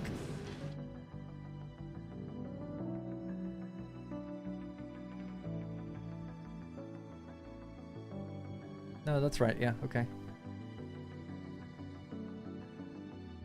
What is it in the other version?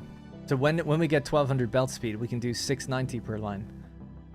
Okay. So eventually 690 times 6. We'll need 4140. Yeah, so that's that number there. Okay, cool. I was just wondering if it was up to date.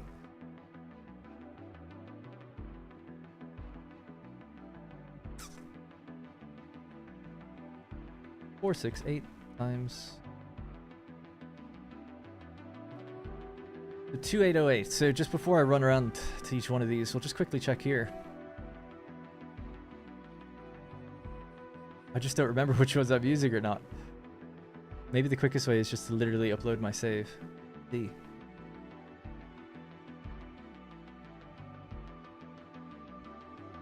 Let that load. It'll take a minute. And I'll know where all of these are and I can set them accordingly. I do recycle it, but I've never done the wet concrete thing, so I may give it a shot. Right. Yeah, I just feel like if you have to bring in something else, it's not really worth it. It's good to have concrete, though. I can see why people do that. I would probably lean on the side of doing the generators, though.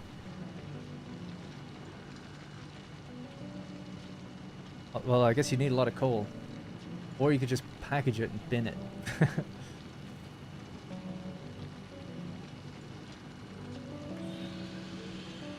Had a 4,800 aluminum ingot per minute factory that ran perfectly for 200 plus hours. It was never a problem. Had a lot of overclocking to make inputs and outputs. Yeah, I've never built one this big before, but I've never had a problem with my other ones. The recycling's been way smaller scale though. Yeah, exactly. Bottled water can get rid of it. Right, so this is the factory, or the world, I should say. Need to turn off some stuff to make life a little easier.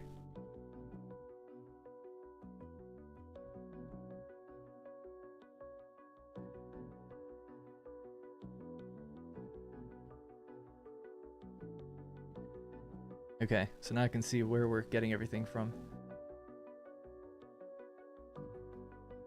Ah, it doesn't show the deposit if it's on something. I see. That's kind of annoying.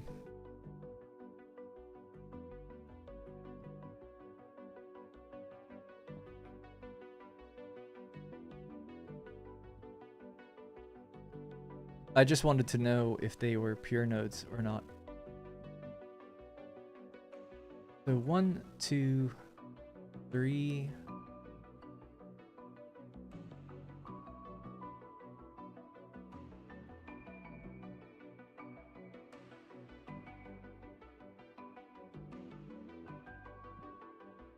There it is. I was wondering, yeah, I thought, so that one has 3 nodes. I see.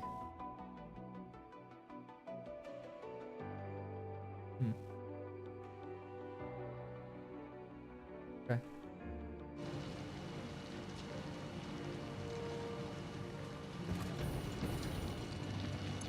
Well, I'll just oversupply, because that'll be okay, but... I can check one more thing, actually, just really quickly.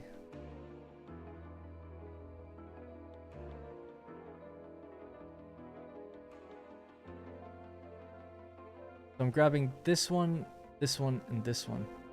6, 12, 18. I can't believe I didn't write this down somewhere, did I? That's the nodes for bauxite. I never wrote down the nodes for coal.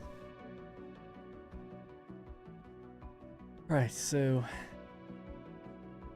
am I grabbing that one, that pure node? I think so. Yes, so I'm standing on that one right now. Great, okay, cool. So there's 2 pure, I got it. Right, so 2 pure, and then there's 3 normal. And we just need to divide them so that we get at least 2800 out. So these can do 780 and 780. That's 1560. And then these ones give me 600 potentially each. That's 1800. Oh, we might need more coal then. Is that right?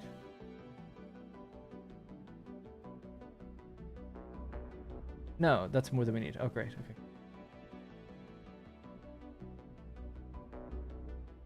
Right, so I'd say get the 1560. The 2 pure nodes will overclock them fully.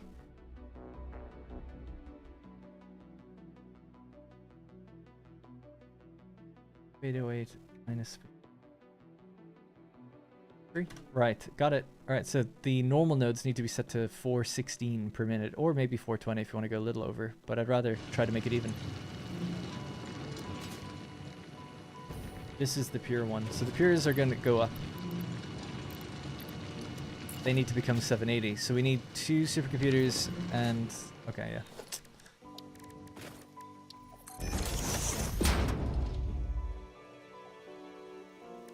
I have to make a couple of these. We have 3, I need 5, so I need to make 7.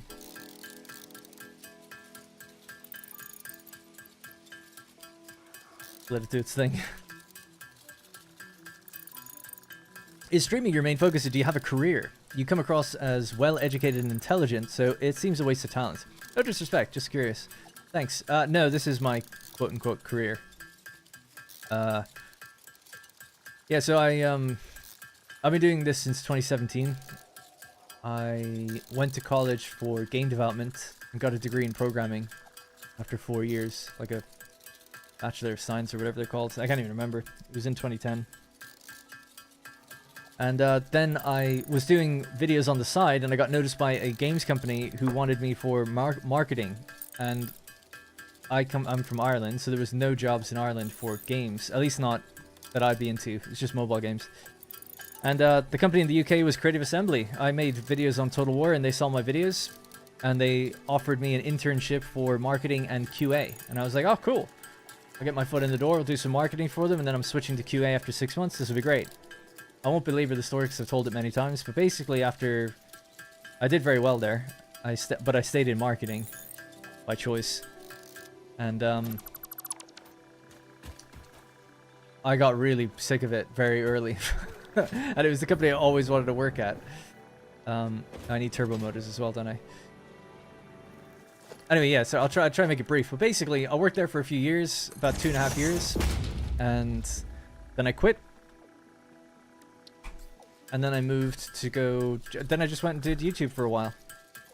And I just stayed doing it. So that's how I ended up where I am. I now work as a designer on Manor Lords, which is fun. I say I am a designer. I mean, that's my title, I guess. But I would say, like, additional design. I'm not, like, a principal designer, really. I guess on some things, maybe. But overall, I'm, like, additional design. And then I do writing for it as well. So I got some other things going on, but it's mostly just this. I love doing this job. It's great. Although I would really love to become a game developer full-time. I think if I became a game developer full-time, I'd still like to do some sort of YouTube. Like, about the development process. I mean, that's how I got started on YouTube, was talking about, like, games from the developer perspective. And then I went into when I left Creative Assembly, I went to do reviews. I did reviews for about 4 years. And then I switched to just doing playthroughs. We need cooling systems. You need blenders to do that, don't you?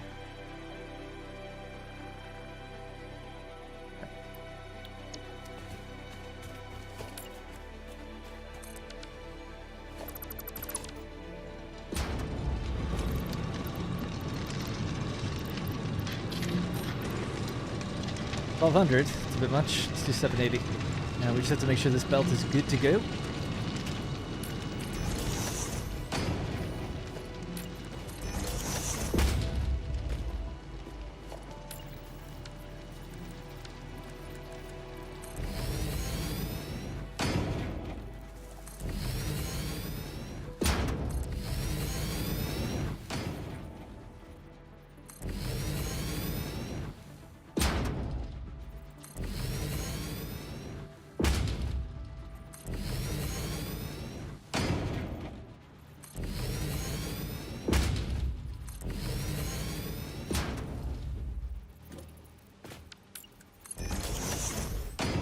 But thanks. Yeah, it's like a strangely backhanded compliment in some ways. It's like, oh, you could be doing much better than what you're doing now. It's like, oh, maybe. um, but it's nice that you think that I present well.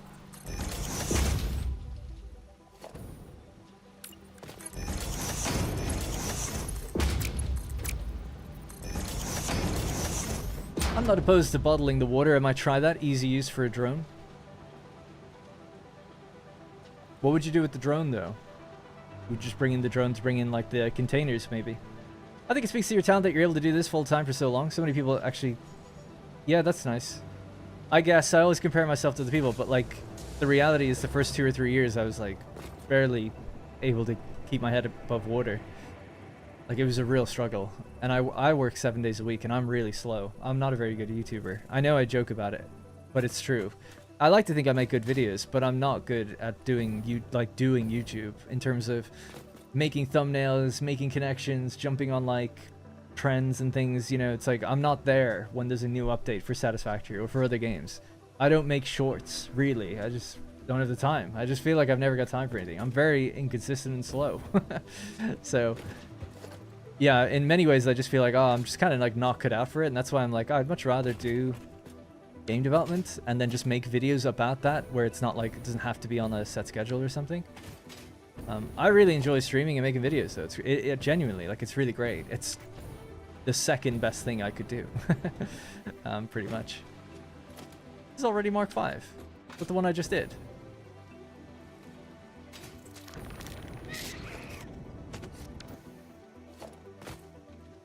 Oh yeah.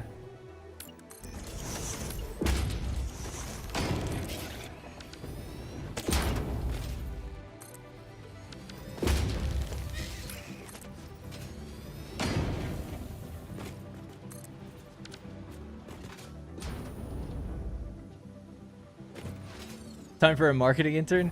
Oh, I've had many job offers and things like that since, which is good. Well, not many, but I've had a few. I've definitely had the opportunity to work at games companies again, and I don't want to. Unless it was like an indie company. Like, I'm working with Mannerlords right now. That is, like, awesome. Like, it's really, really excellent to be able to do that. I do it part-time, but it's still really great to do it. Frankly, I'm just not talented or skilled enough to be able to, like, contribute in a major way. Like, on the programming side of things.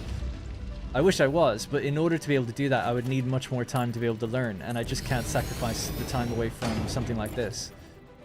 But if I had, like, 100 grand in the bank, then I would just spend 2 to 3 years making something.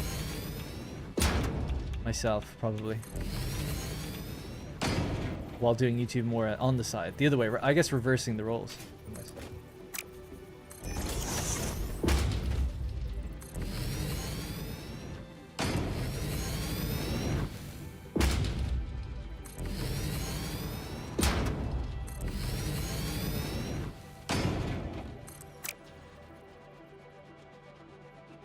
Oh, I should hire an intern? Oh, I'd love to. I don't have any money. I get asked, like, do you have an editor? How do you not have an editor? It's like, I don't have any money. Or not enough. Not enough. I'm hoping soon I will. We're still waiting on purchasing this apartment. So after, like, 9 years renting, I'll finally... Actually, 10 years renting now. Hopefully get this apartment purchased. It's the one upstairs where I live now, so it'll be a nice, quick, easy move. We put our offer in January, and thanks to my dad, like, contributing quite a substantial amount of money, we're able to do it. I wouldn't really be able to even do that on my own. But anyways, if we do get it, which seems like it's going to happen, my mortgage will be much lower than my rent is now, so in a way, I'll have more. Pay them in exposure, yeah. So I'm looking forward to that just from the creative angle, because it's like, oh, maybe then I can hire people to help me every now and then or something, I don't know. Something with it. That's definitely Mark 5 all the way now. And did I upgrade that? God, it's so difficult to talk and play a game at the same time. Especially one like this. I'll need to make more cooling systems. I'll have to go get some gas.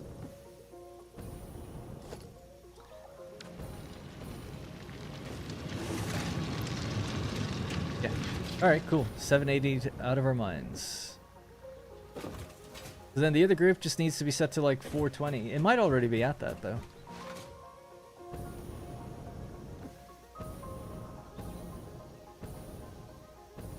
Pay the exposure. How are the kids? Yeah, so obviously I don't have any kids, but for those who don't know, but I have 2 cats. They're good. They're kind of scrapping a bit. So for those who don't know, we found kind of a stray who broke his legs, and thanks to you guys, we're able to get him on the mend, and he's due to go back into the vet tomorrow, his 6-week post-op x-ray. We named him Rex, so it's his Rex Ray. And he's been doing great though. He's like really super happy. He's such a great cat. Very friendly, like super friendly cat. So cuddly as well.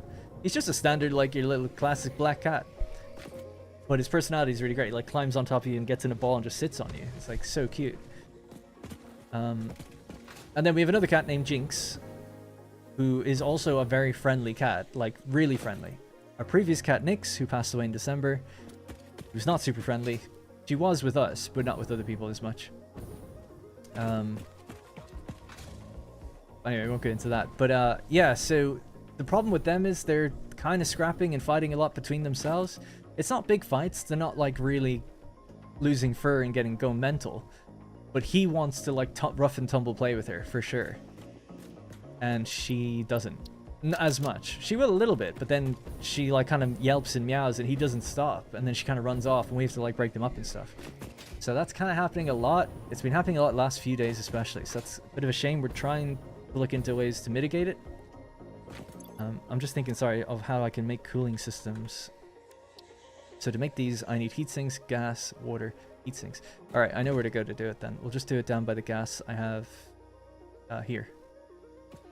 Make a few of those. I need just 3 miners. Once we get these 3 miners going, we'll turn them all on, and then we'll just activate the factory.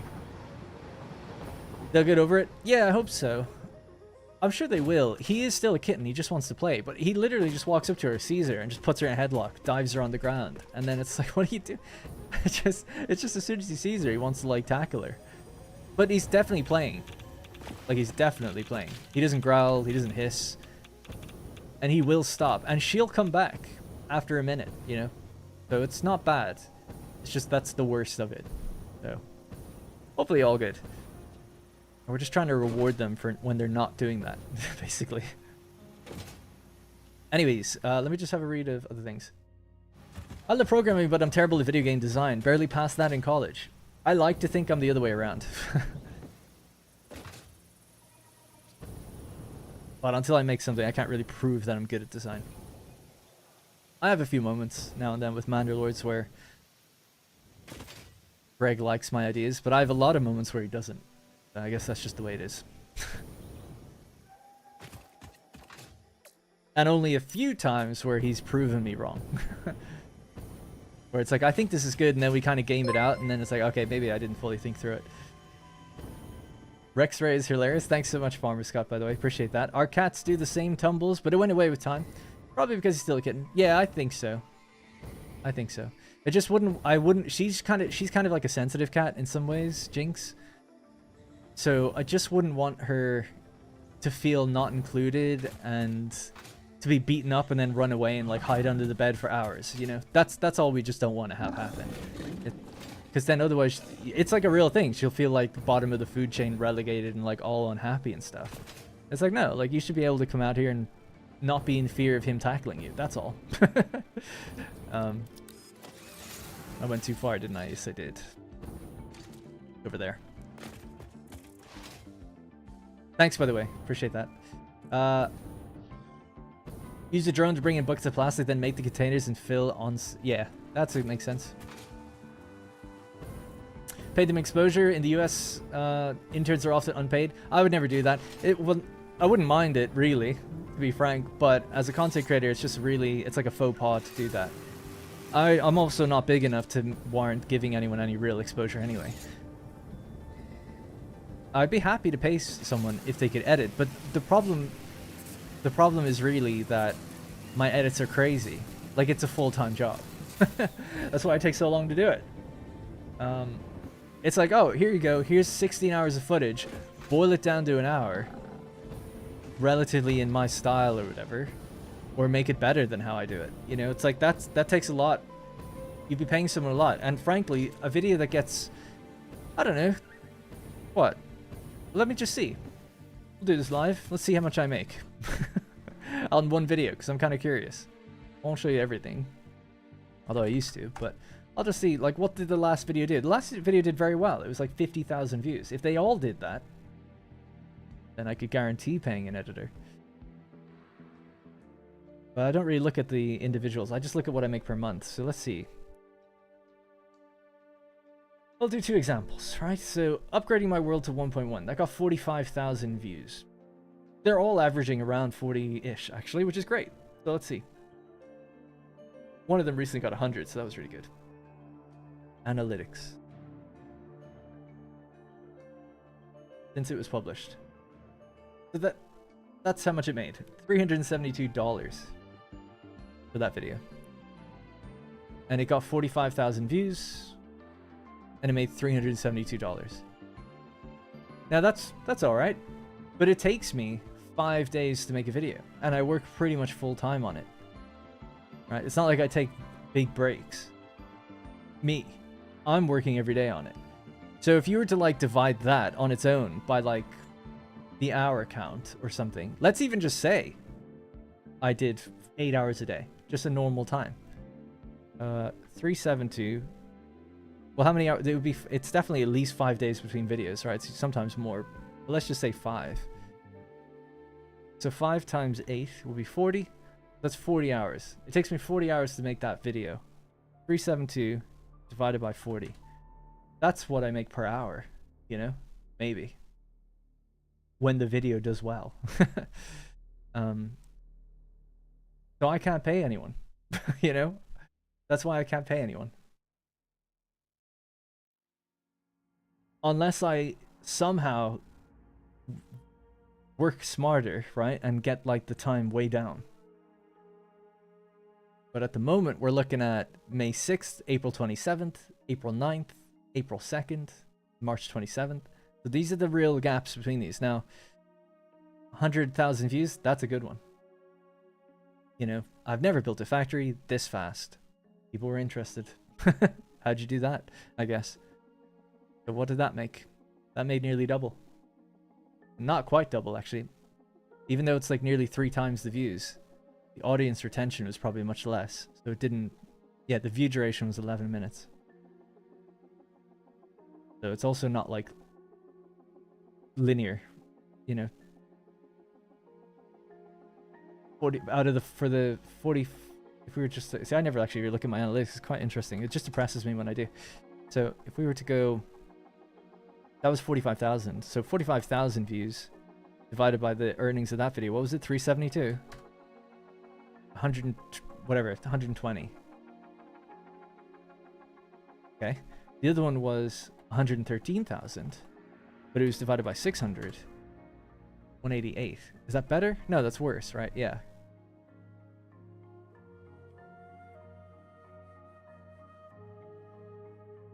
The lower the number, the higher. Yeah, the better. Per view. So you lose money the higher the views go. Or I'm just saying, like, you can. It can look like you have a few wins in a row, but it's like, oh well, unless you're really consistent with that, it doesn't really matter. And then the last video I did was the opposite, right? I only got 15,000 views, which I don't know. I think it's not that out of line for the other videos, but it's just like slightly lower than where the average is, whereas the other ones are like slightly higher than the average. Good. Anyway, there you go. Just some behind the scenes stuff. Long form content on YouTube is kind of not great for revenue. I feel like it's the other way around. Long form content on YouTube is, in my experience, is great for revenue. If you can keep an audience watching it the whole way through. Darren, I'm cheap. You're cheaper than...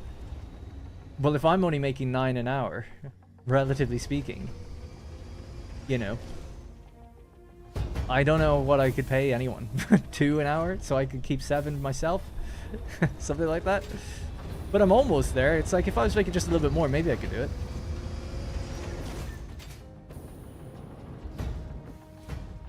Anyway, it's all good though. Everything overall, if you zoom out, the trajectory is up. But that's all that really matters. That's why I don't try to get too down into the weeds about it. Because I'm like, look, I'm doing better this year than I was last year, so it's all good. What's that machine? That is a resource well pressurizer. Pumping the gas out of the ground. So we need cooling systems. This is going to make or break if I become a YouTuber. Don't look at my... I'm a weird... I'm not a YouTuber. We need water and gas. How did I get these before? And since when do you need them for Mark III miners? Didn't we build a bunch? Oh, you need them for turbo motors. Oh, yeah. Alright. We're gonna go north, and we'll just tap a bit of water and gas in the north. That money includes YouTube Premium money, yeah. Because it'll say... I could even show you. Well, I won't bother showing you, but just trust me that you click the revenue, and then it says the breakdown for ads, and some of that will be, a portion of it will be premium revenue. Raphael, thank you very much for becoming a senator. That's the one thing that didn't, it doesn't show, is people who became channel members. So, because that's not per video, really. It does tell you how many people did click it when they were watching a video, but the revenue is separate to the video, I think. I think, anyway. So that's just added on the month. So I've got, like, how many do we have? 581? I don't know what I get per member. Half? Oh no, 70% of whatever the membership is. So that's a great, that's like really good. That's why I obviously keep streaming. Thank you, Raphael. Is it Raphael or Raphael? Hey, KB. How does one avoid burning out? I already answered that a little earlier. Very quick bullet point answer, though, would be... stay organized.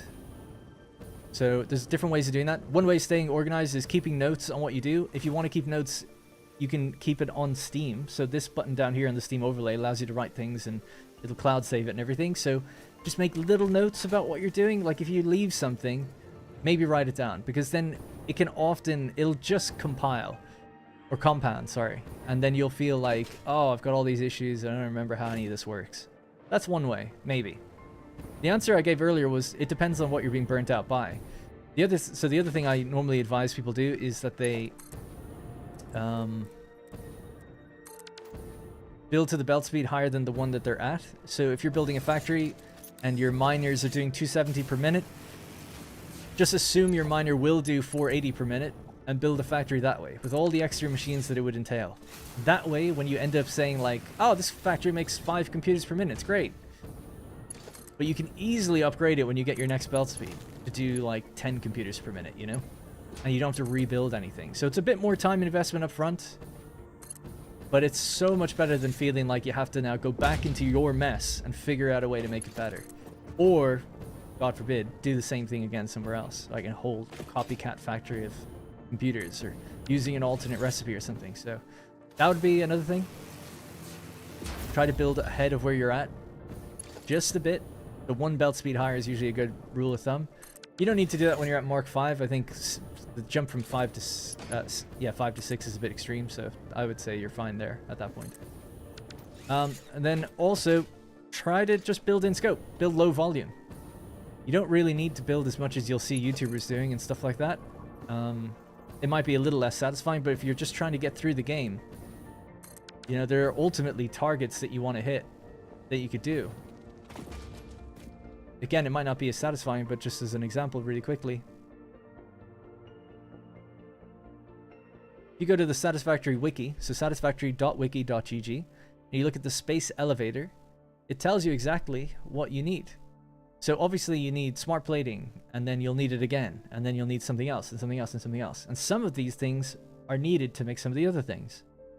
But down, if you just scroll a little further, this will tell you exactly how much of everything you need. So if you just really want to get through the game, you could just say, like, I'm going to make 5 smart plating per minute. And once, you know, all I need is 4,300. So what would that be per minute? 4,300 300 divided by 5. That'd be 860 minutes. Divide that by 60. That'd be 14 hours. You're not beating the game in 14 hours. So maybe go even less than 5 per minute. What does smart plating do out of one machine? 2 per minute? You could probably just do that. The whole game. So you don't have to build that much, but you can quickly say like, okay, I've got my 2 per minute. I'm now going to go and do the next thing, which is like versatile framework. So you just let that build up in the background, doing its thing. Go on to the next thing. Versatile framework. And then when you get to modular engines, which require 2 per minute, you could do it at the per minute rate, or you could dump a container of like, you could work this out. It's like, how many do you need? 500. Okay, cool. So I need 1,000 smart plating then, right? It's 1 per minute, that's 2 per minute. So 2 to 1, I need 1,000. So cool. You take 1,000 out of the container, you pop it in a container here, and boom. You'll get that over time. So you could play that way. Maybe not as efficient, but at least you will progress fast and feel less burnt out. Maybe. This is a maybe. But, whoa.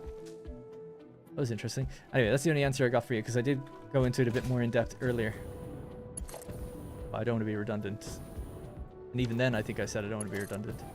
Where's the gas? Here, there it is.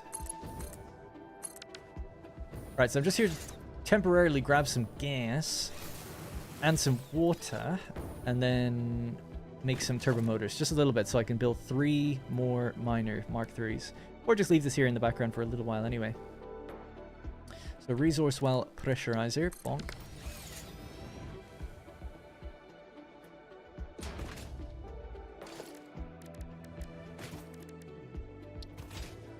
Blend me.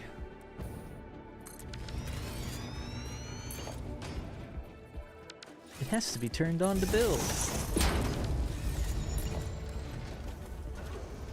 Must be placed on an active node.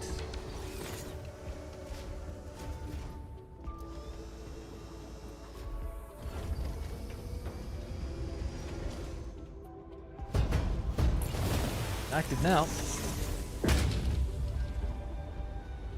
That's our gas. Get our water extractor.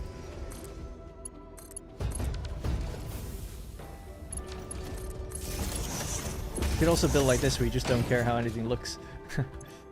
Right, so cooling systems. So we need to give rubber and heat sinks. So heat sinks are alclad and copper sheet.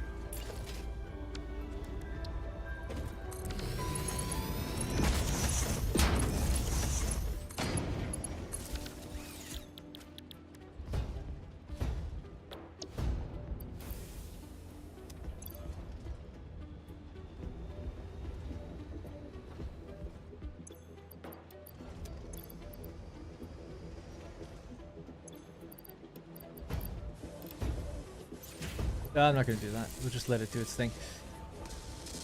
Well, how much power do I have? It's fluctuating since it had that problem earlier today. I have to go fix that at some point. That's an easy fix.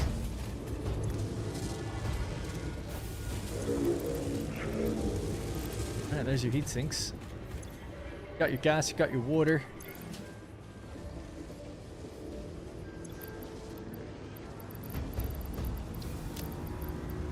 Did I use all the... Did I only have 2? Yeah, I keep losing those. Anyway, whatever. Alright, anyways. Taking a break is the most effective cure for burnout. That's the thing also. I always say, like, this isn't a job. You're supposed to enjoy the game. If you're burnt out, you could just take a break or play something else for a while.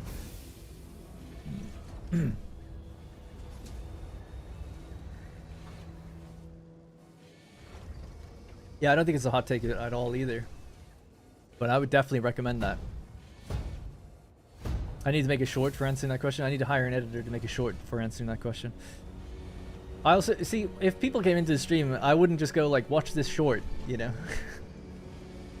Alright, my cats are running around a bit. They're having fun.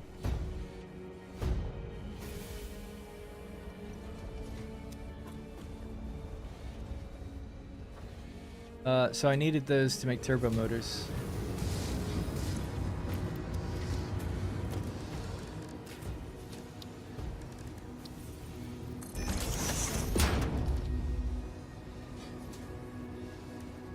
I need 9, I think.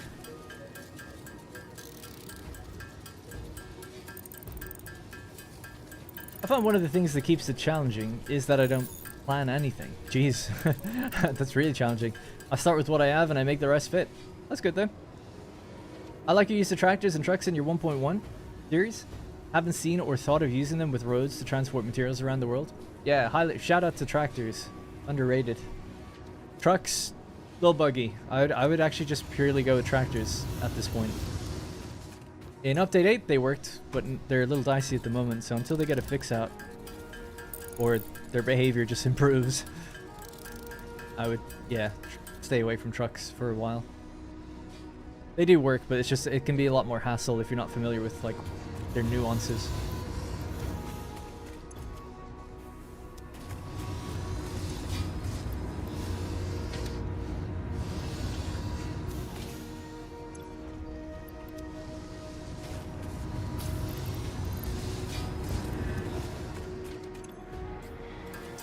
Alright, 4. We need 9, so halfway there. Tractors are life. Golden rule, tractors and trucks, just stay in your lane. Try not to do anything too complicated and only turn into other tracks, like the other tracks that you have, at like 90-degree angles as best as you can. Just don't want to hit each other head on, what you're trying to avoid.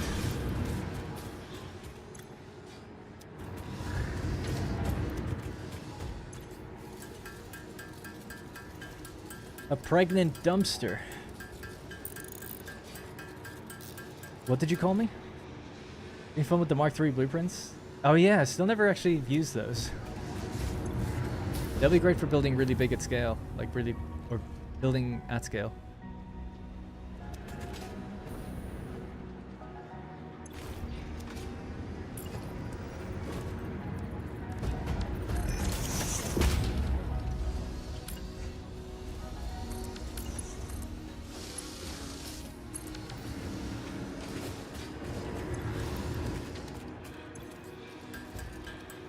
Almost there. Spaghetti has its place. I like that, yeah. Italy. Did I mention that last week? Yeah, I did, I guess.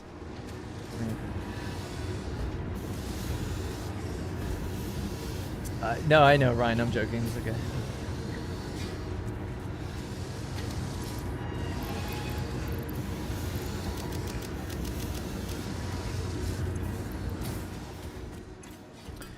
Alright, 3 more to go.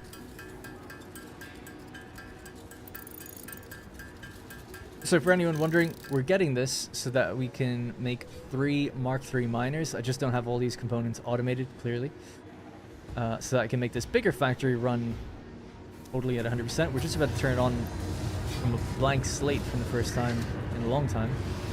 Hopefully it'll run smoothly. I'm anticipating a few hitches. I'd be surprised if it just worked. I'm not Todd Howard.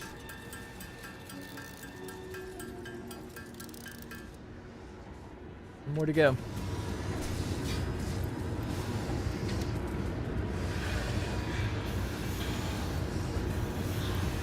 That's interesting. So every second cycle it makes an additional one. So this one's going to be 1. Yeah. Cool. Didn't know that was the thing.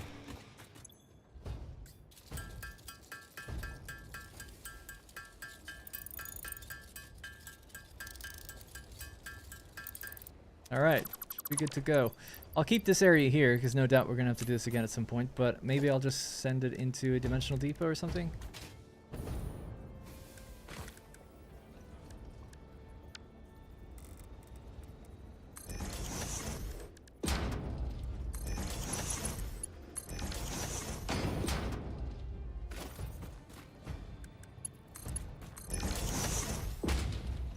Just if we need more, cooling systems. It's gonna run out soon enough, though.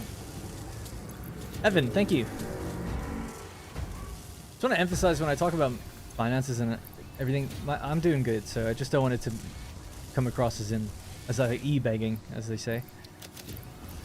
Obviously, I'm not gonna say no, but just so everyone knows, everything's fine. But thank you, Evan Roach with the 9.99, putting my money on a flawless performance, building cooling systems out the manually. How embarrassing. Thank you though.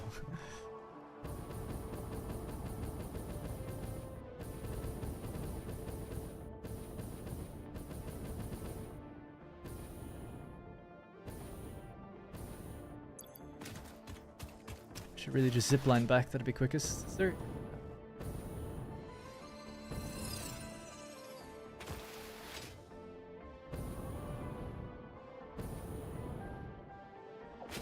Yeah, even if it runs out eventually, it's like just knowing I'll have a few more cooling systems to use is good. And we'll just go back to it in the future, it's no big deal.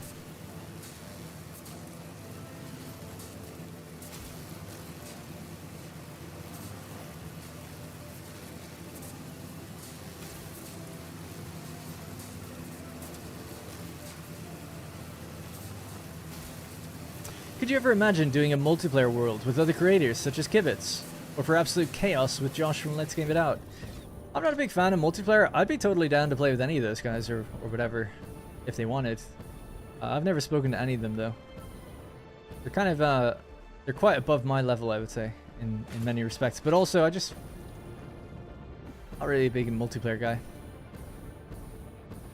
Like, I don't even think I would be comfortable with them, you know? It's like, I don't know.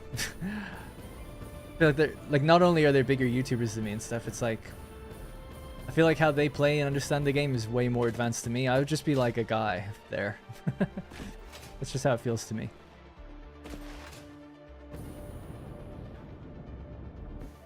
I wouldn't be able to match Kibitz's energy. I'd be too cynical. Quiet.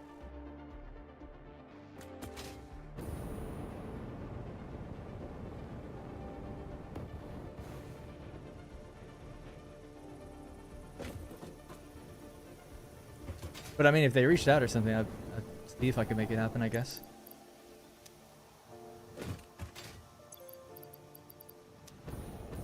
Alright, so the 3 that we need are just over this way.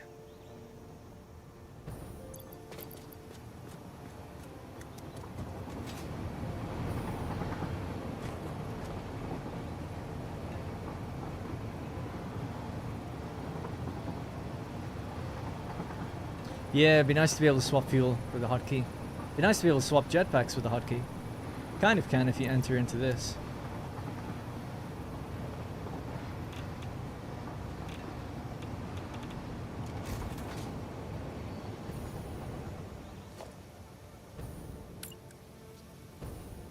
Now I need fused frames. Oh god. That will be quicker. We already have that temporary setup going down here. Should have checked that before I ran this way. Sorry.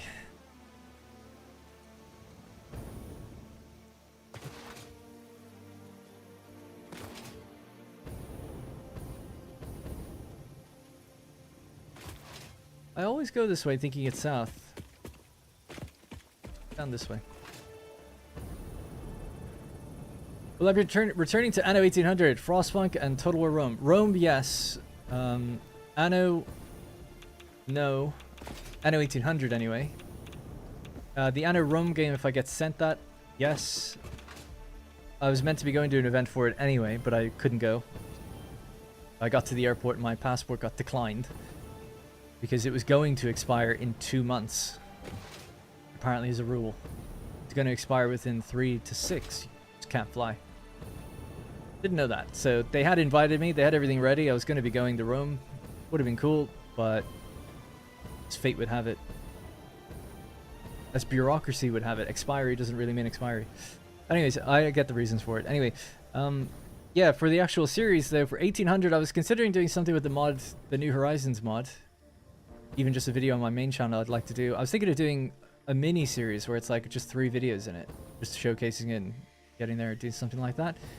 I just don't have the time, unfortunately, for a full series. Like, I would love to do it. You're talking about 3 games that I love. I would love nothing more just to sit down and play these things and talk about them. I just don't have the time, unfortunately, to be able to. I have to pick and choose the things that do the best, and Satisfactory really does the best. And Satisfactory is like my, well, yeah, it's probably I crisscross between it being my favorite and not, between that and Anno 1800. Like, I love those two games. I'm eating good either way, but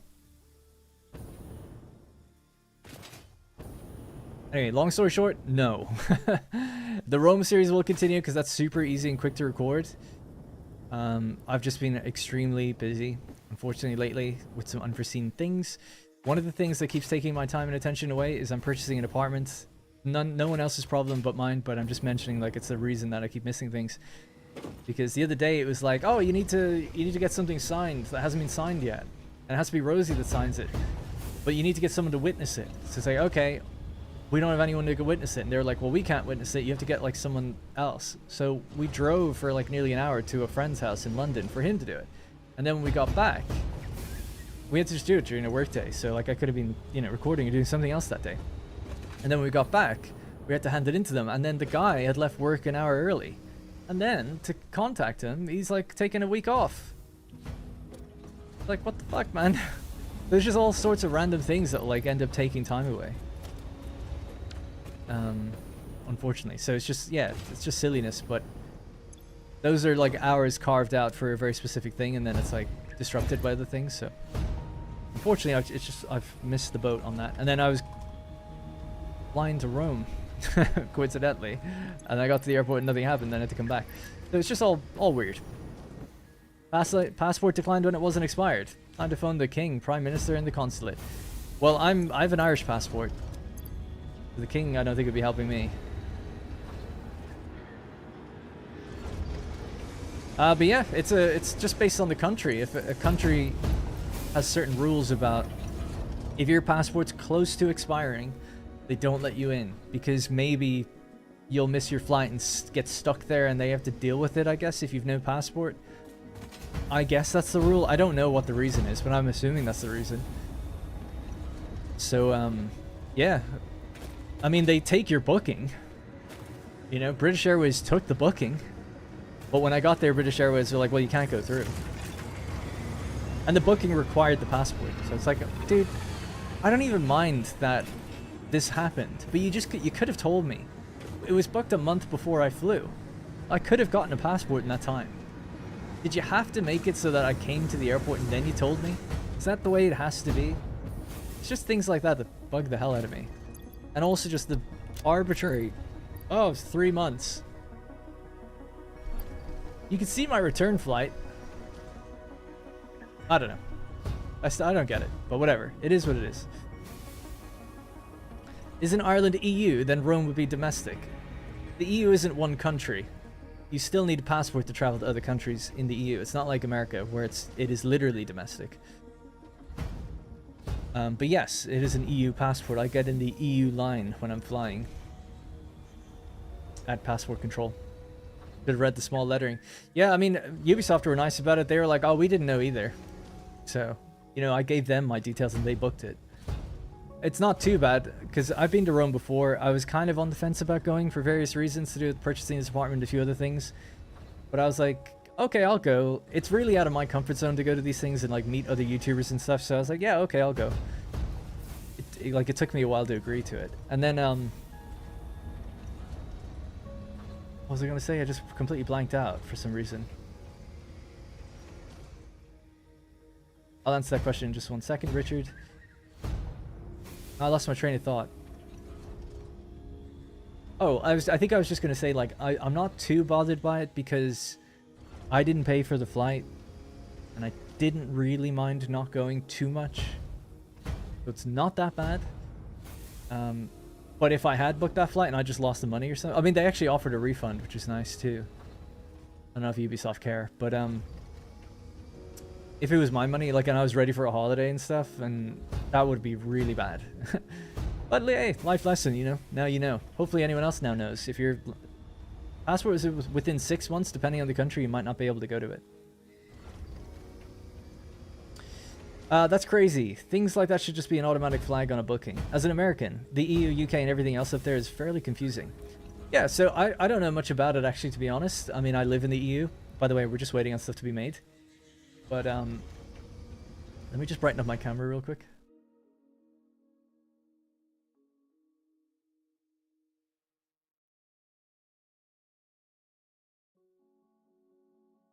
Anyway, so I've been flying for 10 years.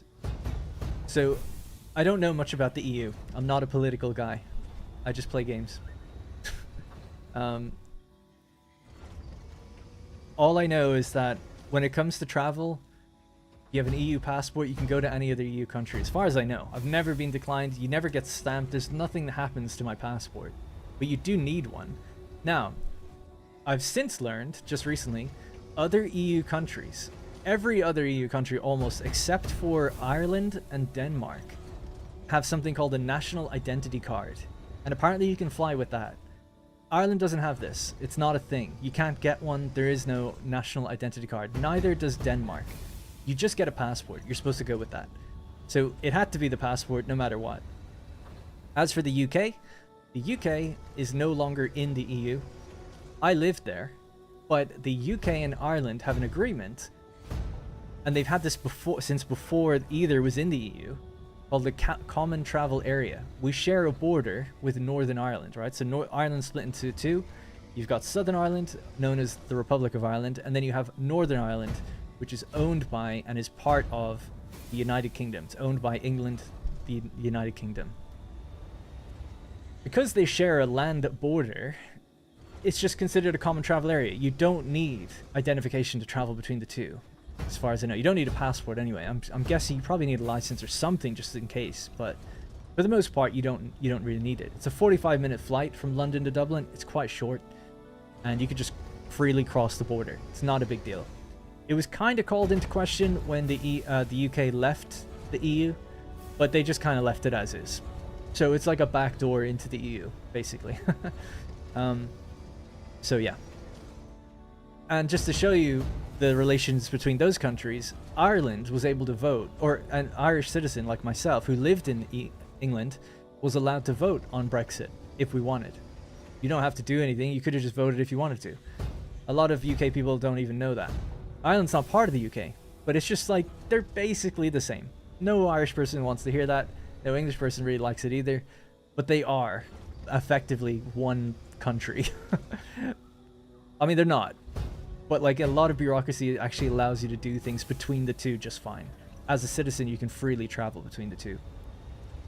So yeah, so my experience, I've gone to Rome before, you know, they just check your passport, you go through. I only have one identification thing, and it's my passport. It's always been fine. And I just assumed if it's not expired, it works. But apparently not, depending on the country. If it's close to expiry, it's too close for them to accept it, really. There you go. That's my understanding of the whole thing. There is something to do with the national identity card in all those other European countries and the Schengen area. I've never heard of that before, but that's apparently a thing to do with free travel, so I don't know much about that either. And in terms of our American friends who are confused or interested about the UK, the United Kingdom is basically the organization or the overarching governmental body that controls the countries of England, Scotland, Wales, and Northern Ireland. That's the United Kingdom. But each of those countries has their own like preliminary smaller governments, but they're like a mini United States in a way. The United Kingdom, kind of. But Ireland, Republic of Ireland, isn't part of that. Just on its own, doing its thing. Sweden, Norway, and Denmark is the same. We're basically the same country, just don't say it to our face. Yeah, yeah, pretty much. It's like for the ease of the people living here, bureaucratically, it's like the same. But culturally and identity-wise, it's not.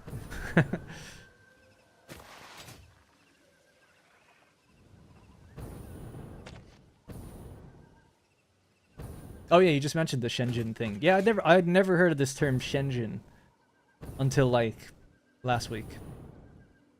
Just because people on my Discord were like, "Oh, is it not part of the Schengen area and you're not allowed to fly?" It's like, well, I don't know what it means.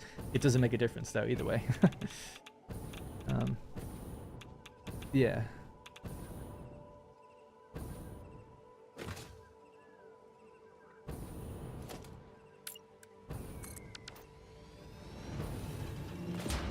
All right, so finally we're here. So I'd said that this is going to be...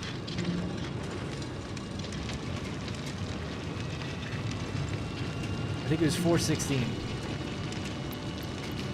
you want to be exact. Yeah, as long as you have a Mark IV belt, you're probably fine. I think I gave it anyway. Yeah. Alright, cool. So just 2 more to set that way and then we're good. I had a dream about a spider last night that woke me up, actually. A nightmare, I should say. Terrifying. Driver's licenses are probably only valid in the country where they're driving license for. Wink. Not true. You can fly in a driver's license between Ireland and England. But yeah, I couldn't use my driver's license when going to Rome, anyway. My driver's license is a UK driver's license.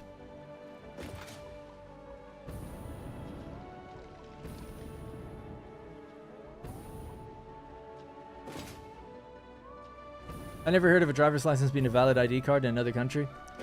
Yeah, it is. Yeah, I'm Dutch.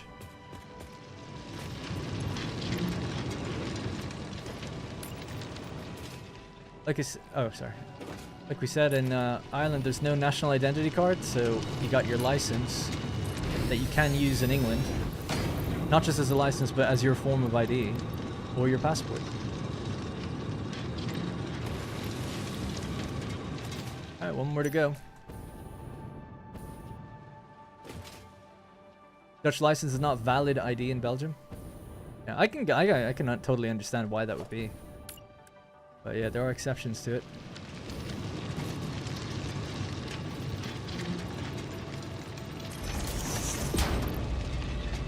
So to travel within the Commonwealth, you would need a passport. I don't know what British people need, but I would as an Irish person. I assume, yeah. I think if you're flying, I don't know.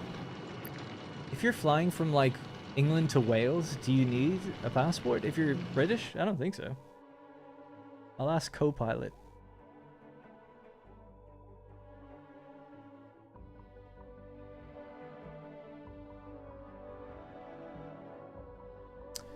If I have a British passport and I'm flying from excuse me, London to Cardiff, do I need, let's say I'll just say if I'm English. If I'm English and I'm flying from London to Cardiff, do I need a passport? I know you can't see it. It says, no, you do not need a passport to fly from London to Cardiff, as both cities are within the UK. However, airlines do require some form of official photo identification, such as a driver's license, a student ID, or a government-issued photo ID. Go.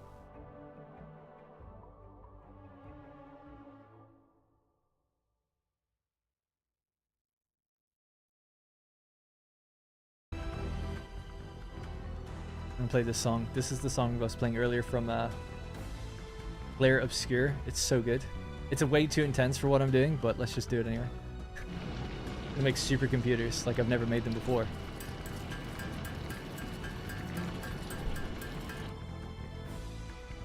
Just let that do its thing in the background.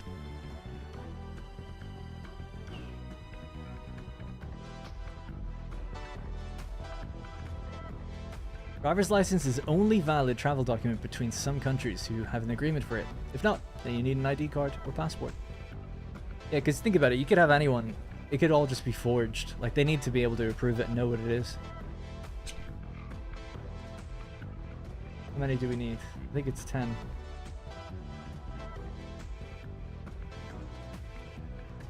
Why can't we all just travel everywhere, right?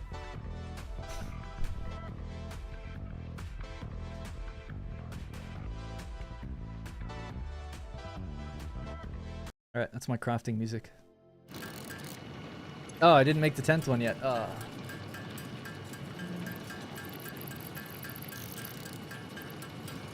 Okay.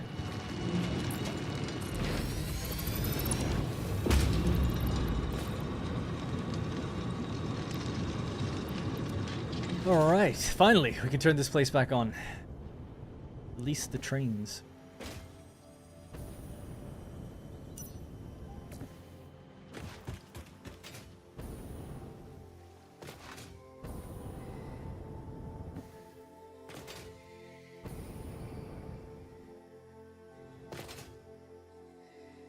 Free travel should be worldwide.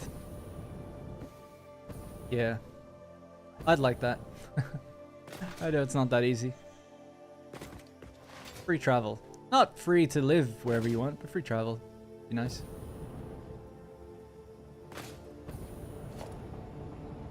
I guess people abuse it.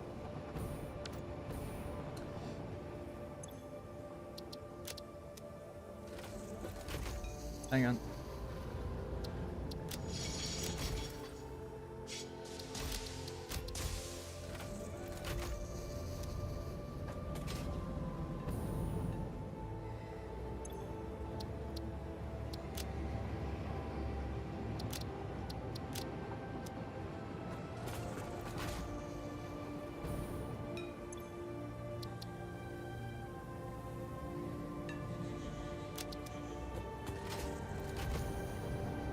The water isn't on yet. I gotta wait to turn the water on until the first trains arrive. Oh, there go my little babies. I still need one on the first two. Hang on. Let me just save this in case I have to do something different here. What do you mean I still need one on the first two?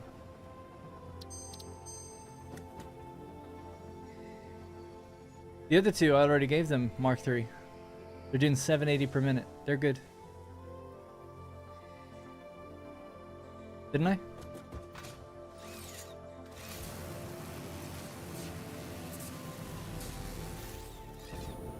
Okay, I can race out there before this gets back in. Mallory Robinson for air travel specifically. I don't know what that is. Mallory Robinson. Never heard of it. Or her.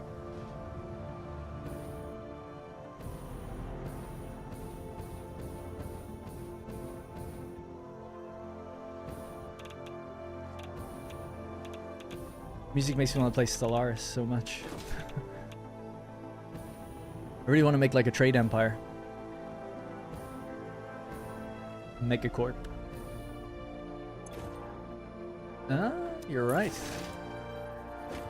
Oh no, I need 3 more turbo motors. Oh, we can do it. Good spot, by the way. Good spot. Thanks. I thought I got both of them. I guess not.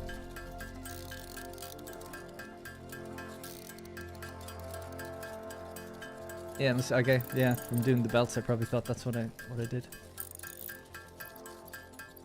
Or I think that's probably why I thought that way. The correct sentence.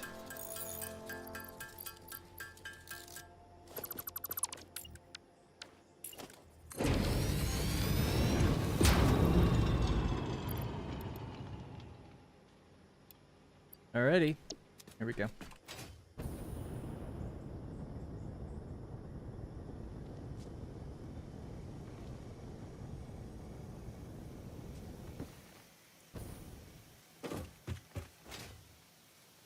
Train's pulling in.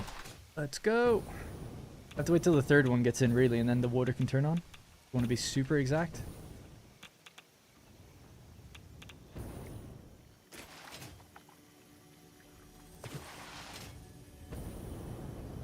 Just started over. Gave up on my first ever playthrough after 200-ish hours. Finished phase 3, then got completely lost.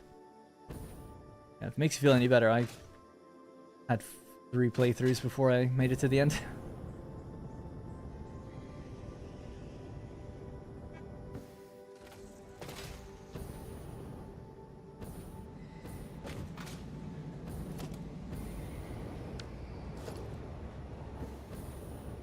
Oh, the box set hasn't come in yet. Okay, good. I was pretty quick. First train's arriving now.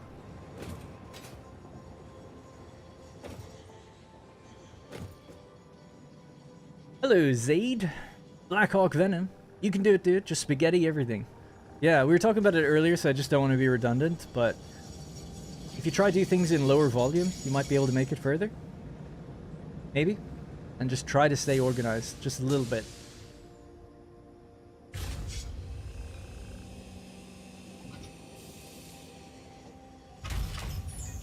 Oh, sorry.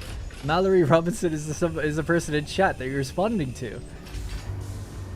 I thought you were like saying it as a reference to something. That makes a lot more sense. My bad. That's so funny. I'm like, she's here right now. Nice. Second one's here, right on time. Third one coming in soon, I hope. Yes, it is. You can see it just there in the distance.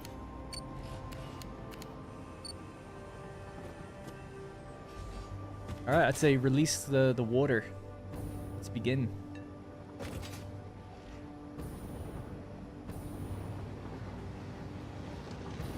Love seeing them leave when they're totally empty. That's the way it should be. Ideally.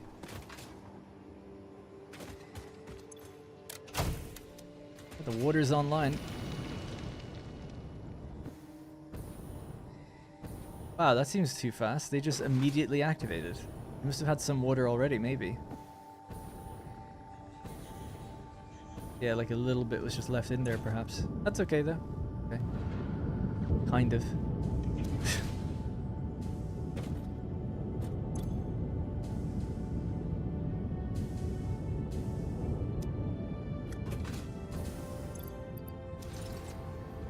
Alright. So with that delivery now, underneath each one of these, they're all combining. So these three, 1, 2, 3 combine onto a single line, and then they feed this group. The next one over combines onto a single line, and then they feed that group. And so on and so forth, all the way down to feed 6 lines of smelters. 1, 2, 3, 4, 5, 6. This one being a little closer than all the other ones. The other ones are evenly spaced, but there was a rock in the way, so pushed a bit further back. It's going to now make the scrap. Scrap will make the ingots. The ingots will just roll into awesome sinks to keep everything moving. It'll be a little while before we can really know if something goes wrong, but this way we're consuming the full whack of all the bauxite that we intend on delivering. I never actually counted up all the bauxite, but it should be enough. We definitely went around and made them Mark III miners already before. But it did seem like we were running short, so what we did was we reset the whole thing. Now we can check out. How do you decide what colors to paint stuff? Is it to match the biome, or what it's transporting? More often than not, it's the good, the item. So I'll often just grab like a hex value of like one of these colors, the closest color I can. So with something like the steel pipe, I take the little reddish orange rim, the brownish orange rim, and that'll be like the color. So I think the color for that is like steel red, you know. But I don't know, I don't always do that. Sometimes I'm like, oh, we'll just make like a color D factory. So in the recent video I did, I just made it red, black, and white, just because I thought it looked nice. But most of the time I try to pick the color closest to the good, either that the entire factory is producing or just like the group of machines that are doing it. A nice way of doing it, I think, is often to have all the machines be white, but their secondary color is the color of the good. So it's like that way you get that uniform look. Or not white, but it could be any color, right? But you get the uniform look, but then you get little line, trim color of the thing it's doing to help you kind of know what it is.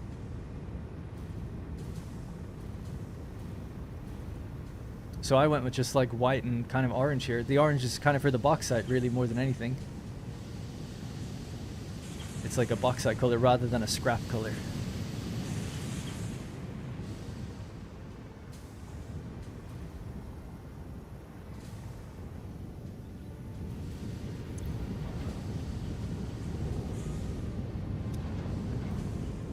Power is stabilized, has it? Almost.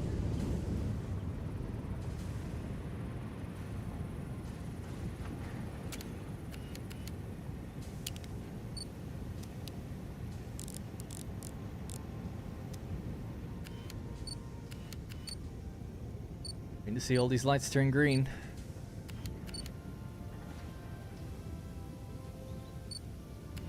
My god.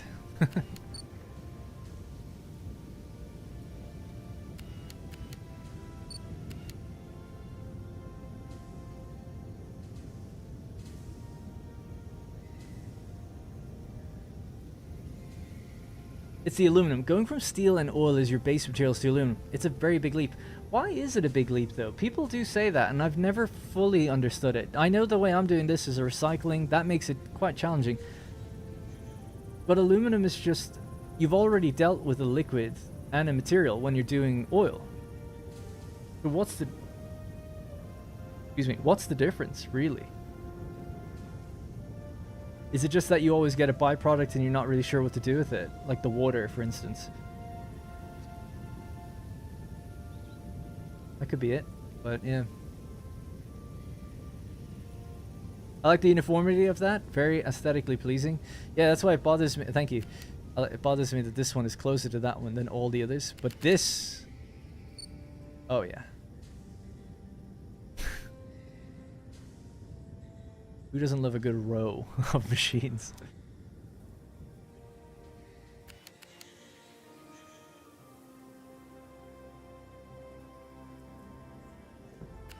It's taking a while for the ones on the end to get what they need.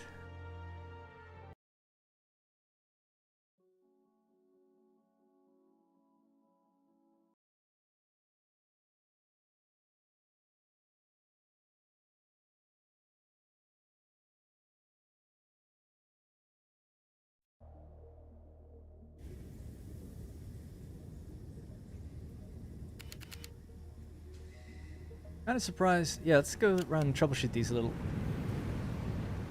So basically, the white machines are the ones, the starter, and then the black ones are the recyclers, right? So black ones take coal, that's why they're black, and these ones produce alumina solution, which is why they're white. They're waiting and getting their water, so it's totally normal that we wait for, so they send their stuff in here, that loops back around. So you expect this to take a little while and a few cycles to build up, so that's operating totally fine. Just a bit surprised for the ones on the end, they're taking a little longer than I would have thought. But it's probably just because the pipes are like really long, so it does take a while to get down there, I guess. Let's check this row. So none of this is doing anything. Why not? Not enough water. How are you different than anything else, though? Why? Like none of them were running there for a sec.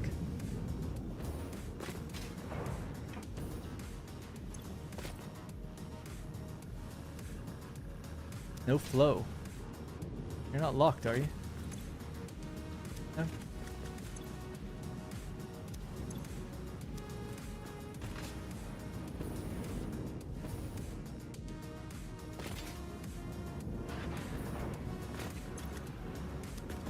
Okay.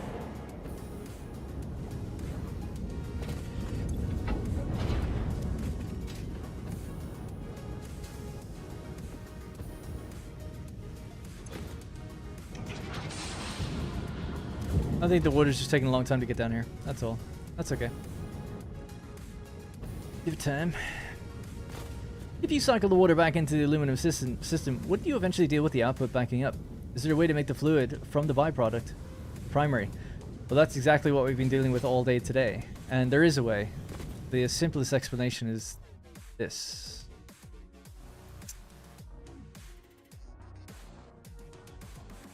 Maybe even simpler this.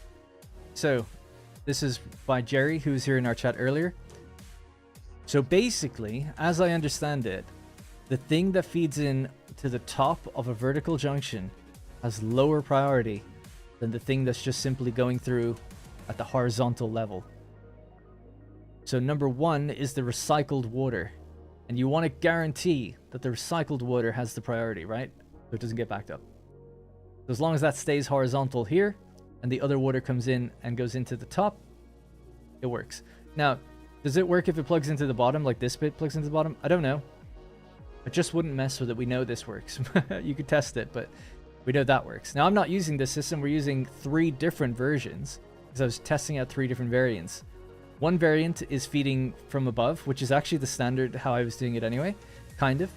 The second variant is setting valves on everything to very specific numbers. Won't go into that. I don't recommend it, although we haven't had an issue with it yet, but I just don't recommend it because there's a lot of math involved, because the numbers aren't true to the game. They're like, you need to round up to a weird number, because valves don't really give you the exact number they say they do. So it's a whole thing. And then the third version is, so we have one which is raised pipe, one which is that, and then one with the valves. Well, that's it. Those are the 3 versions running at the moment. There's 6 groups. 4 of them are using like the standard version that I had, and then 2 of them are like these kind of testing versions. So we'll see if any of these like back up. And we've run it before and they didn't, but I don't know. Now, I've come up with, I think, a 4th version. A version that would make it so that recycling water is very easy. And I'll give you an example. We'll use mergers as machines. Actually, we'll use little constructors. Just pretend these are refineries or something. So I've got... Let's say we just have 4 refineries for whatever reason, okay? And these are the initial ones. Then we have, you know, another group of refineries that are doing the recycled water. They use paint to paint out where they're going. So the version I think that might work, let's paint blue on the ground to say where the water is coming in, right? So the water, let me just turn this music down. Let's say our water pipeline's coming in and it feeds this group here. Okay, great. These are all putting water out, right? So let's say that we do this. We go around and we come down and we feed in. This is where you're like, oh, well, who decides what priority goes where? Well, what we could do is, let's say that the water out, let's just color it different, is doing this. And we just do that instead.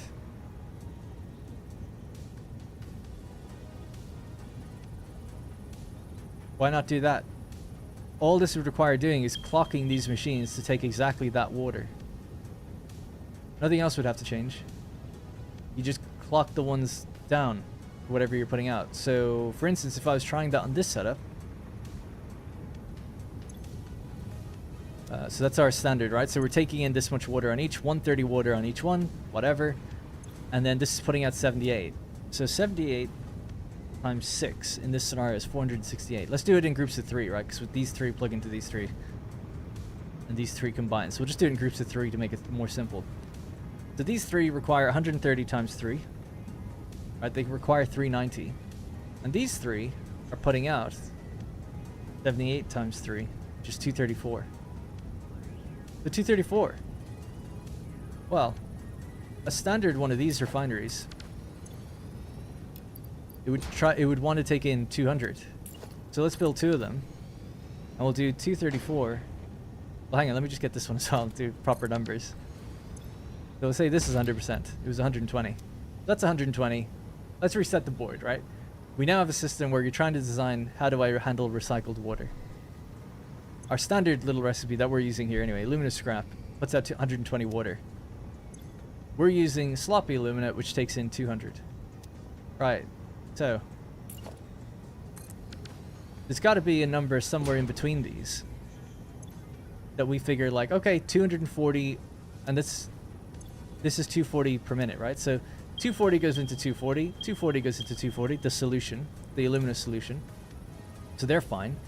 So now we're making 240 water, but we need 400. But if we divided this up differently, where this has more machines,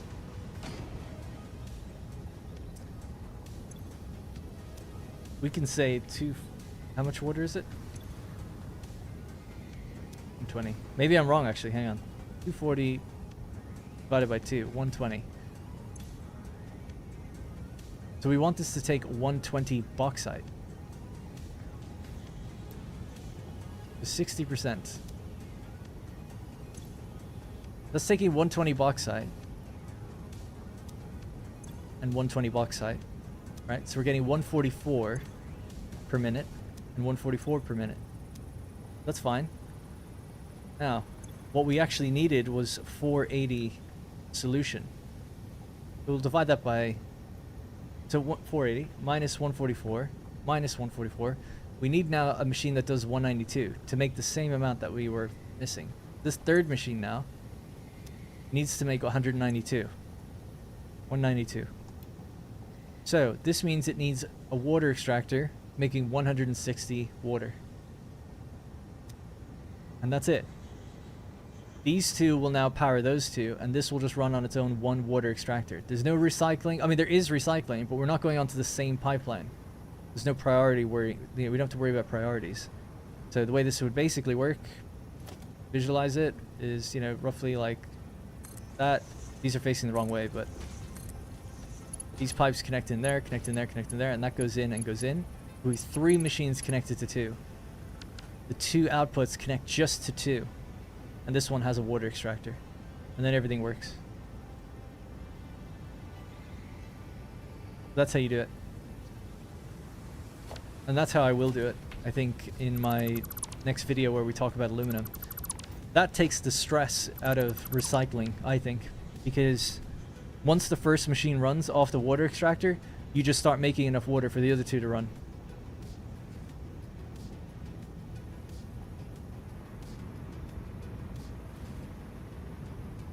Am I crazy, or is this like, is that not like really simple? I feel like that's really simple. I know I didn't explain it super simply, but the concept of 1 machine on a water extractor goes into 2, and then those 2 feed the first 3, or the first 2. That seems like it's pretty great. Like, I wish I thought of that before I did this.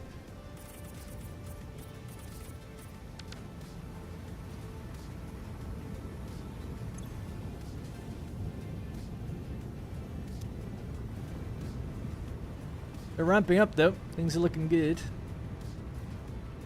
I think a dedicated recycling machine is the cleanest if you're going to recycle the water. Yeah, I think so. Feeding it onto the same pipeline with the other machines, that's complex. Just because of how pipelines work. If you just know clock speeds a little bit, just clock it down, man. Keep it separate, clock it down. The 91%.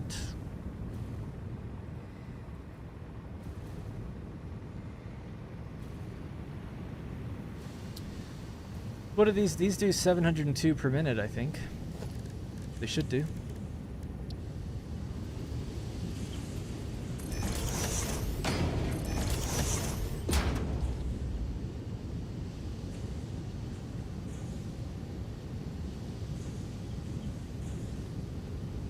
No, that is super simple. It makes sense to me. Yeah. I'll think it through, and then when I get to the video, I'll be able to explain it in the most succinct way.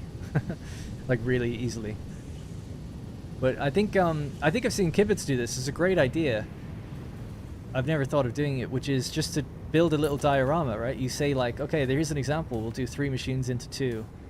Explain the concept, and then say like, now we're going to build it at scale. I'll probably do that in the next video, because that will help explain that system before having to build it all first. What's the closest to being accurate? 703. There we go.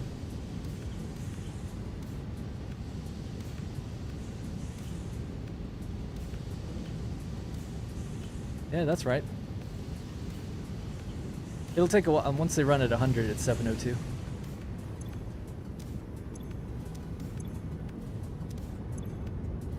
I think when designing this factory, the idea was that like we're just gonna go 1-to-1. So I based it off the solution. Right, it's like 156 into 156. I was lured by that temptation of how easy that sounded. But on reflection, it's like, no, if I did it based on the water, that probably would have laid out nicer. Or at least cleaner, with less pipe shenanigans. Because this wouldn't be needed. None of that. It would just be 1 going into 1 machine. Be really clean. Or it'd probably be 1 going into 2 machines, and then the other 4 being recycled. But yeah, anyway. We're here now. And we got green lights. Question is, will bauxite run out? Will there be an issue? I think another big problem with this place is laying out 3 stations line by line, and then they all have different rates, and then putting them all on one belt and hoping that that runs evenly. That's a bit of a strange one.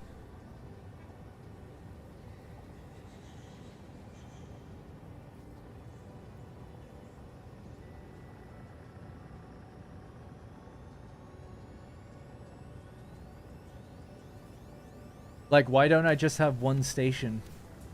Why do I have 3? Is it because of the journey time? They're all combining onto one belt, and the belt is just doing 780. So couldn't I just have one station? And the trains just wait one behind each other, one behind another?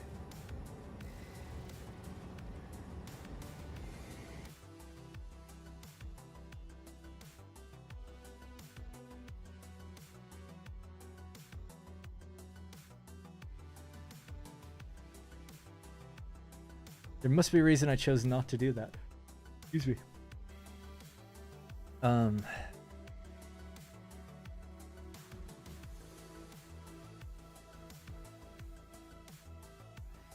Better yet, have 3 waiting docks? What does that mean? 3 waiting docks?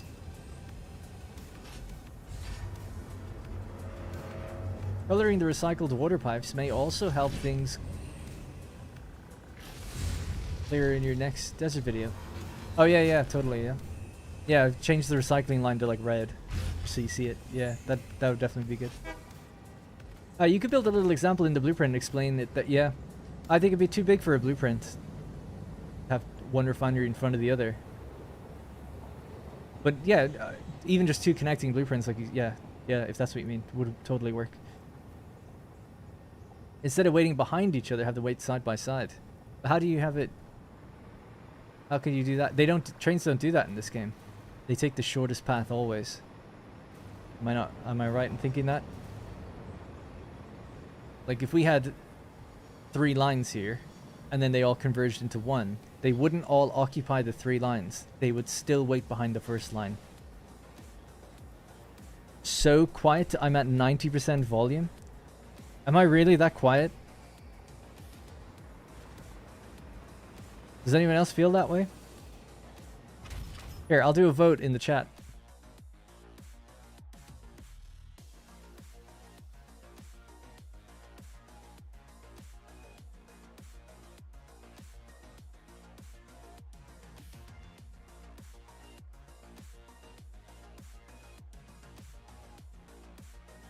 There's a poll in the chat.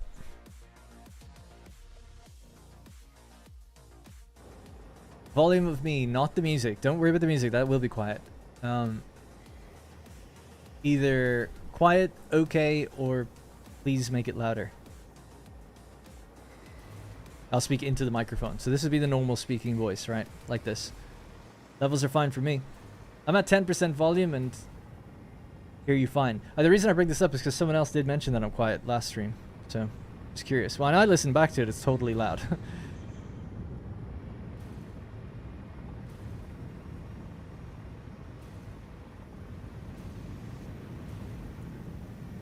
%, say okay.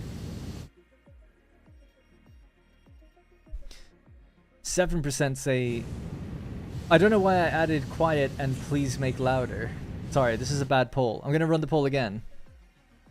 Sorry, that's a silly poll because 2 of the options are basically the same thing.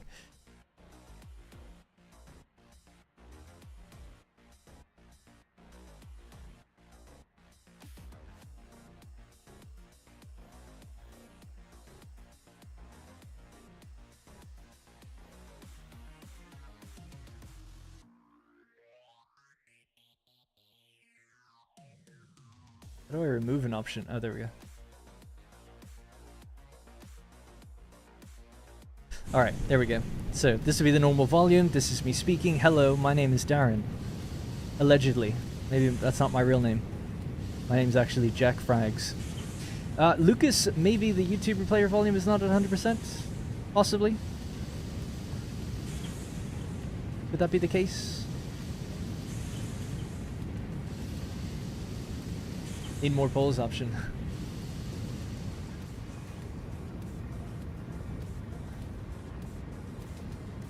Yeah, I think I was originally going to say, like, it's okay, or you're quiet, or it's okay, but you could be louder, but I didn't really write that properly. Alright, the bottom line is 702 now again, so that's great. Now it's just a manifold all the way down to make enough aluminum ingots. So at our current rate, let's see how many this is. 19.5. 19.5 times 18. 351. 351 times 12. We're making 4,212 ingots per minute. We're capable of doing over 6,000 should we get 1,200 belt speed in the future. Raphael, I don't know if you responded to, is it Raphael or Raphael? But Raphael I'll go with. I know there's an is that an umlaut? Whatever, an accent over the E. I don't know how to say it. Thank you for the 20 gifted memberships. And it's gone. The first person to get one is, could I do that?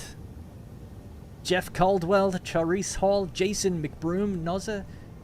Rex has been bold. Oh, he's on the counter, was he? What a little devil. Was he beaten? She's so cute the way she comes in. She's like, oh, he's in trouble. Jinx comes in, our other cat, to look at Rex whenever he gets given out to. Like, oh, is he okay? Raphael, like the Ninja Turtle. The Raphael. That's one of those things where I'm not even sure I've heard it said. My brother used to be really into TMNT. And we would say Raphael. Let's see if I can even name the four of them. Raphael, Donatello, Leonardo?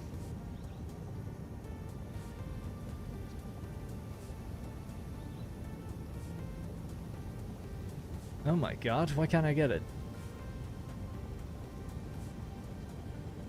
Thank you for the 20 gifted, by the way, though. A lot of money, so I really do appreciate it. Michelangelo, yes. Damn. I can't believe I couldn't get that. My brother would be very disappointed.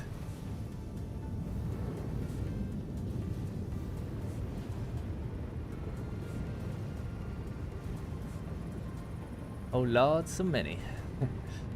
Yeah, hey, with that we pushed over 600. Thank you.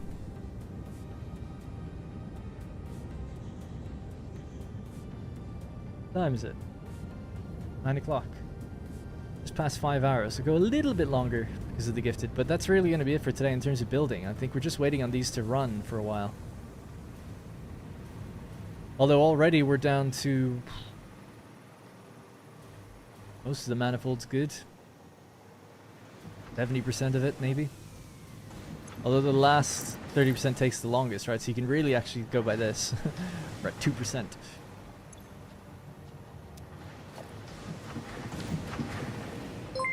Seems to be working though. Tappy tap. 10. I am still relatively new to the game. Did your playthrough with you in update 8 and I'm stuck. Should I go mega or modular? I think modular, if you're feeling like you're getting stuck. If you watch my and thank you, by the way. That was my update 8. My update 1.0 series, I think, is even more friendly to follow along with.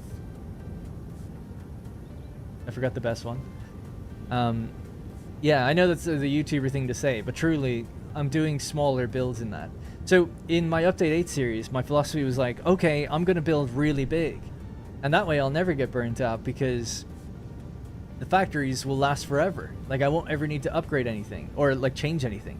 I'll build a copper factory and it'll be one and done and it'll make 12,000 ingots per minute.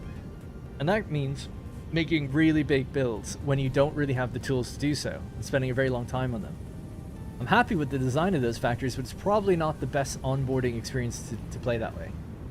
So I kind of met in the middle. Rex. Stop. Stop. The middle ground is saying, what if you just build one belt speed over the one you're at? So I'm not going to go, I'm going to make every factory a 780 or 1200 per minute belt speed. That's a little overkill at the beginning. Instead, it's like, okay, I've got a 270 belt speed. Well, let's design this factory with 480 in mind. Okay, I've got a 480 belt speed. Let's make the 780 factories now. And that way, you still get that little upgrade where it gets better over time without having to rebuild too much, but it's not as daunting as a task. So that's what I'm doing in my new playthrough. I'm 8 hours into my playthrough and I'm only at steel. That's kind of normal. Yeah, that's normal. 8 for being at steel, I think is normal. Yeah. The other thing is, like, you could always go low volume, like lower volume. Try to aim low. You know, it's always like a push and pull. It's like, okay, I could try to make 200 steel per minute for whatever reason, or I could try to just make 100 steel per minute, and the time I save not doing that other 100 per minute. Like, it'll build up in the background, kind of. Like, for it's best explained with the space elevator parts. It's like, okay, I need 500 smart plating. I could try to make 5 per minute. Or 6 per minute or something. And get it done, you know, the timer will go pretty quickly then. Or I could try just do 2 per minute. That's just one machine that I need to supply. And sure, it'll take longer, but it'll save me a bunch of time because I'm doing far less building it.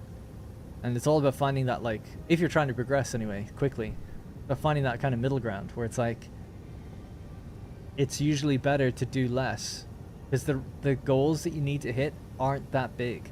We were just talking about adaptive control units earlier. And that poll, by the way. I think the volume is fine for the most part. With adaptive control units, you only need 1600 for the entire game. That's it. The entire game. If you make 1600, you'll never need more than that. That's it. So it's like, why would you ever make more than 1 per minute? You know? Because then it's 1600 divided by 60. 26 hours. You'd be doing well if you beat the game in that time. So yeah, aim low. Aiming low doesn't mean don't aim up. Rex, come on, man. He's just meowing like constantly. Maybe he hasn't been fed yet. It is his dinner time. Rosie said he was up on the counter. He has to be punished. I'll let do that. You should make a mod that allows repeated space elevator launches. I think what a cool mod would be like trying to hit a target. Like the space elevator requires 10 per minute. And it's like, oh damn. But you see, people could just cheese it because you could just stack a bunch in a container and then run 10 per minute for a while. You know, easily. So the only way they could really get per minute milestones to work if they wanted to do that is you'd almost need to say which machines are doing it. It's like, okay, I've got I don't know, a specialized version of a machine or something like attached to the machine. And it's like, that's the one that counts towards the elevator, you know? It's like, I don't know, it wouldn't really work. You'd have to just have a whole different system of like making, it wouldn't be the space elevator anymore. It'd be more like, oh, you can run contracts and you attach this thing to your machines to show how much you're making per minute. But you'd have to attach it to a machine. It couldn't just attach to a belt because you could cheese it with storage containers and things. Yeah, it would have to require at least 10 per minute for some number of minutes, but even if you said some number of minutes, people would just make containers full of it. So then you could say like, oh, well, make the number really high. Well, then it's like, just make the space elevator numbers really high, right? And then it's the same thing.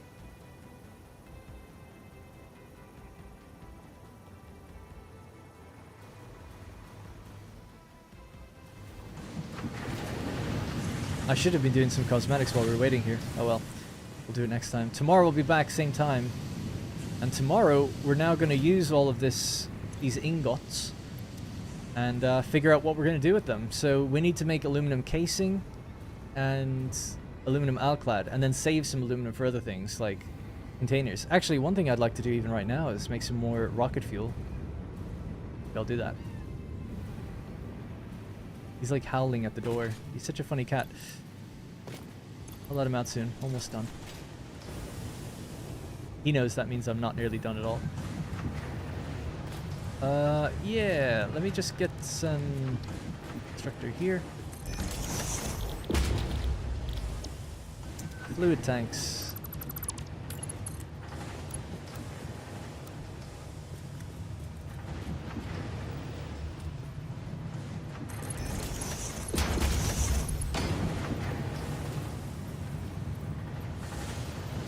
Terrible. Yeah.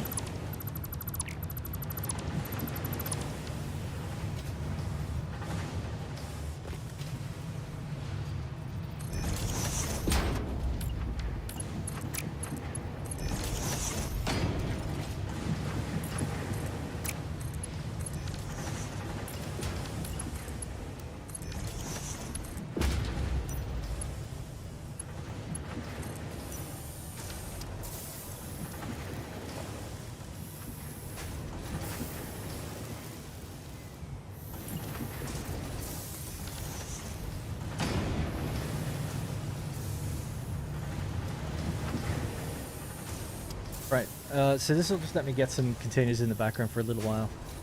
We can use this to make rocket fuel, just even temporarily. What are we doing? 60 per minute? Perfect.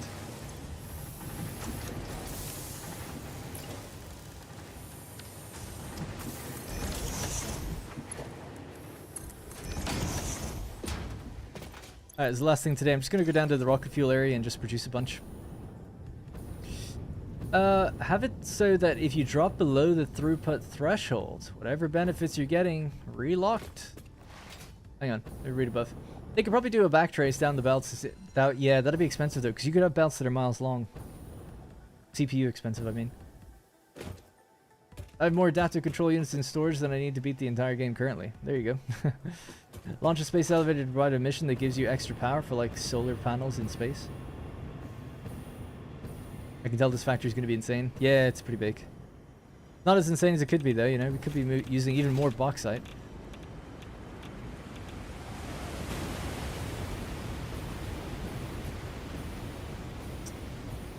The Dyson Sphere program has a nice end game because you can make extra power from sending things into space.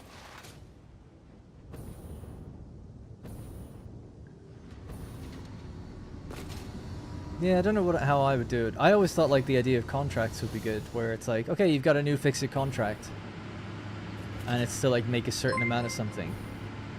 But when you complete the contract, the number just goes up, like whatever the item is. But then you'd need some sort of meta progression. It's like, well, why are you even doing that? Like, what do you get? What does it do for you? I don't know. Customization things, I guess. Maybe just batches of tickets. I don't know. I'd almost think it's like, no, just like things like helmets or charms for your this thing, your dismantle tool. Like, yeah, there's a little charm on this. There's different types of these too that you can get. Build gun, that's the word. You know, I don't know. It's obviously superficial, but it's like, well, maybe just people who want to get everything, that would give you a way to work towards it. Yeah, for a forever mode, not replacing the existing one, but like as an additional, like, okay, here's your post game. Yeah, you completed the thing. The end game happened. I won't spoil it, I guess, for people who don't know. And then now it's like, yeah, you've got supplemental contracts. So it's like, okay, cool. Now we need, yeah, 500 ballistic warp drives. And it's like, okay, it might take you a while, but once you complete that one, then it becomes like 1,000. And it's like, once you complete that, it just like keeps doubling or something. But it eventually maybe ends. It's like prestiging in a way.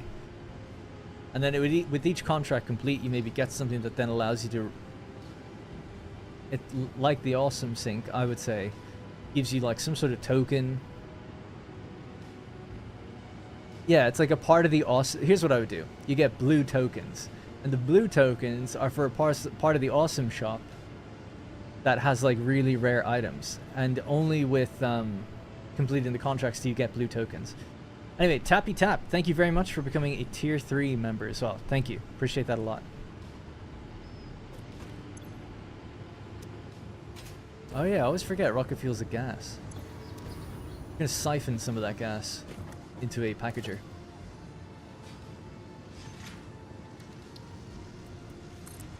It'll hurt power a little bit. Eventually, the idea is that we'll send the aluminum down here with the flasks. We can clock these down just a little bit. Because we purposefully made a little bit more rocket fuel than I really wanted to. These are running at really weird numbers, but they'll run at totally normal number later. Oh yeah, we had that itching issue earlier, didn't we? Yeah. That was funny. That was cool. Power fluctuated for the first time because my truck bugged out. Or kind of bugged out. Anyway, this will just give me some rocket fuel to kind of power a few drones and explore around a bit for a while.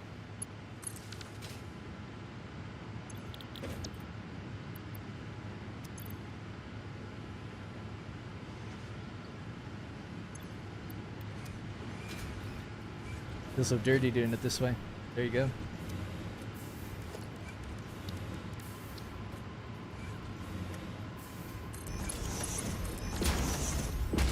Could make drones deliver the flasks if I really wanted to.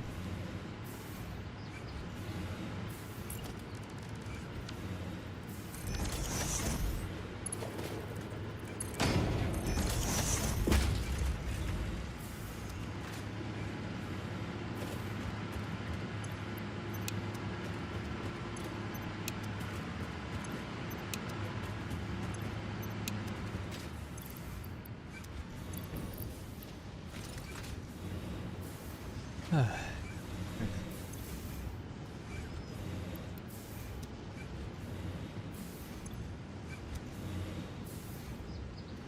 yeah, that's interesting. That color changes depending on what goes into the packager, but this is a gas. So I guess it's just white. Because turbofuel's red, biofuel's green. You know, you actually see it. When this expands, is it white? Or is it like yellow?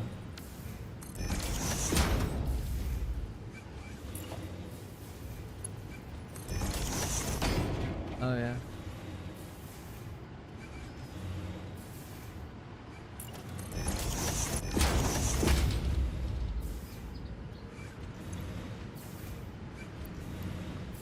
Gonna make these 300 basically, and that'll be enough to keep me going for a long time. The fact that we don't have character cosmetics within the shop surprises me. Yeah, because they added a few, which was nice for 1.0. So it seems like, yeah, if you make a few more, you could maybe incentivize it somehow. Yeah, the character cosmetics, you get them for doing different things though as well, don't you already? I'm just spitballing like an idea that they could do. Not that they should, but I wouldn't really... I don't know what else you could give as a reward other than just cosmetics of some kind. Always thought that randomizing node purity would be a cool idea for replayability. The node count and purity level is fixed. I've kind of thought that too. I mean, people have... There's a mod that does it, right? But I've often thought, like, do people literally just play the game again and go to the same nodes and build the same thing? I've almost felt like I just don't need it randomized. I would never do that. But I wouldn't be against it, you know? It just seems like, I don't know. I'd almost rather re-randomize recipes than nodes. Because then at least you think differently. But I guess it would be good. Maybe not the purity, but actually what the node is, right? So it's like, okay, Caterium's not down here anymore. Bauxite's not always up on this hill. Maybe then you'd be going to different places. But, I don't know. Yeah, procedural generation. Different maps would be nice. I mean, I don't know how they could do procedural generation with a map like this. I don't know many games that have a system like that, where it's as detailed as this game. But I agree that having a world that's even less detailed, but you know, infinite or more dynamic, would be pretty cool.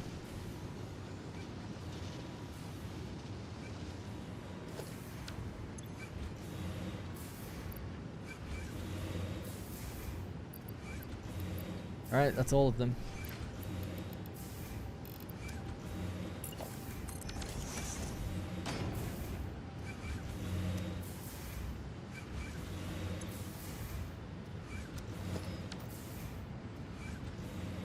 Yeah, it's very bespokely crafted indeed. I suspect the procedural generation would make it look like a lot less immersive and live. Yeah.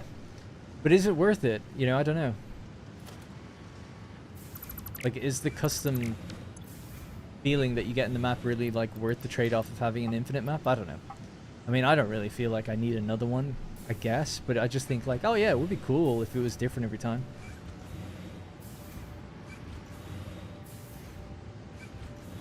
Oh, now, yeah.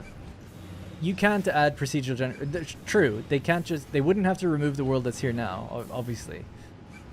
Yeah, that's fine. And the other... Yeah, that's true. You could have another mode, which is like the procedural mode, and the map is like totally bland in comparison if they wanted to do it like in a more basic way. But I think people underestimate how difficult procedural generation would be. Like, the game is made up of just like bespoke models. Like a rock and a cliff. Like, those cliffs are just like a giant model, like that's hollow. So you'd need to make a system where you like just somehow like voxel base a map in a way to like generate it, and then like make a system that overlays those same models and cliffs and stuff over the terrain to try to shape it. I just think it'd be such a nightmare to develop that, unless you made specific like models for that kind of thing that like fit together, you know. Their stuff doesn't fit together. But anyway, I don't know.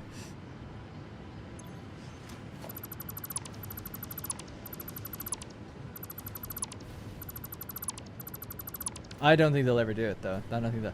What I liked when Hannah was on the last thing, stream. And someone asked the question, like, could we ever get like user-made maps? And she was like, yeah, I mean, it's made using Unreal's, like the Unreal engine, so people could make maps in that. We just need to find a way to like make it work and get imported into the game and give people some of the tools that we use to make it work. But like in theory, it's like quite doable. It would just require a little bit of effort from that. I say a little bit, a bit of effort from them to make it work. But then you'd have that'd basically solve it for you in a way. It wouldn't be, you know, random each time, but I'm sure then people would share maps on like the workshop and you'd have all sorts of scenarios and things. Yeah, exactly. You just use the tools they use. They build some specific things though, a little bit. But generally speaking, yeah. There's already mods where you can like there's every model in the game. You can build cliffs and shape the map a little bit with mods because you're placing buildings that look like all the models.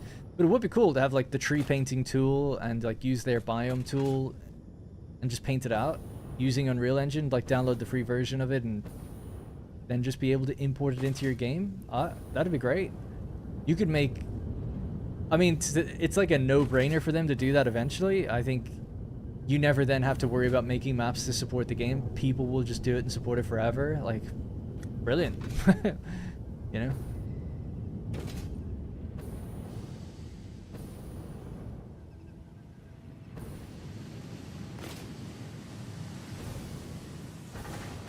Alright, I guess that might have to be it for today. Let's head down to the copper caterium plant. That's where we're going to be tomorrow, and building the rail line. Everything seems to be running well, but we'll need a lot of time to really diagnose any issues that might get cropped up. So tomorrow we'll know, as we're building other things, what happens.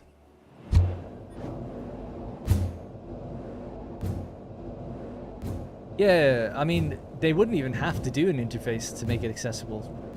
You could just put it out there and be like, look, if you want to learn Unreal a little bit, even just the map side of things, go for it. But obviously, it would be, if you want even more effort from them, it'd be great to get something like a sort of mini custom version of it, where it's like, yeah, you just plug this a plugin for Unreal that uses like what they need. Oh my god. Sorry, that allows you to just use the tools that you would need and kind of hide away all the other stuff that you don't need to see, like to get things done. But yeah, it'd be really cool. Hopefully, maybe one day.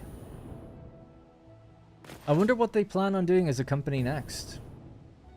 Like, are they starting to think about another game? Are they working on something else? What is it? Do they plan just supporting Satisfactory and like doing other games, like not factory games, right? Just other games in general. The reason I came over here is this is where the train station was planned to be. To ship the copper out of here. So I'll need to be making like a new blueprint. And then the rail line will have to basically go from here to somehow just get up there. Onto that orange line in the distance. And then the two are connected, so it's really not that bad. Like, we could go straight along here for quite a while. Whatever they make next, I'll buy it. Well, they also made Goat Simulator. Did they make anything else? Oh, they made Sanctum before this, I think.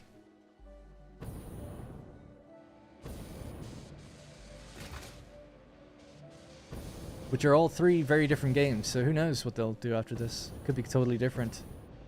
I had this like dream idea of if I ever had a game studio, I would just make a different game every single time.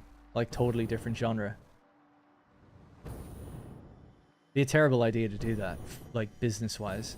I love the idea of calling it like, I don't know, 13 studios. And it's like, we're gonna make 13 games and they're all gonna be different. Like radically different. This fleeting temple homes a resident. Anyway. I own Goat Simulator, not my kind of game, but still bought it. Nice. Well, Valheim and Deep Rock Galactic are from the publisher, not the company. They're made by different people. Like develop-wise. So Coffee Stain Studios make Satisfactory and Goat Simulator and Sanctum. But Coffee Stain, no studios. Coffee Stain publish Valheim, Deep Rock Galactic, and a few other games.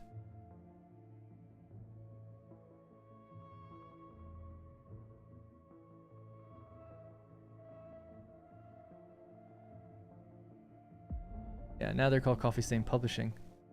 Publishing, they have Deep Rock Galactic, Satisfactory. So if we go to the developer page, that still takes you to the publisher page, but it is different. They are different. If we go to, yeah, if we go to Valheim or Deep Rock Galactic, you'll see a different name. Ghost Ship Games are the people that make that. Don't they make Dredge or something? I feel like they've got a similar. No, they just have a similar logo. Valheim, who's that by? Iron Gate AB. Again, just takes you to the publisher page, but yeah. Or you know. You forgot to turn the generators back on at the... Oh yeah, you're right. Thank you. Now we could do that as the final thing then. I'll definitely head off. If I don't do it now, I'll forget.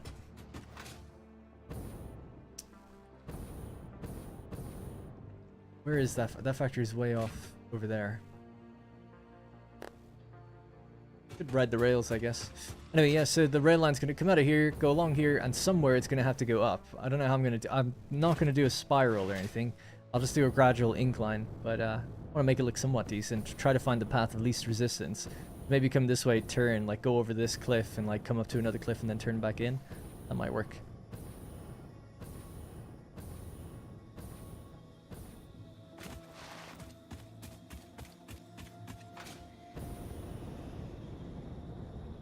No worry, Josh. Yeah, it's just interesting, right? It's like the literal same developers made, at least some of the same people, same building anyway, made Goat Simulator. It's really weird. And then to get really meta about it, they're all owned by Embracer. Coffee Stains sit underneath Embracer as a big group. And they have multiple companies under them. Embracer is like a fascinating, weird company because it's like a fiefdom or something. There's like a hierarchy of companies owning other companies underneath each other.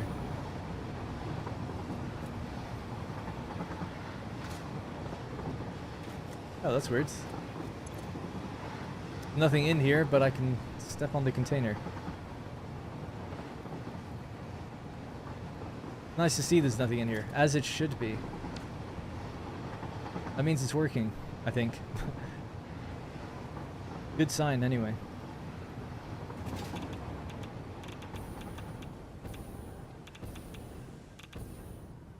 This is looking very good. Still just a couple on the end, 2 or 3 on the end. Nothing backed up here yet either. Hopefully enough bauxite coming in.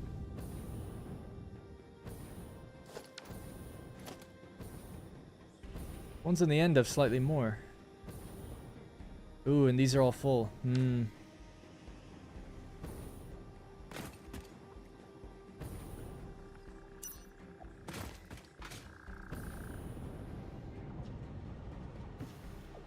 When we did some tests before,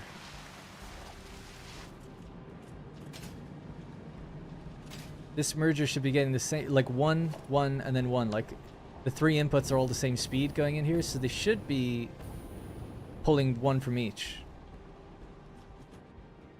But those back ones are full. It could, actually, it could just be because those back ones just got loaded recently. That could be the case.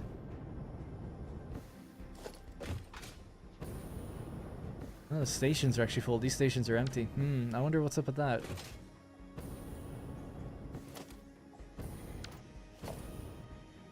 Definitely this line is getting out first. Does it matter? I don't know. Maybe not. It might matter for the miners staying on the whole time.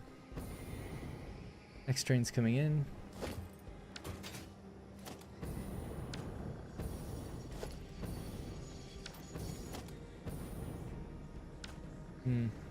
Oh, well, we'll see tomorrow. I live closer to Embracer HQ. That's kind of cool. We're close to it. Would it be possible for a train to do a loop, like a backflip? I don't know. I don't know. Can you angle a rail upside down? That's the question, really. Hey, almost an engineer. Did you get the copper sorted out, or are you still working on that? Well, I can't fully run that factory at 100% yet because we need the alclad to upgrade all the belts. We now have aluminum ingots. So now we just need to get copper up there to make alclad. So I can make a few manual deliveries again just to get a couple of containers ready and then just start upgrading everything. But yeah, I'm kind of low on alclad. I think I've got maybe 2,000. It wouldn't be enough for the factory.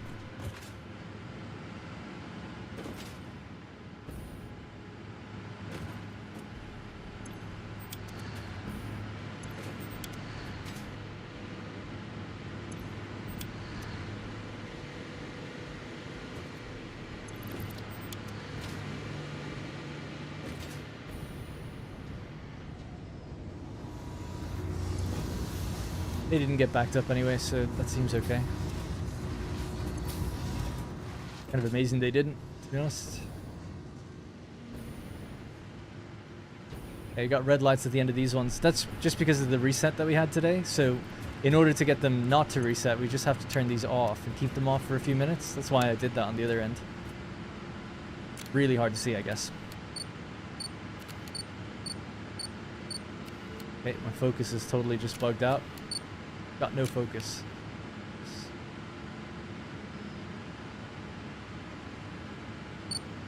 It's just setting to 0 either way. Okay, well. I'm blind. It's like me when I take off my glasses.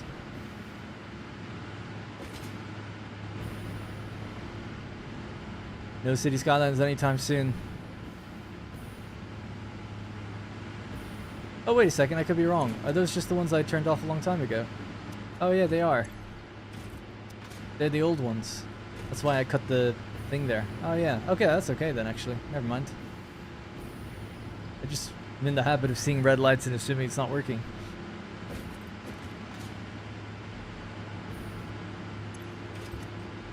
Yeah, we do have a solid line actually. Okay, yeah, I guess it works.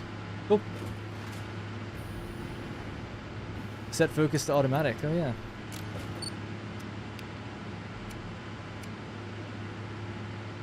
I think the game is having trouble being able to detect anything.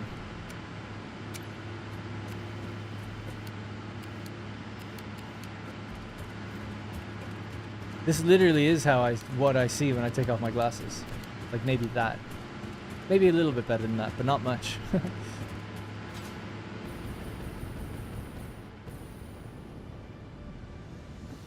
Alright, I guess that's it for today.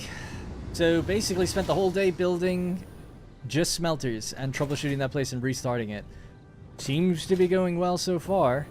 We upgraded all the coal, so now definitely like all the bauxite, all the coal, all the smelters, all the refineries, it's all in place.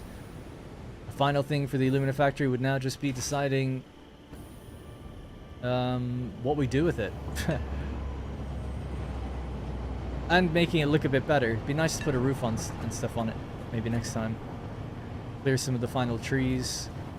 Yeah, make the platforms just look a little bit better, put some polished concrete in, some ways to get around, coated concrete, that kind of thing, and also just leave it running for a while and see, do we ever run out of bauxite and is everything being delivered okay?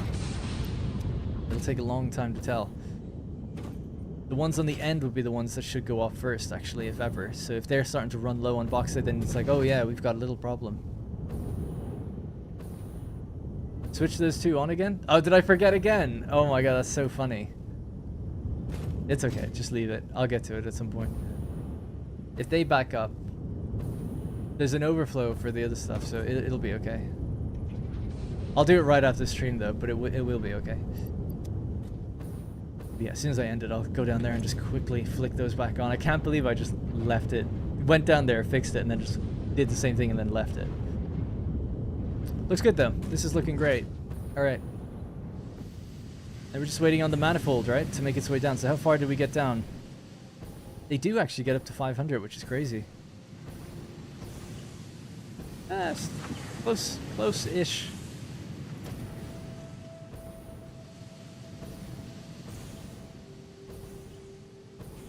Why does it show 17 sometimes?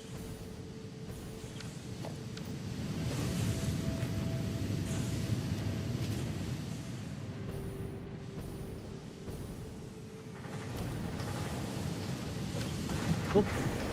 Alright, and yeah, I don't know where I'm gonna put the, I guess I'll have to figure that out.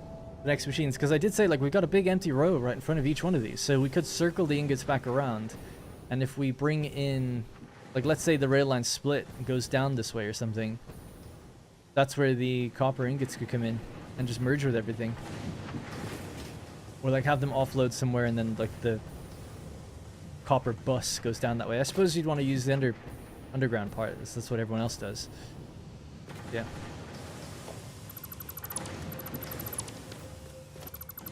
And we used Blueprint Auto Connect, so it wasn't too bad getting it all done. Thanks for the stream today. No worries. Thank you for being here. My chat died on the left, but still working on the right, I think. Refresh it just... Alright. Right there. Save it. The save will be available as well if you want to play around. That is stream number 12 today.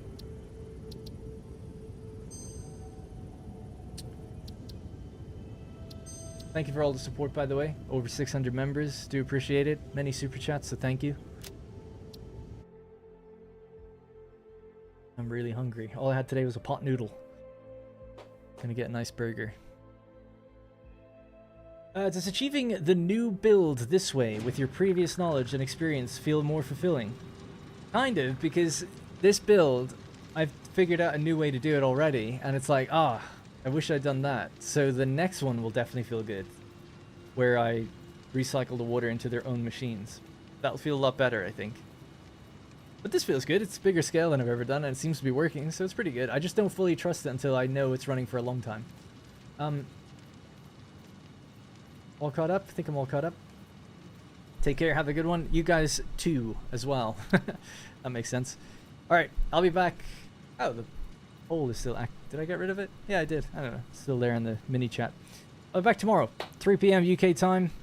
Thank you again very much for hanging out with me this evening. Have a great rest of your week if I don't see you. A good weekend and all that. But we'll be back tomorrow. We're going to do something with the aluminum and start carving it up. Build a big train line and connect them via Blueprint Auto Connect, hopefully. So it should be good fun. Alright, take it easy. Thank you. Good night.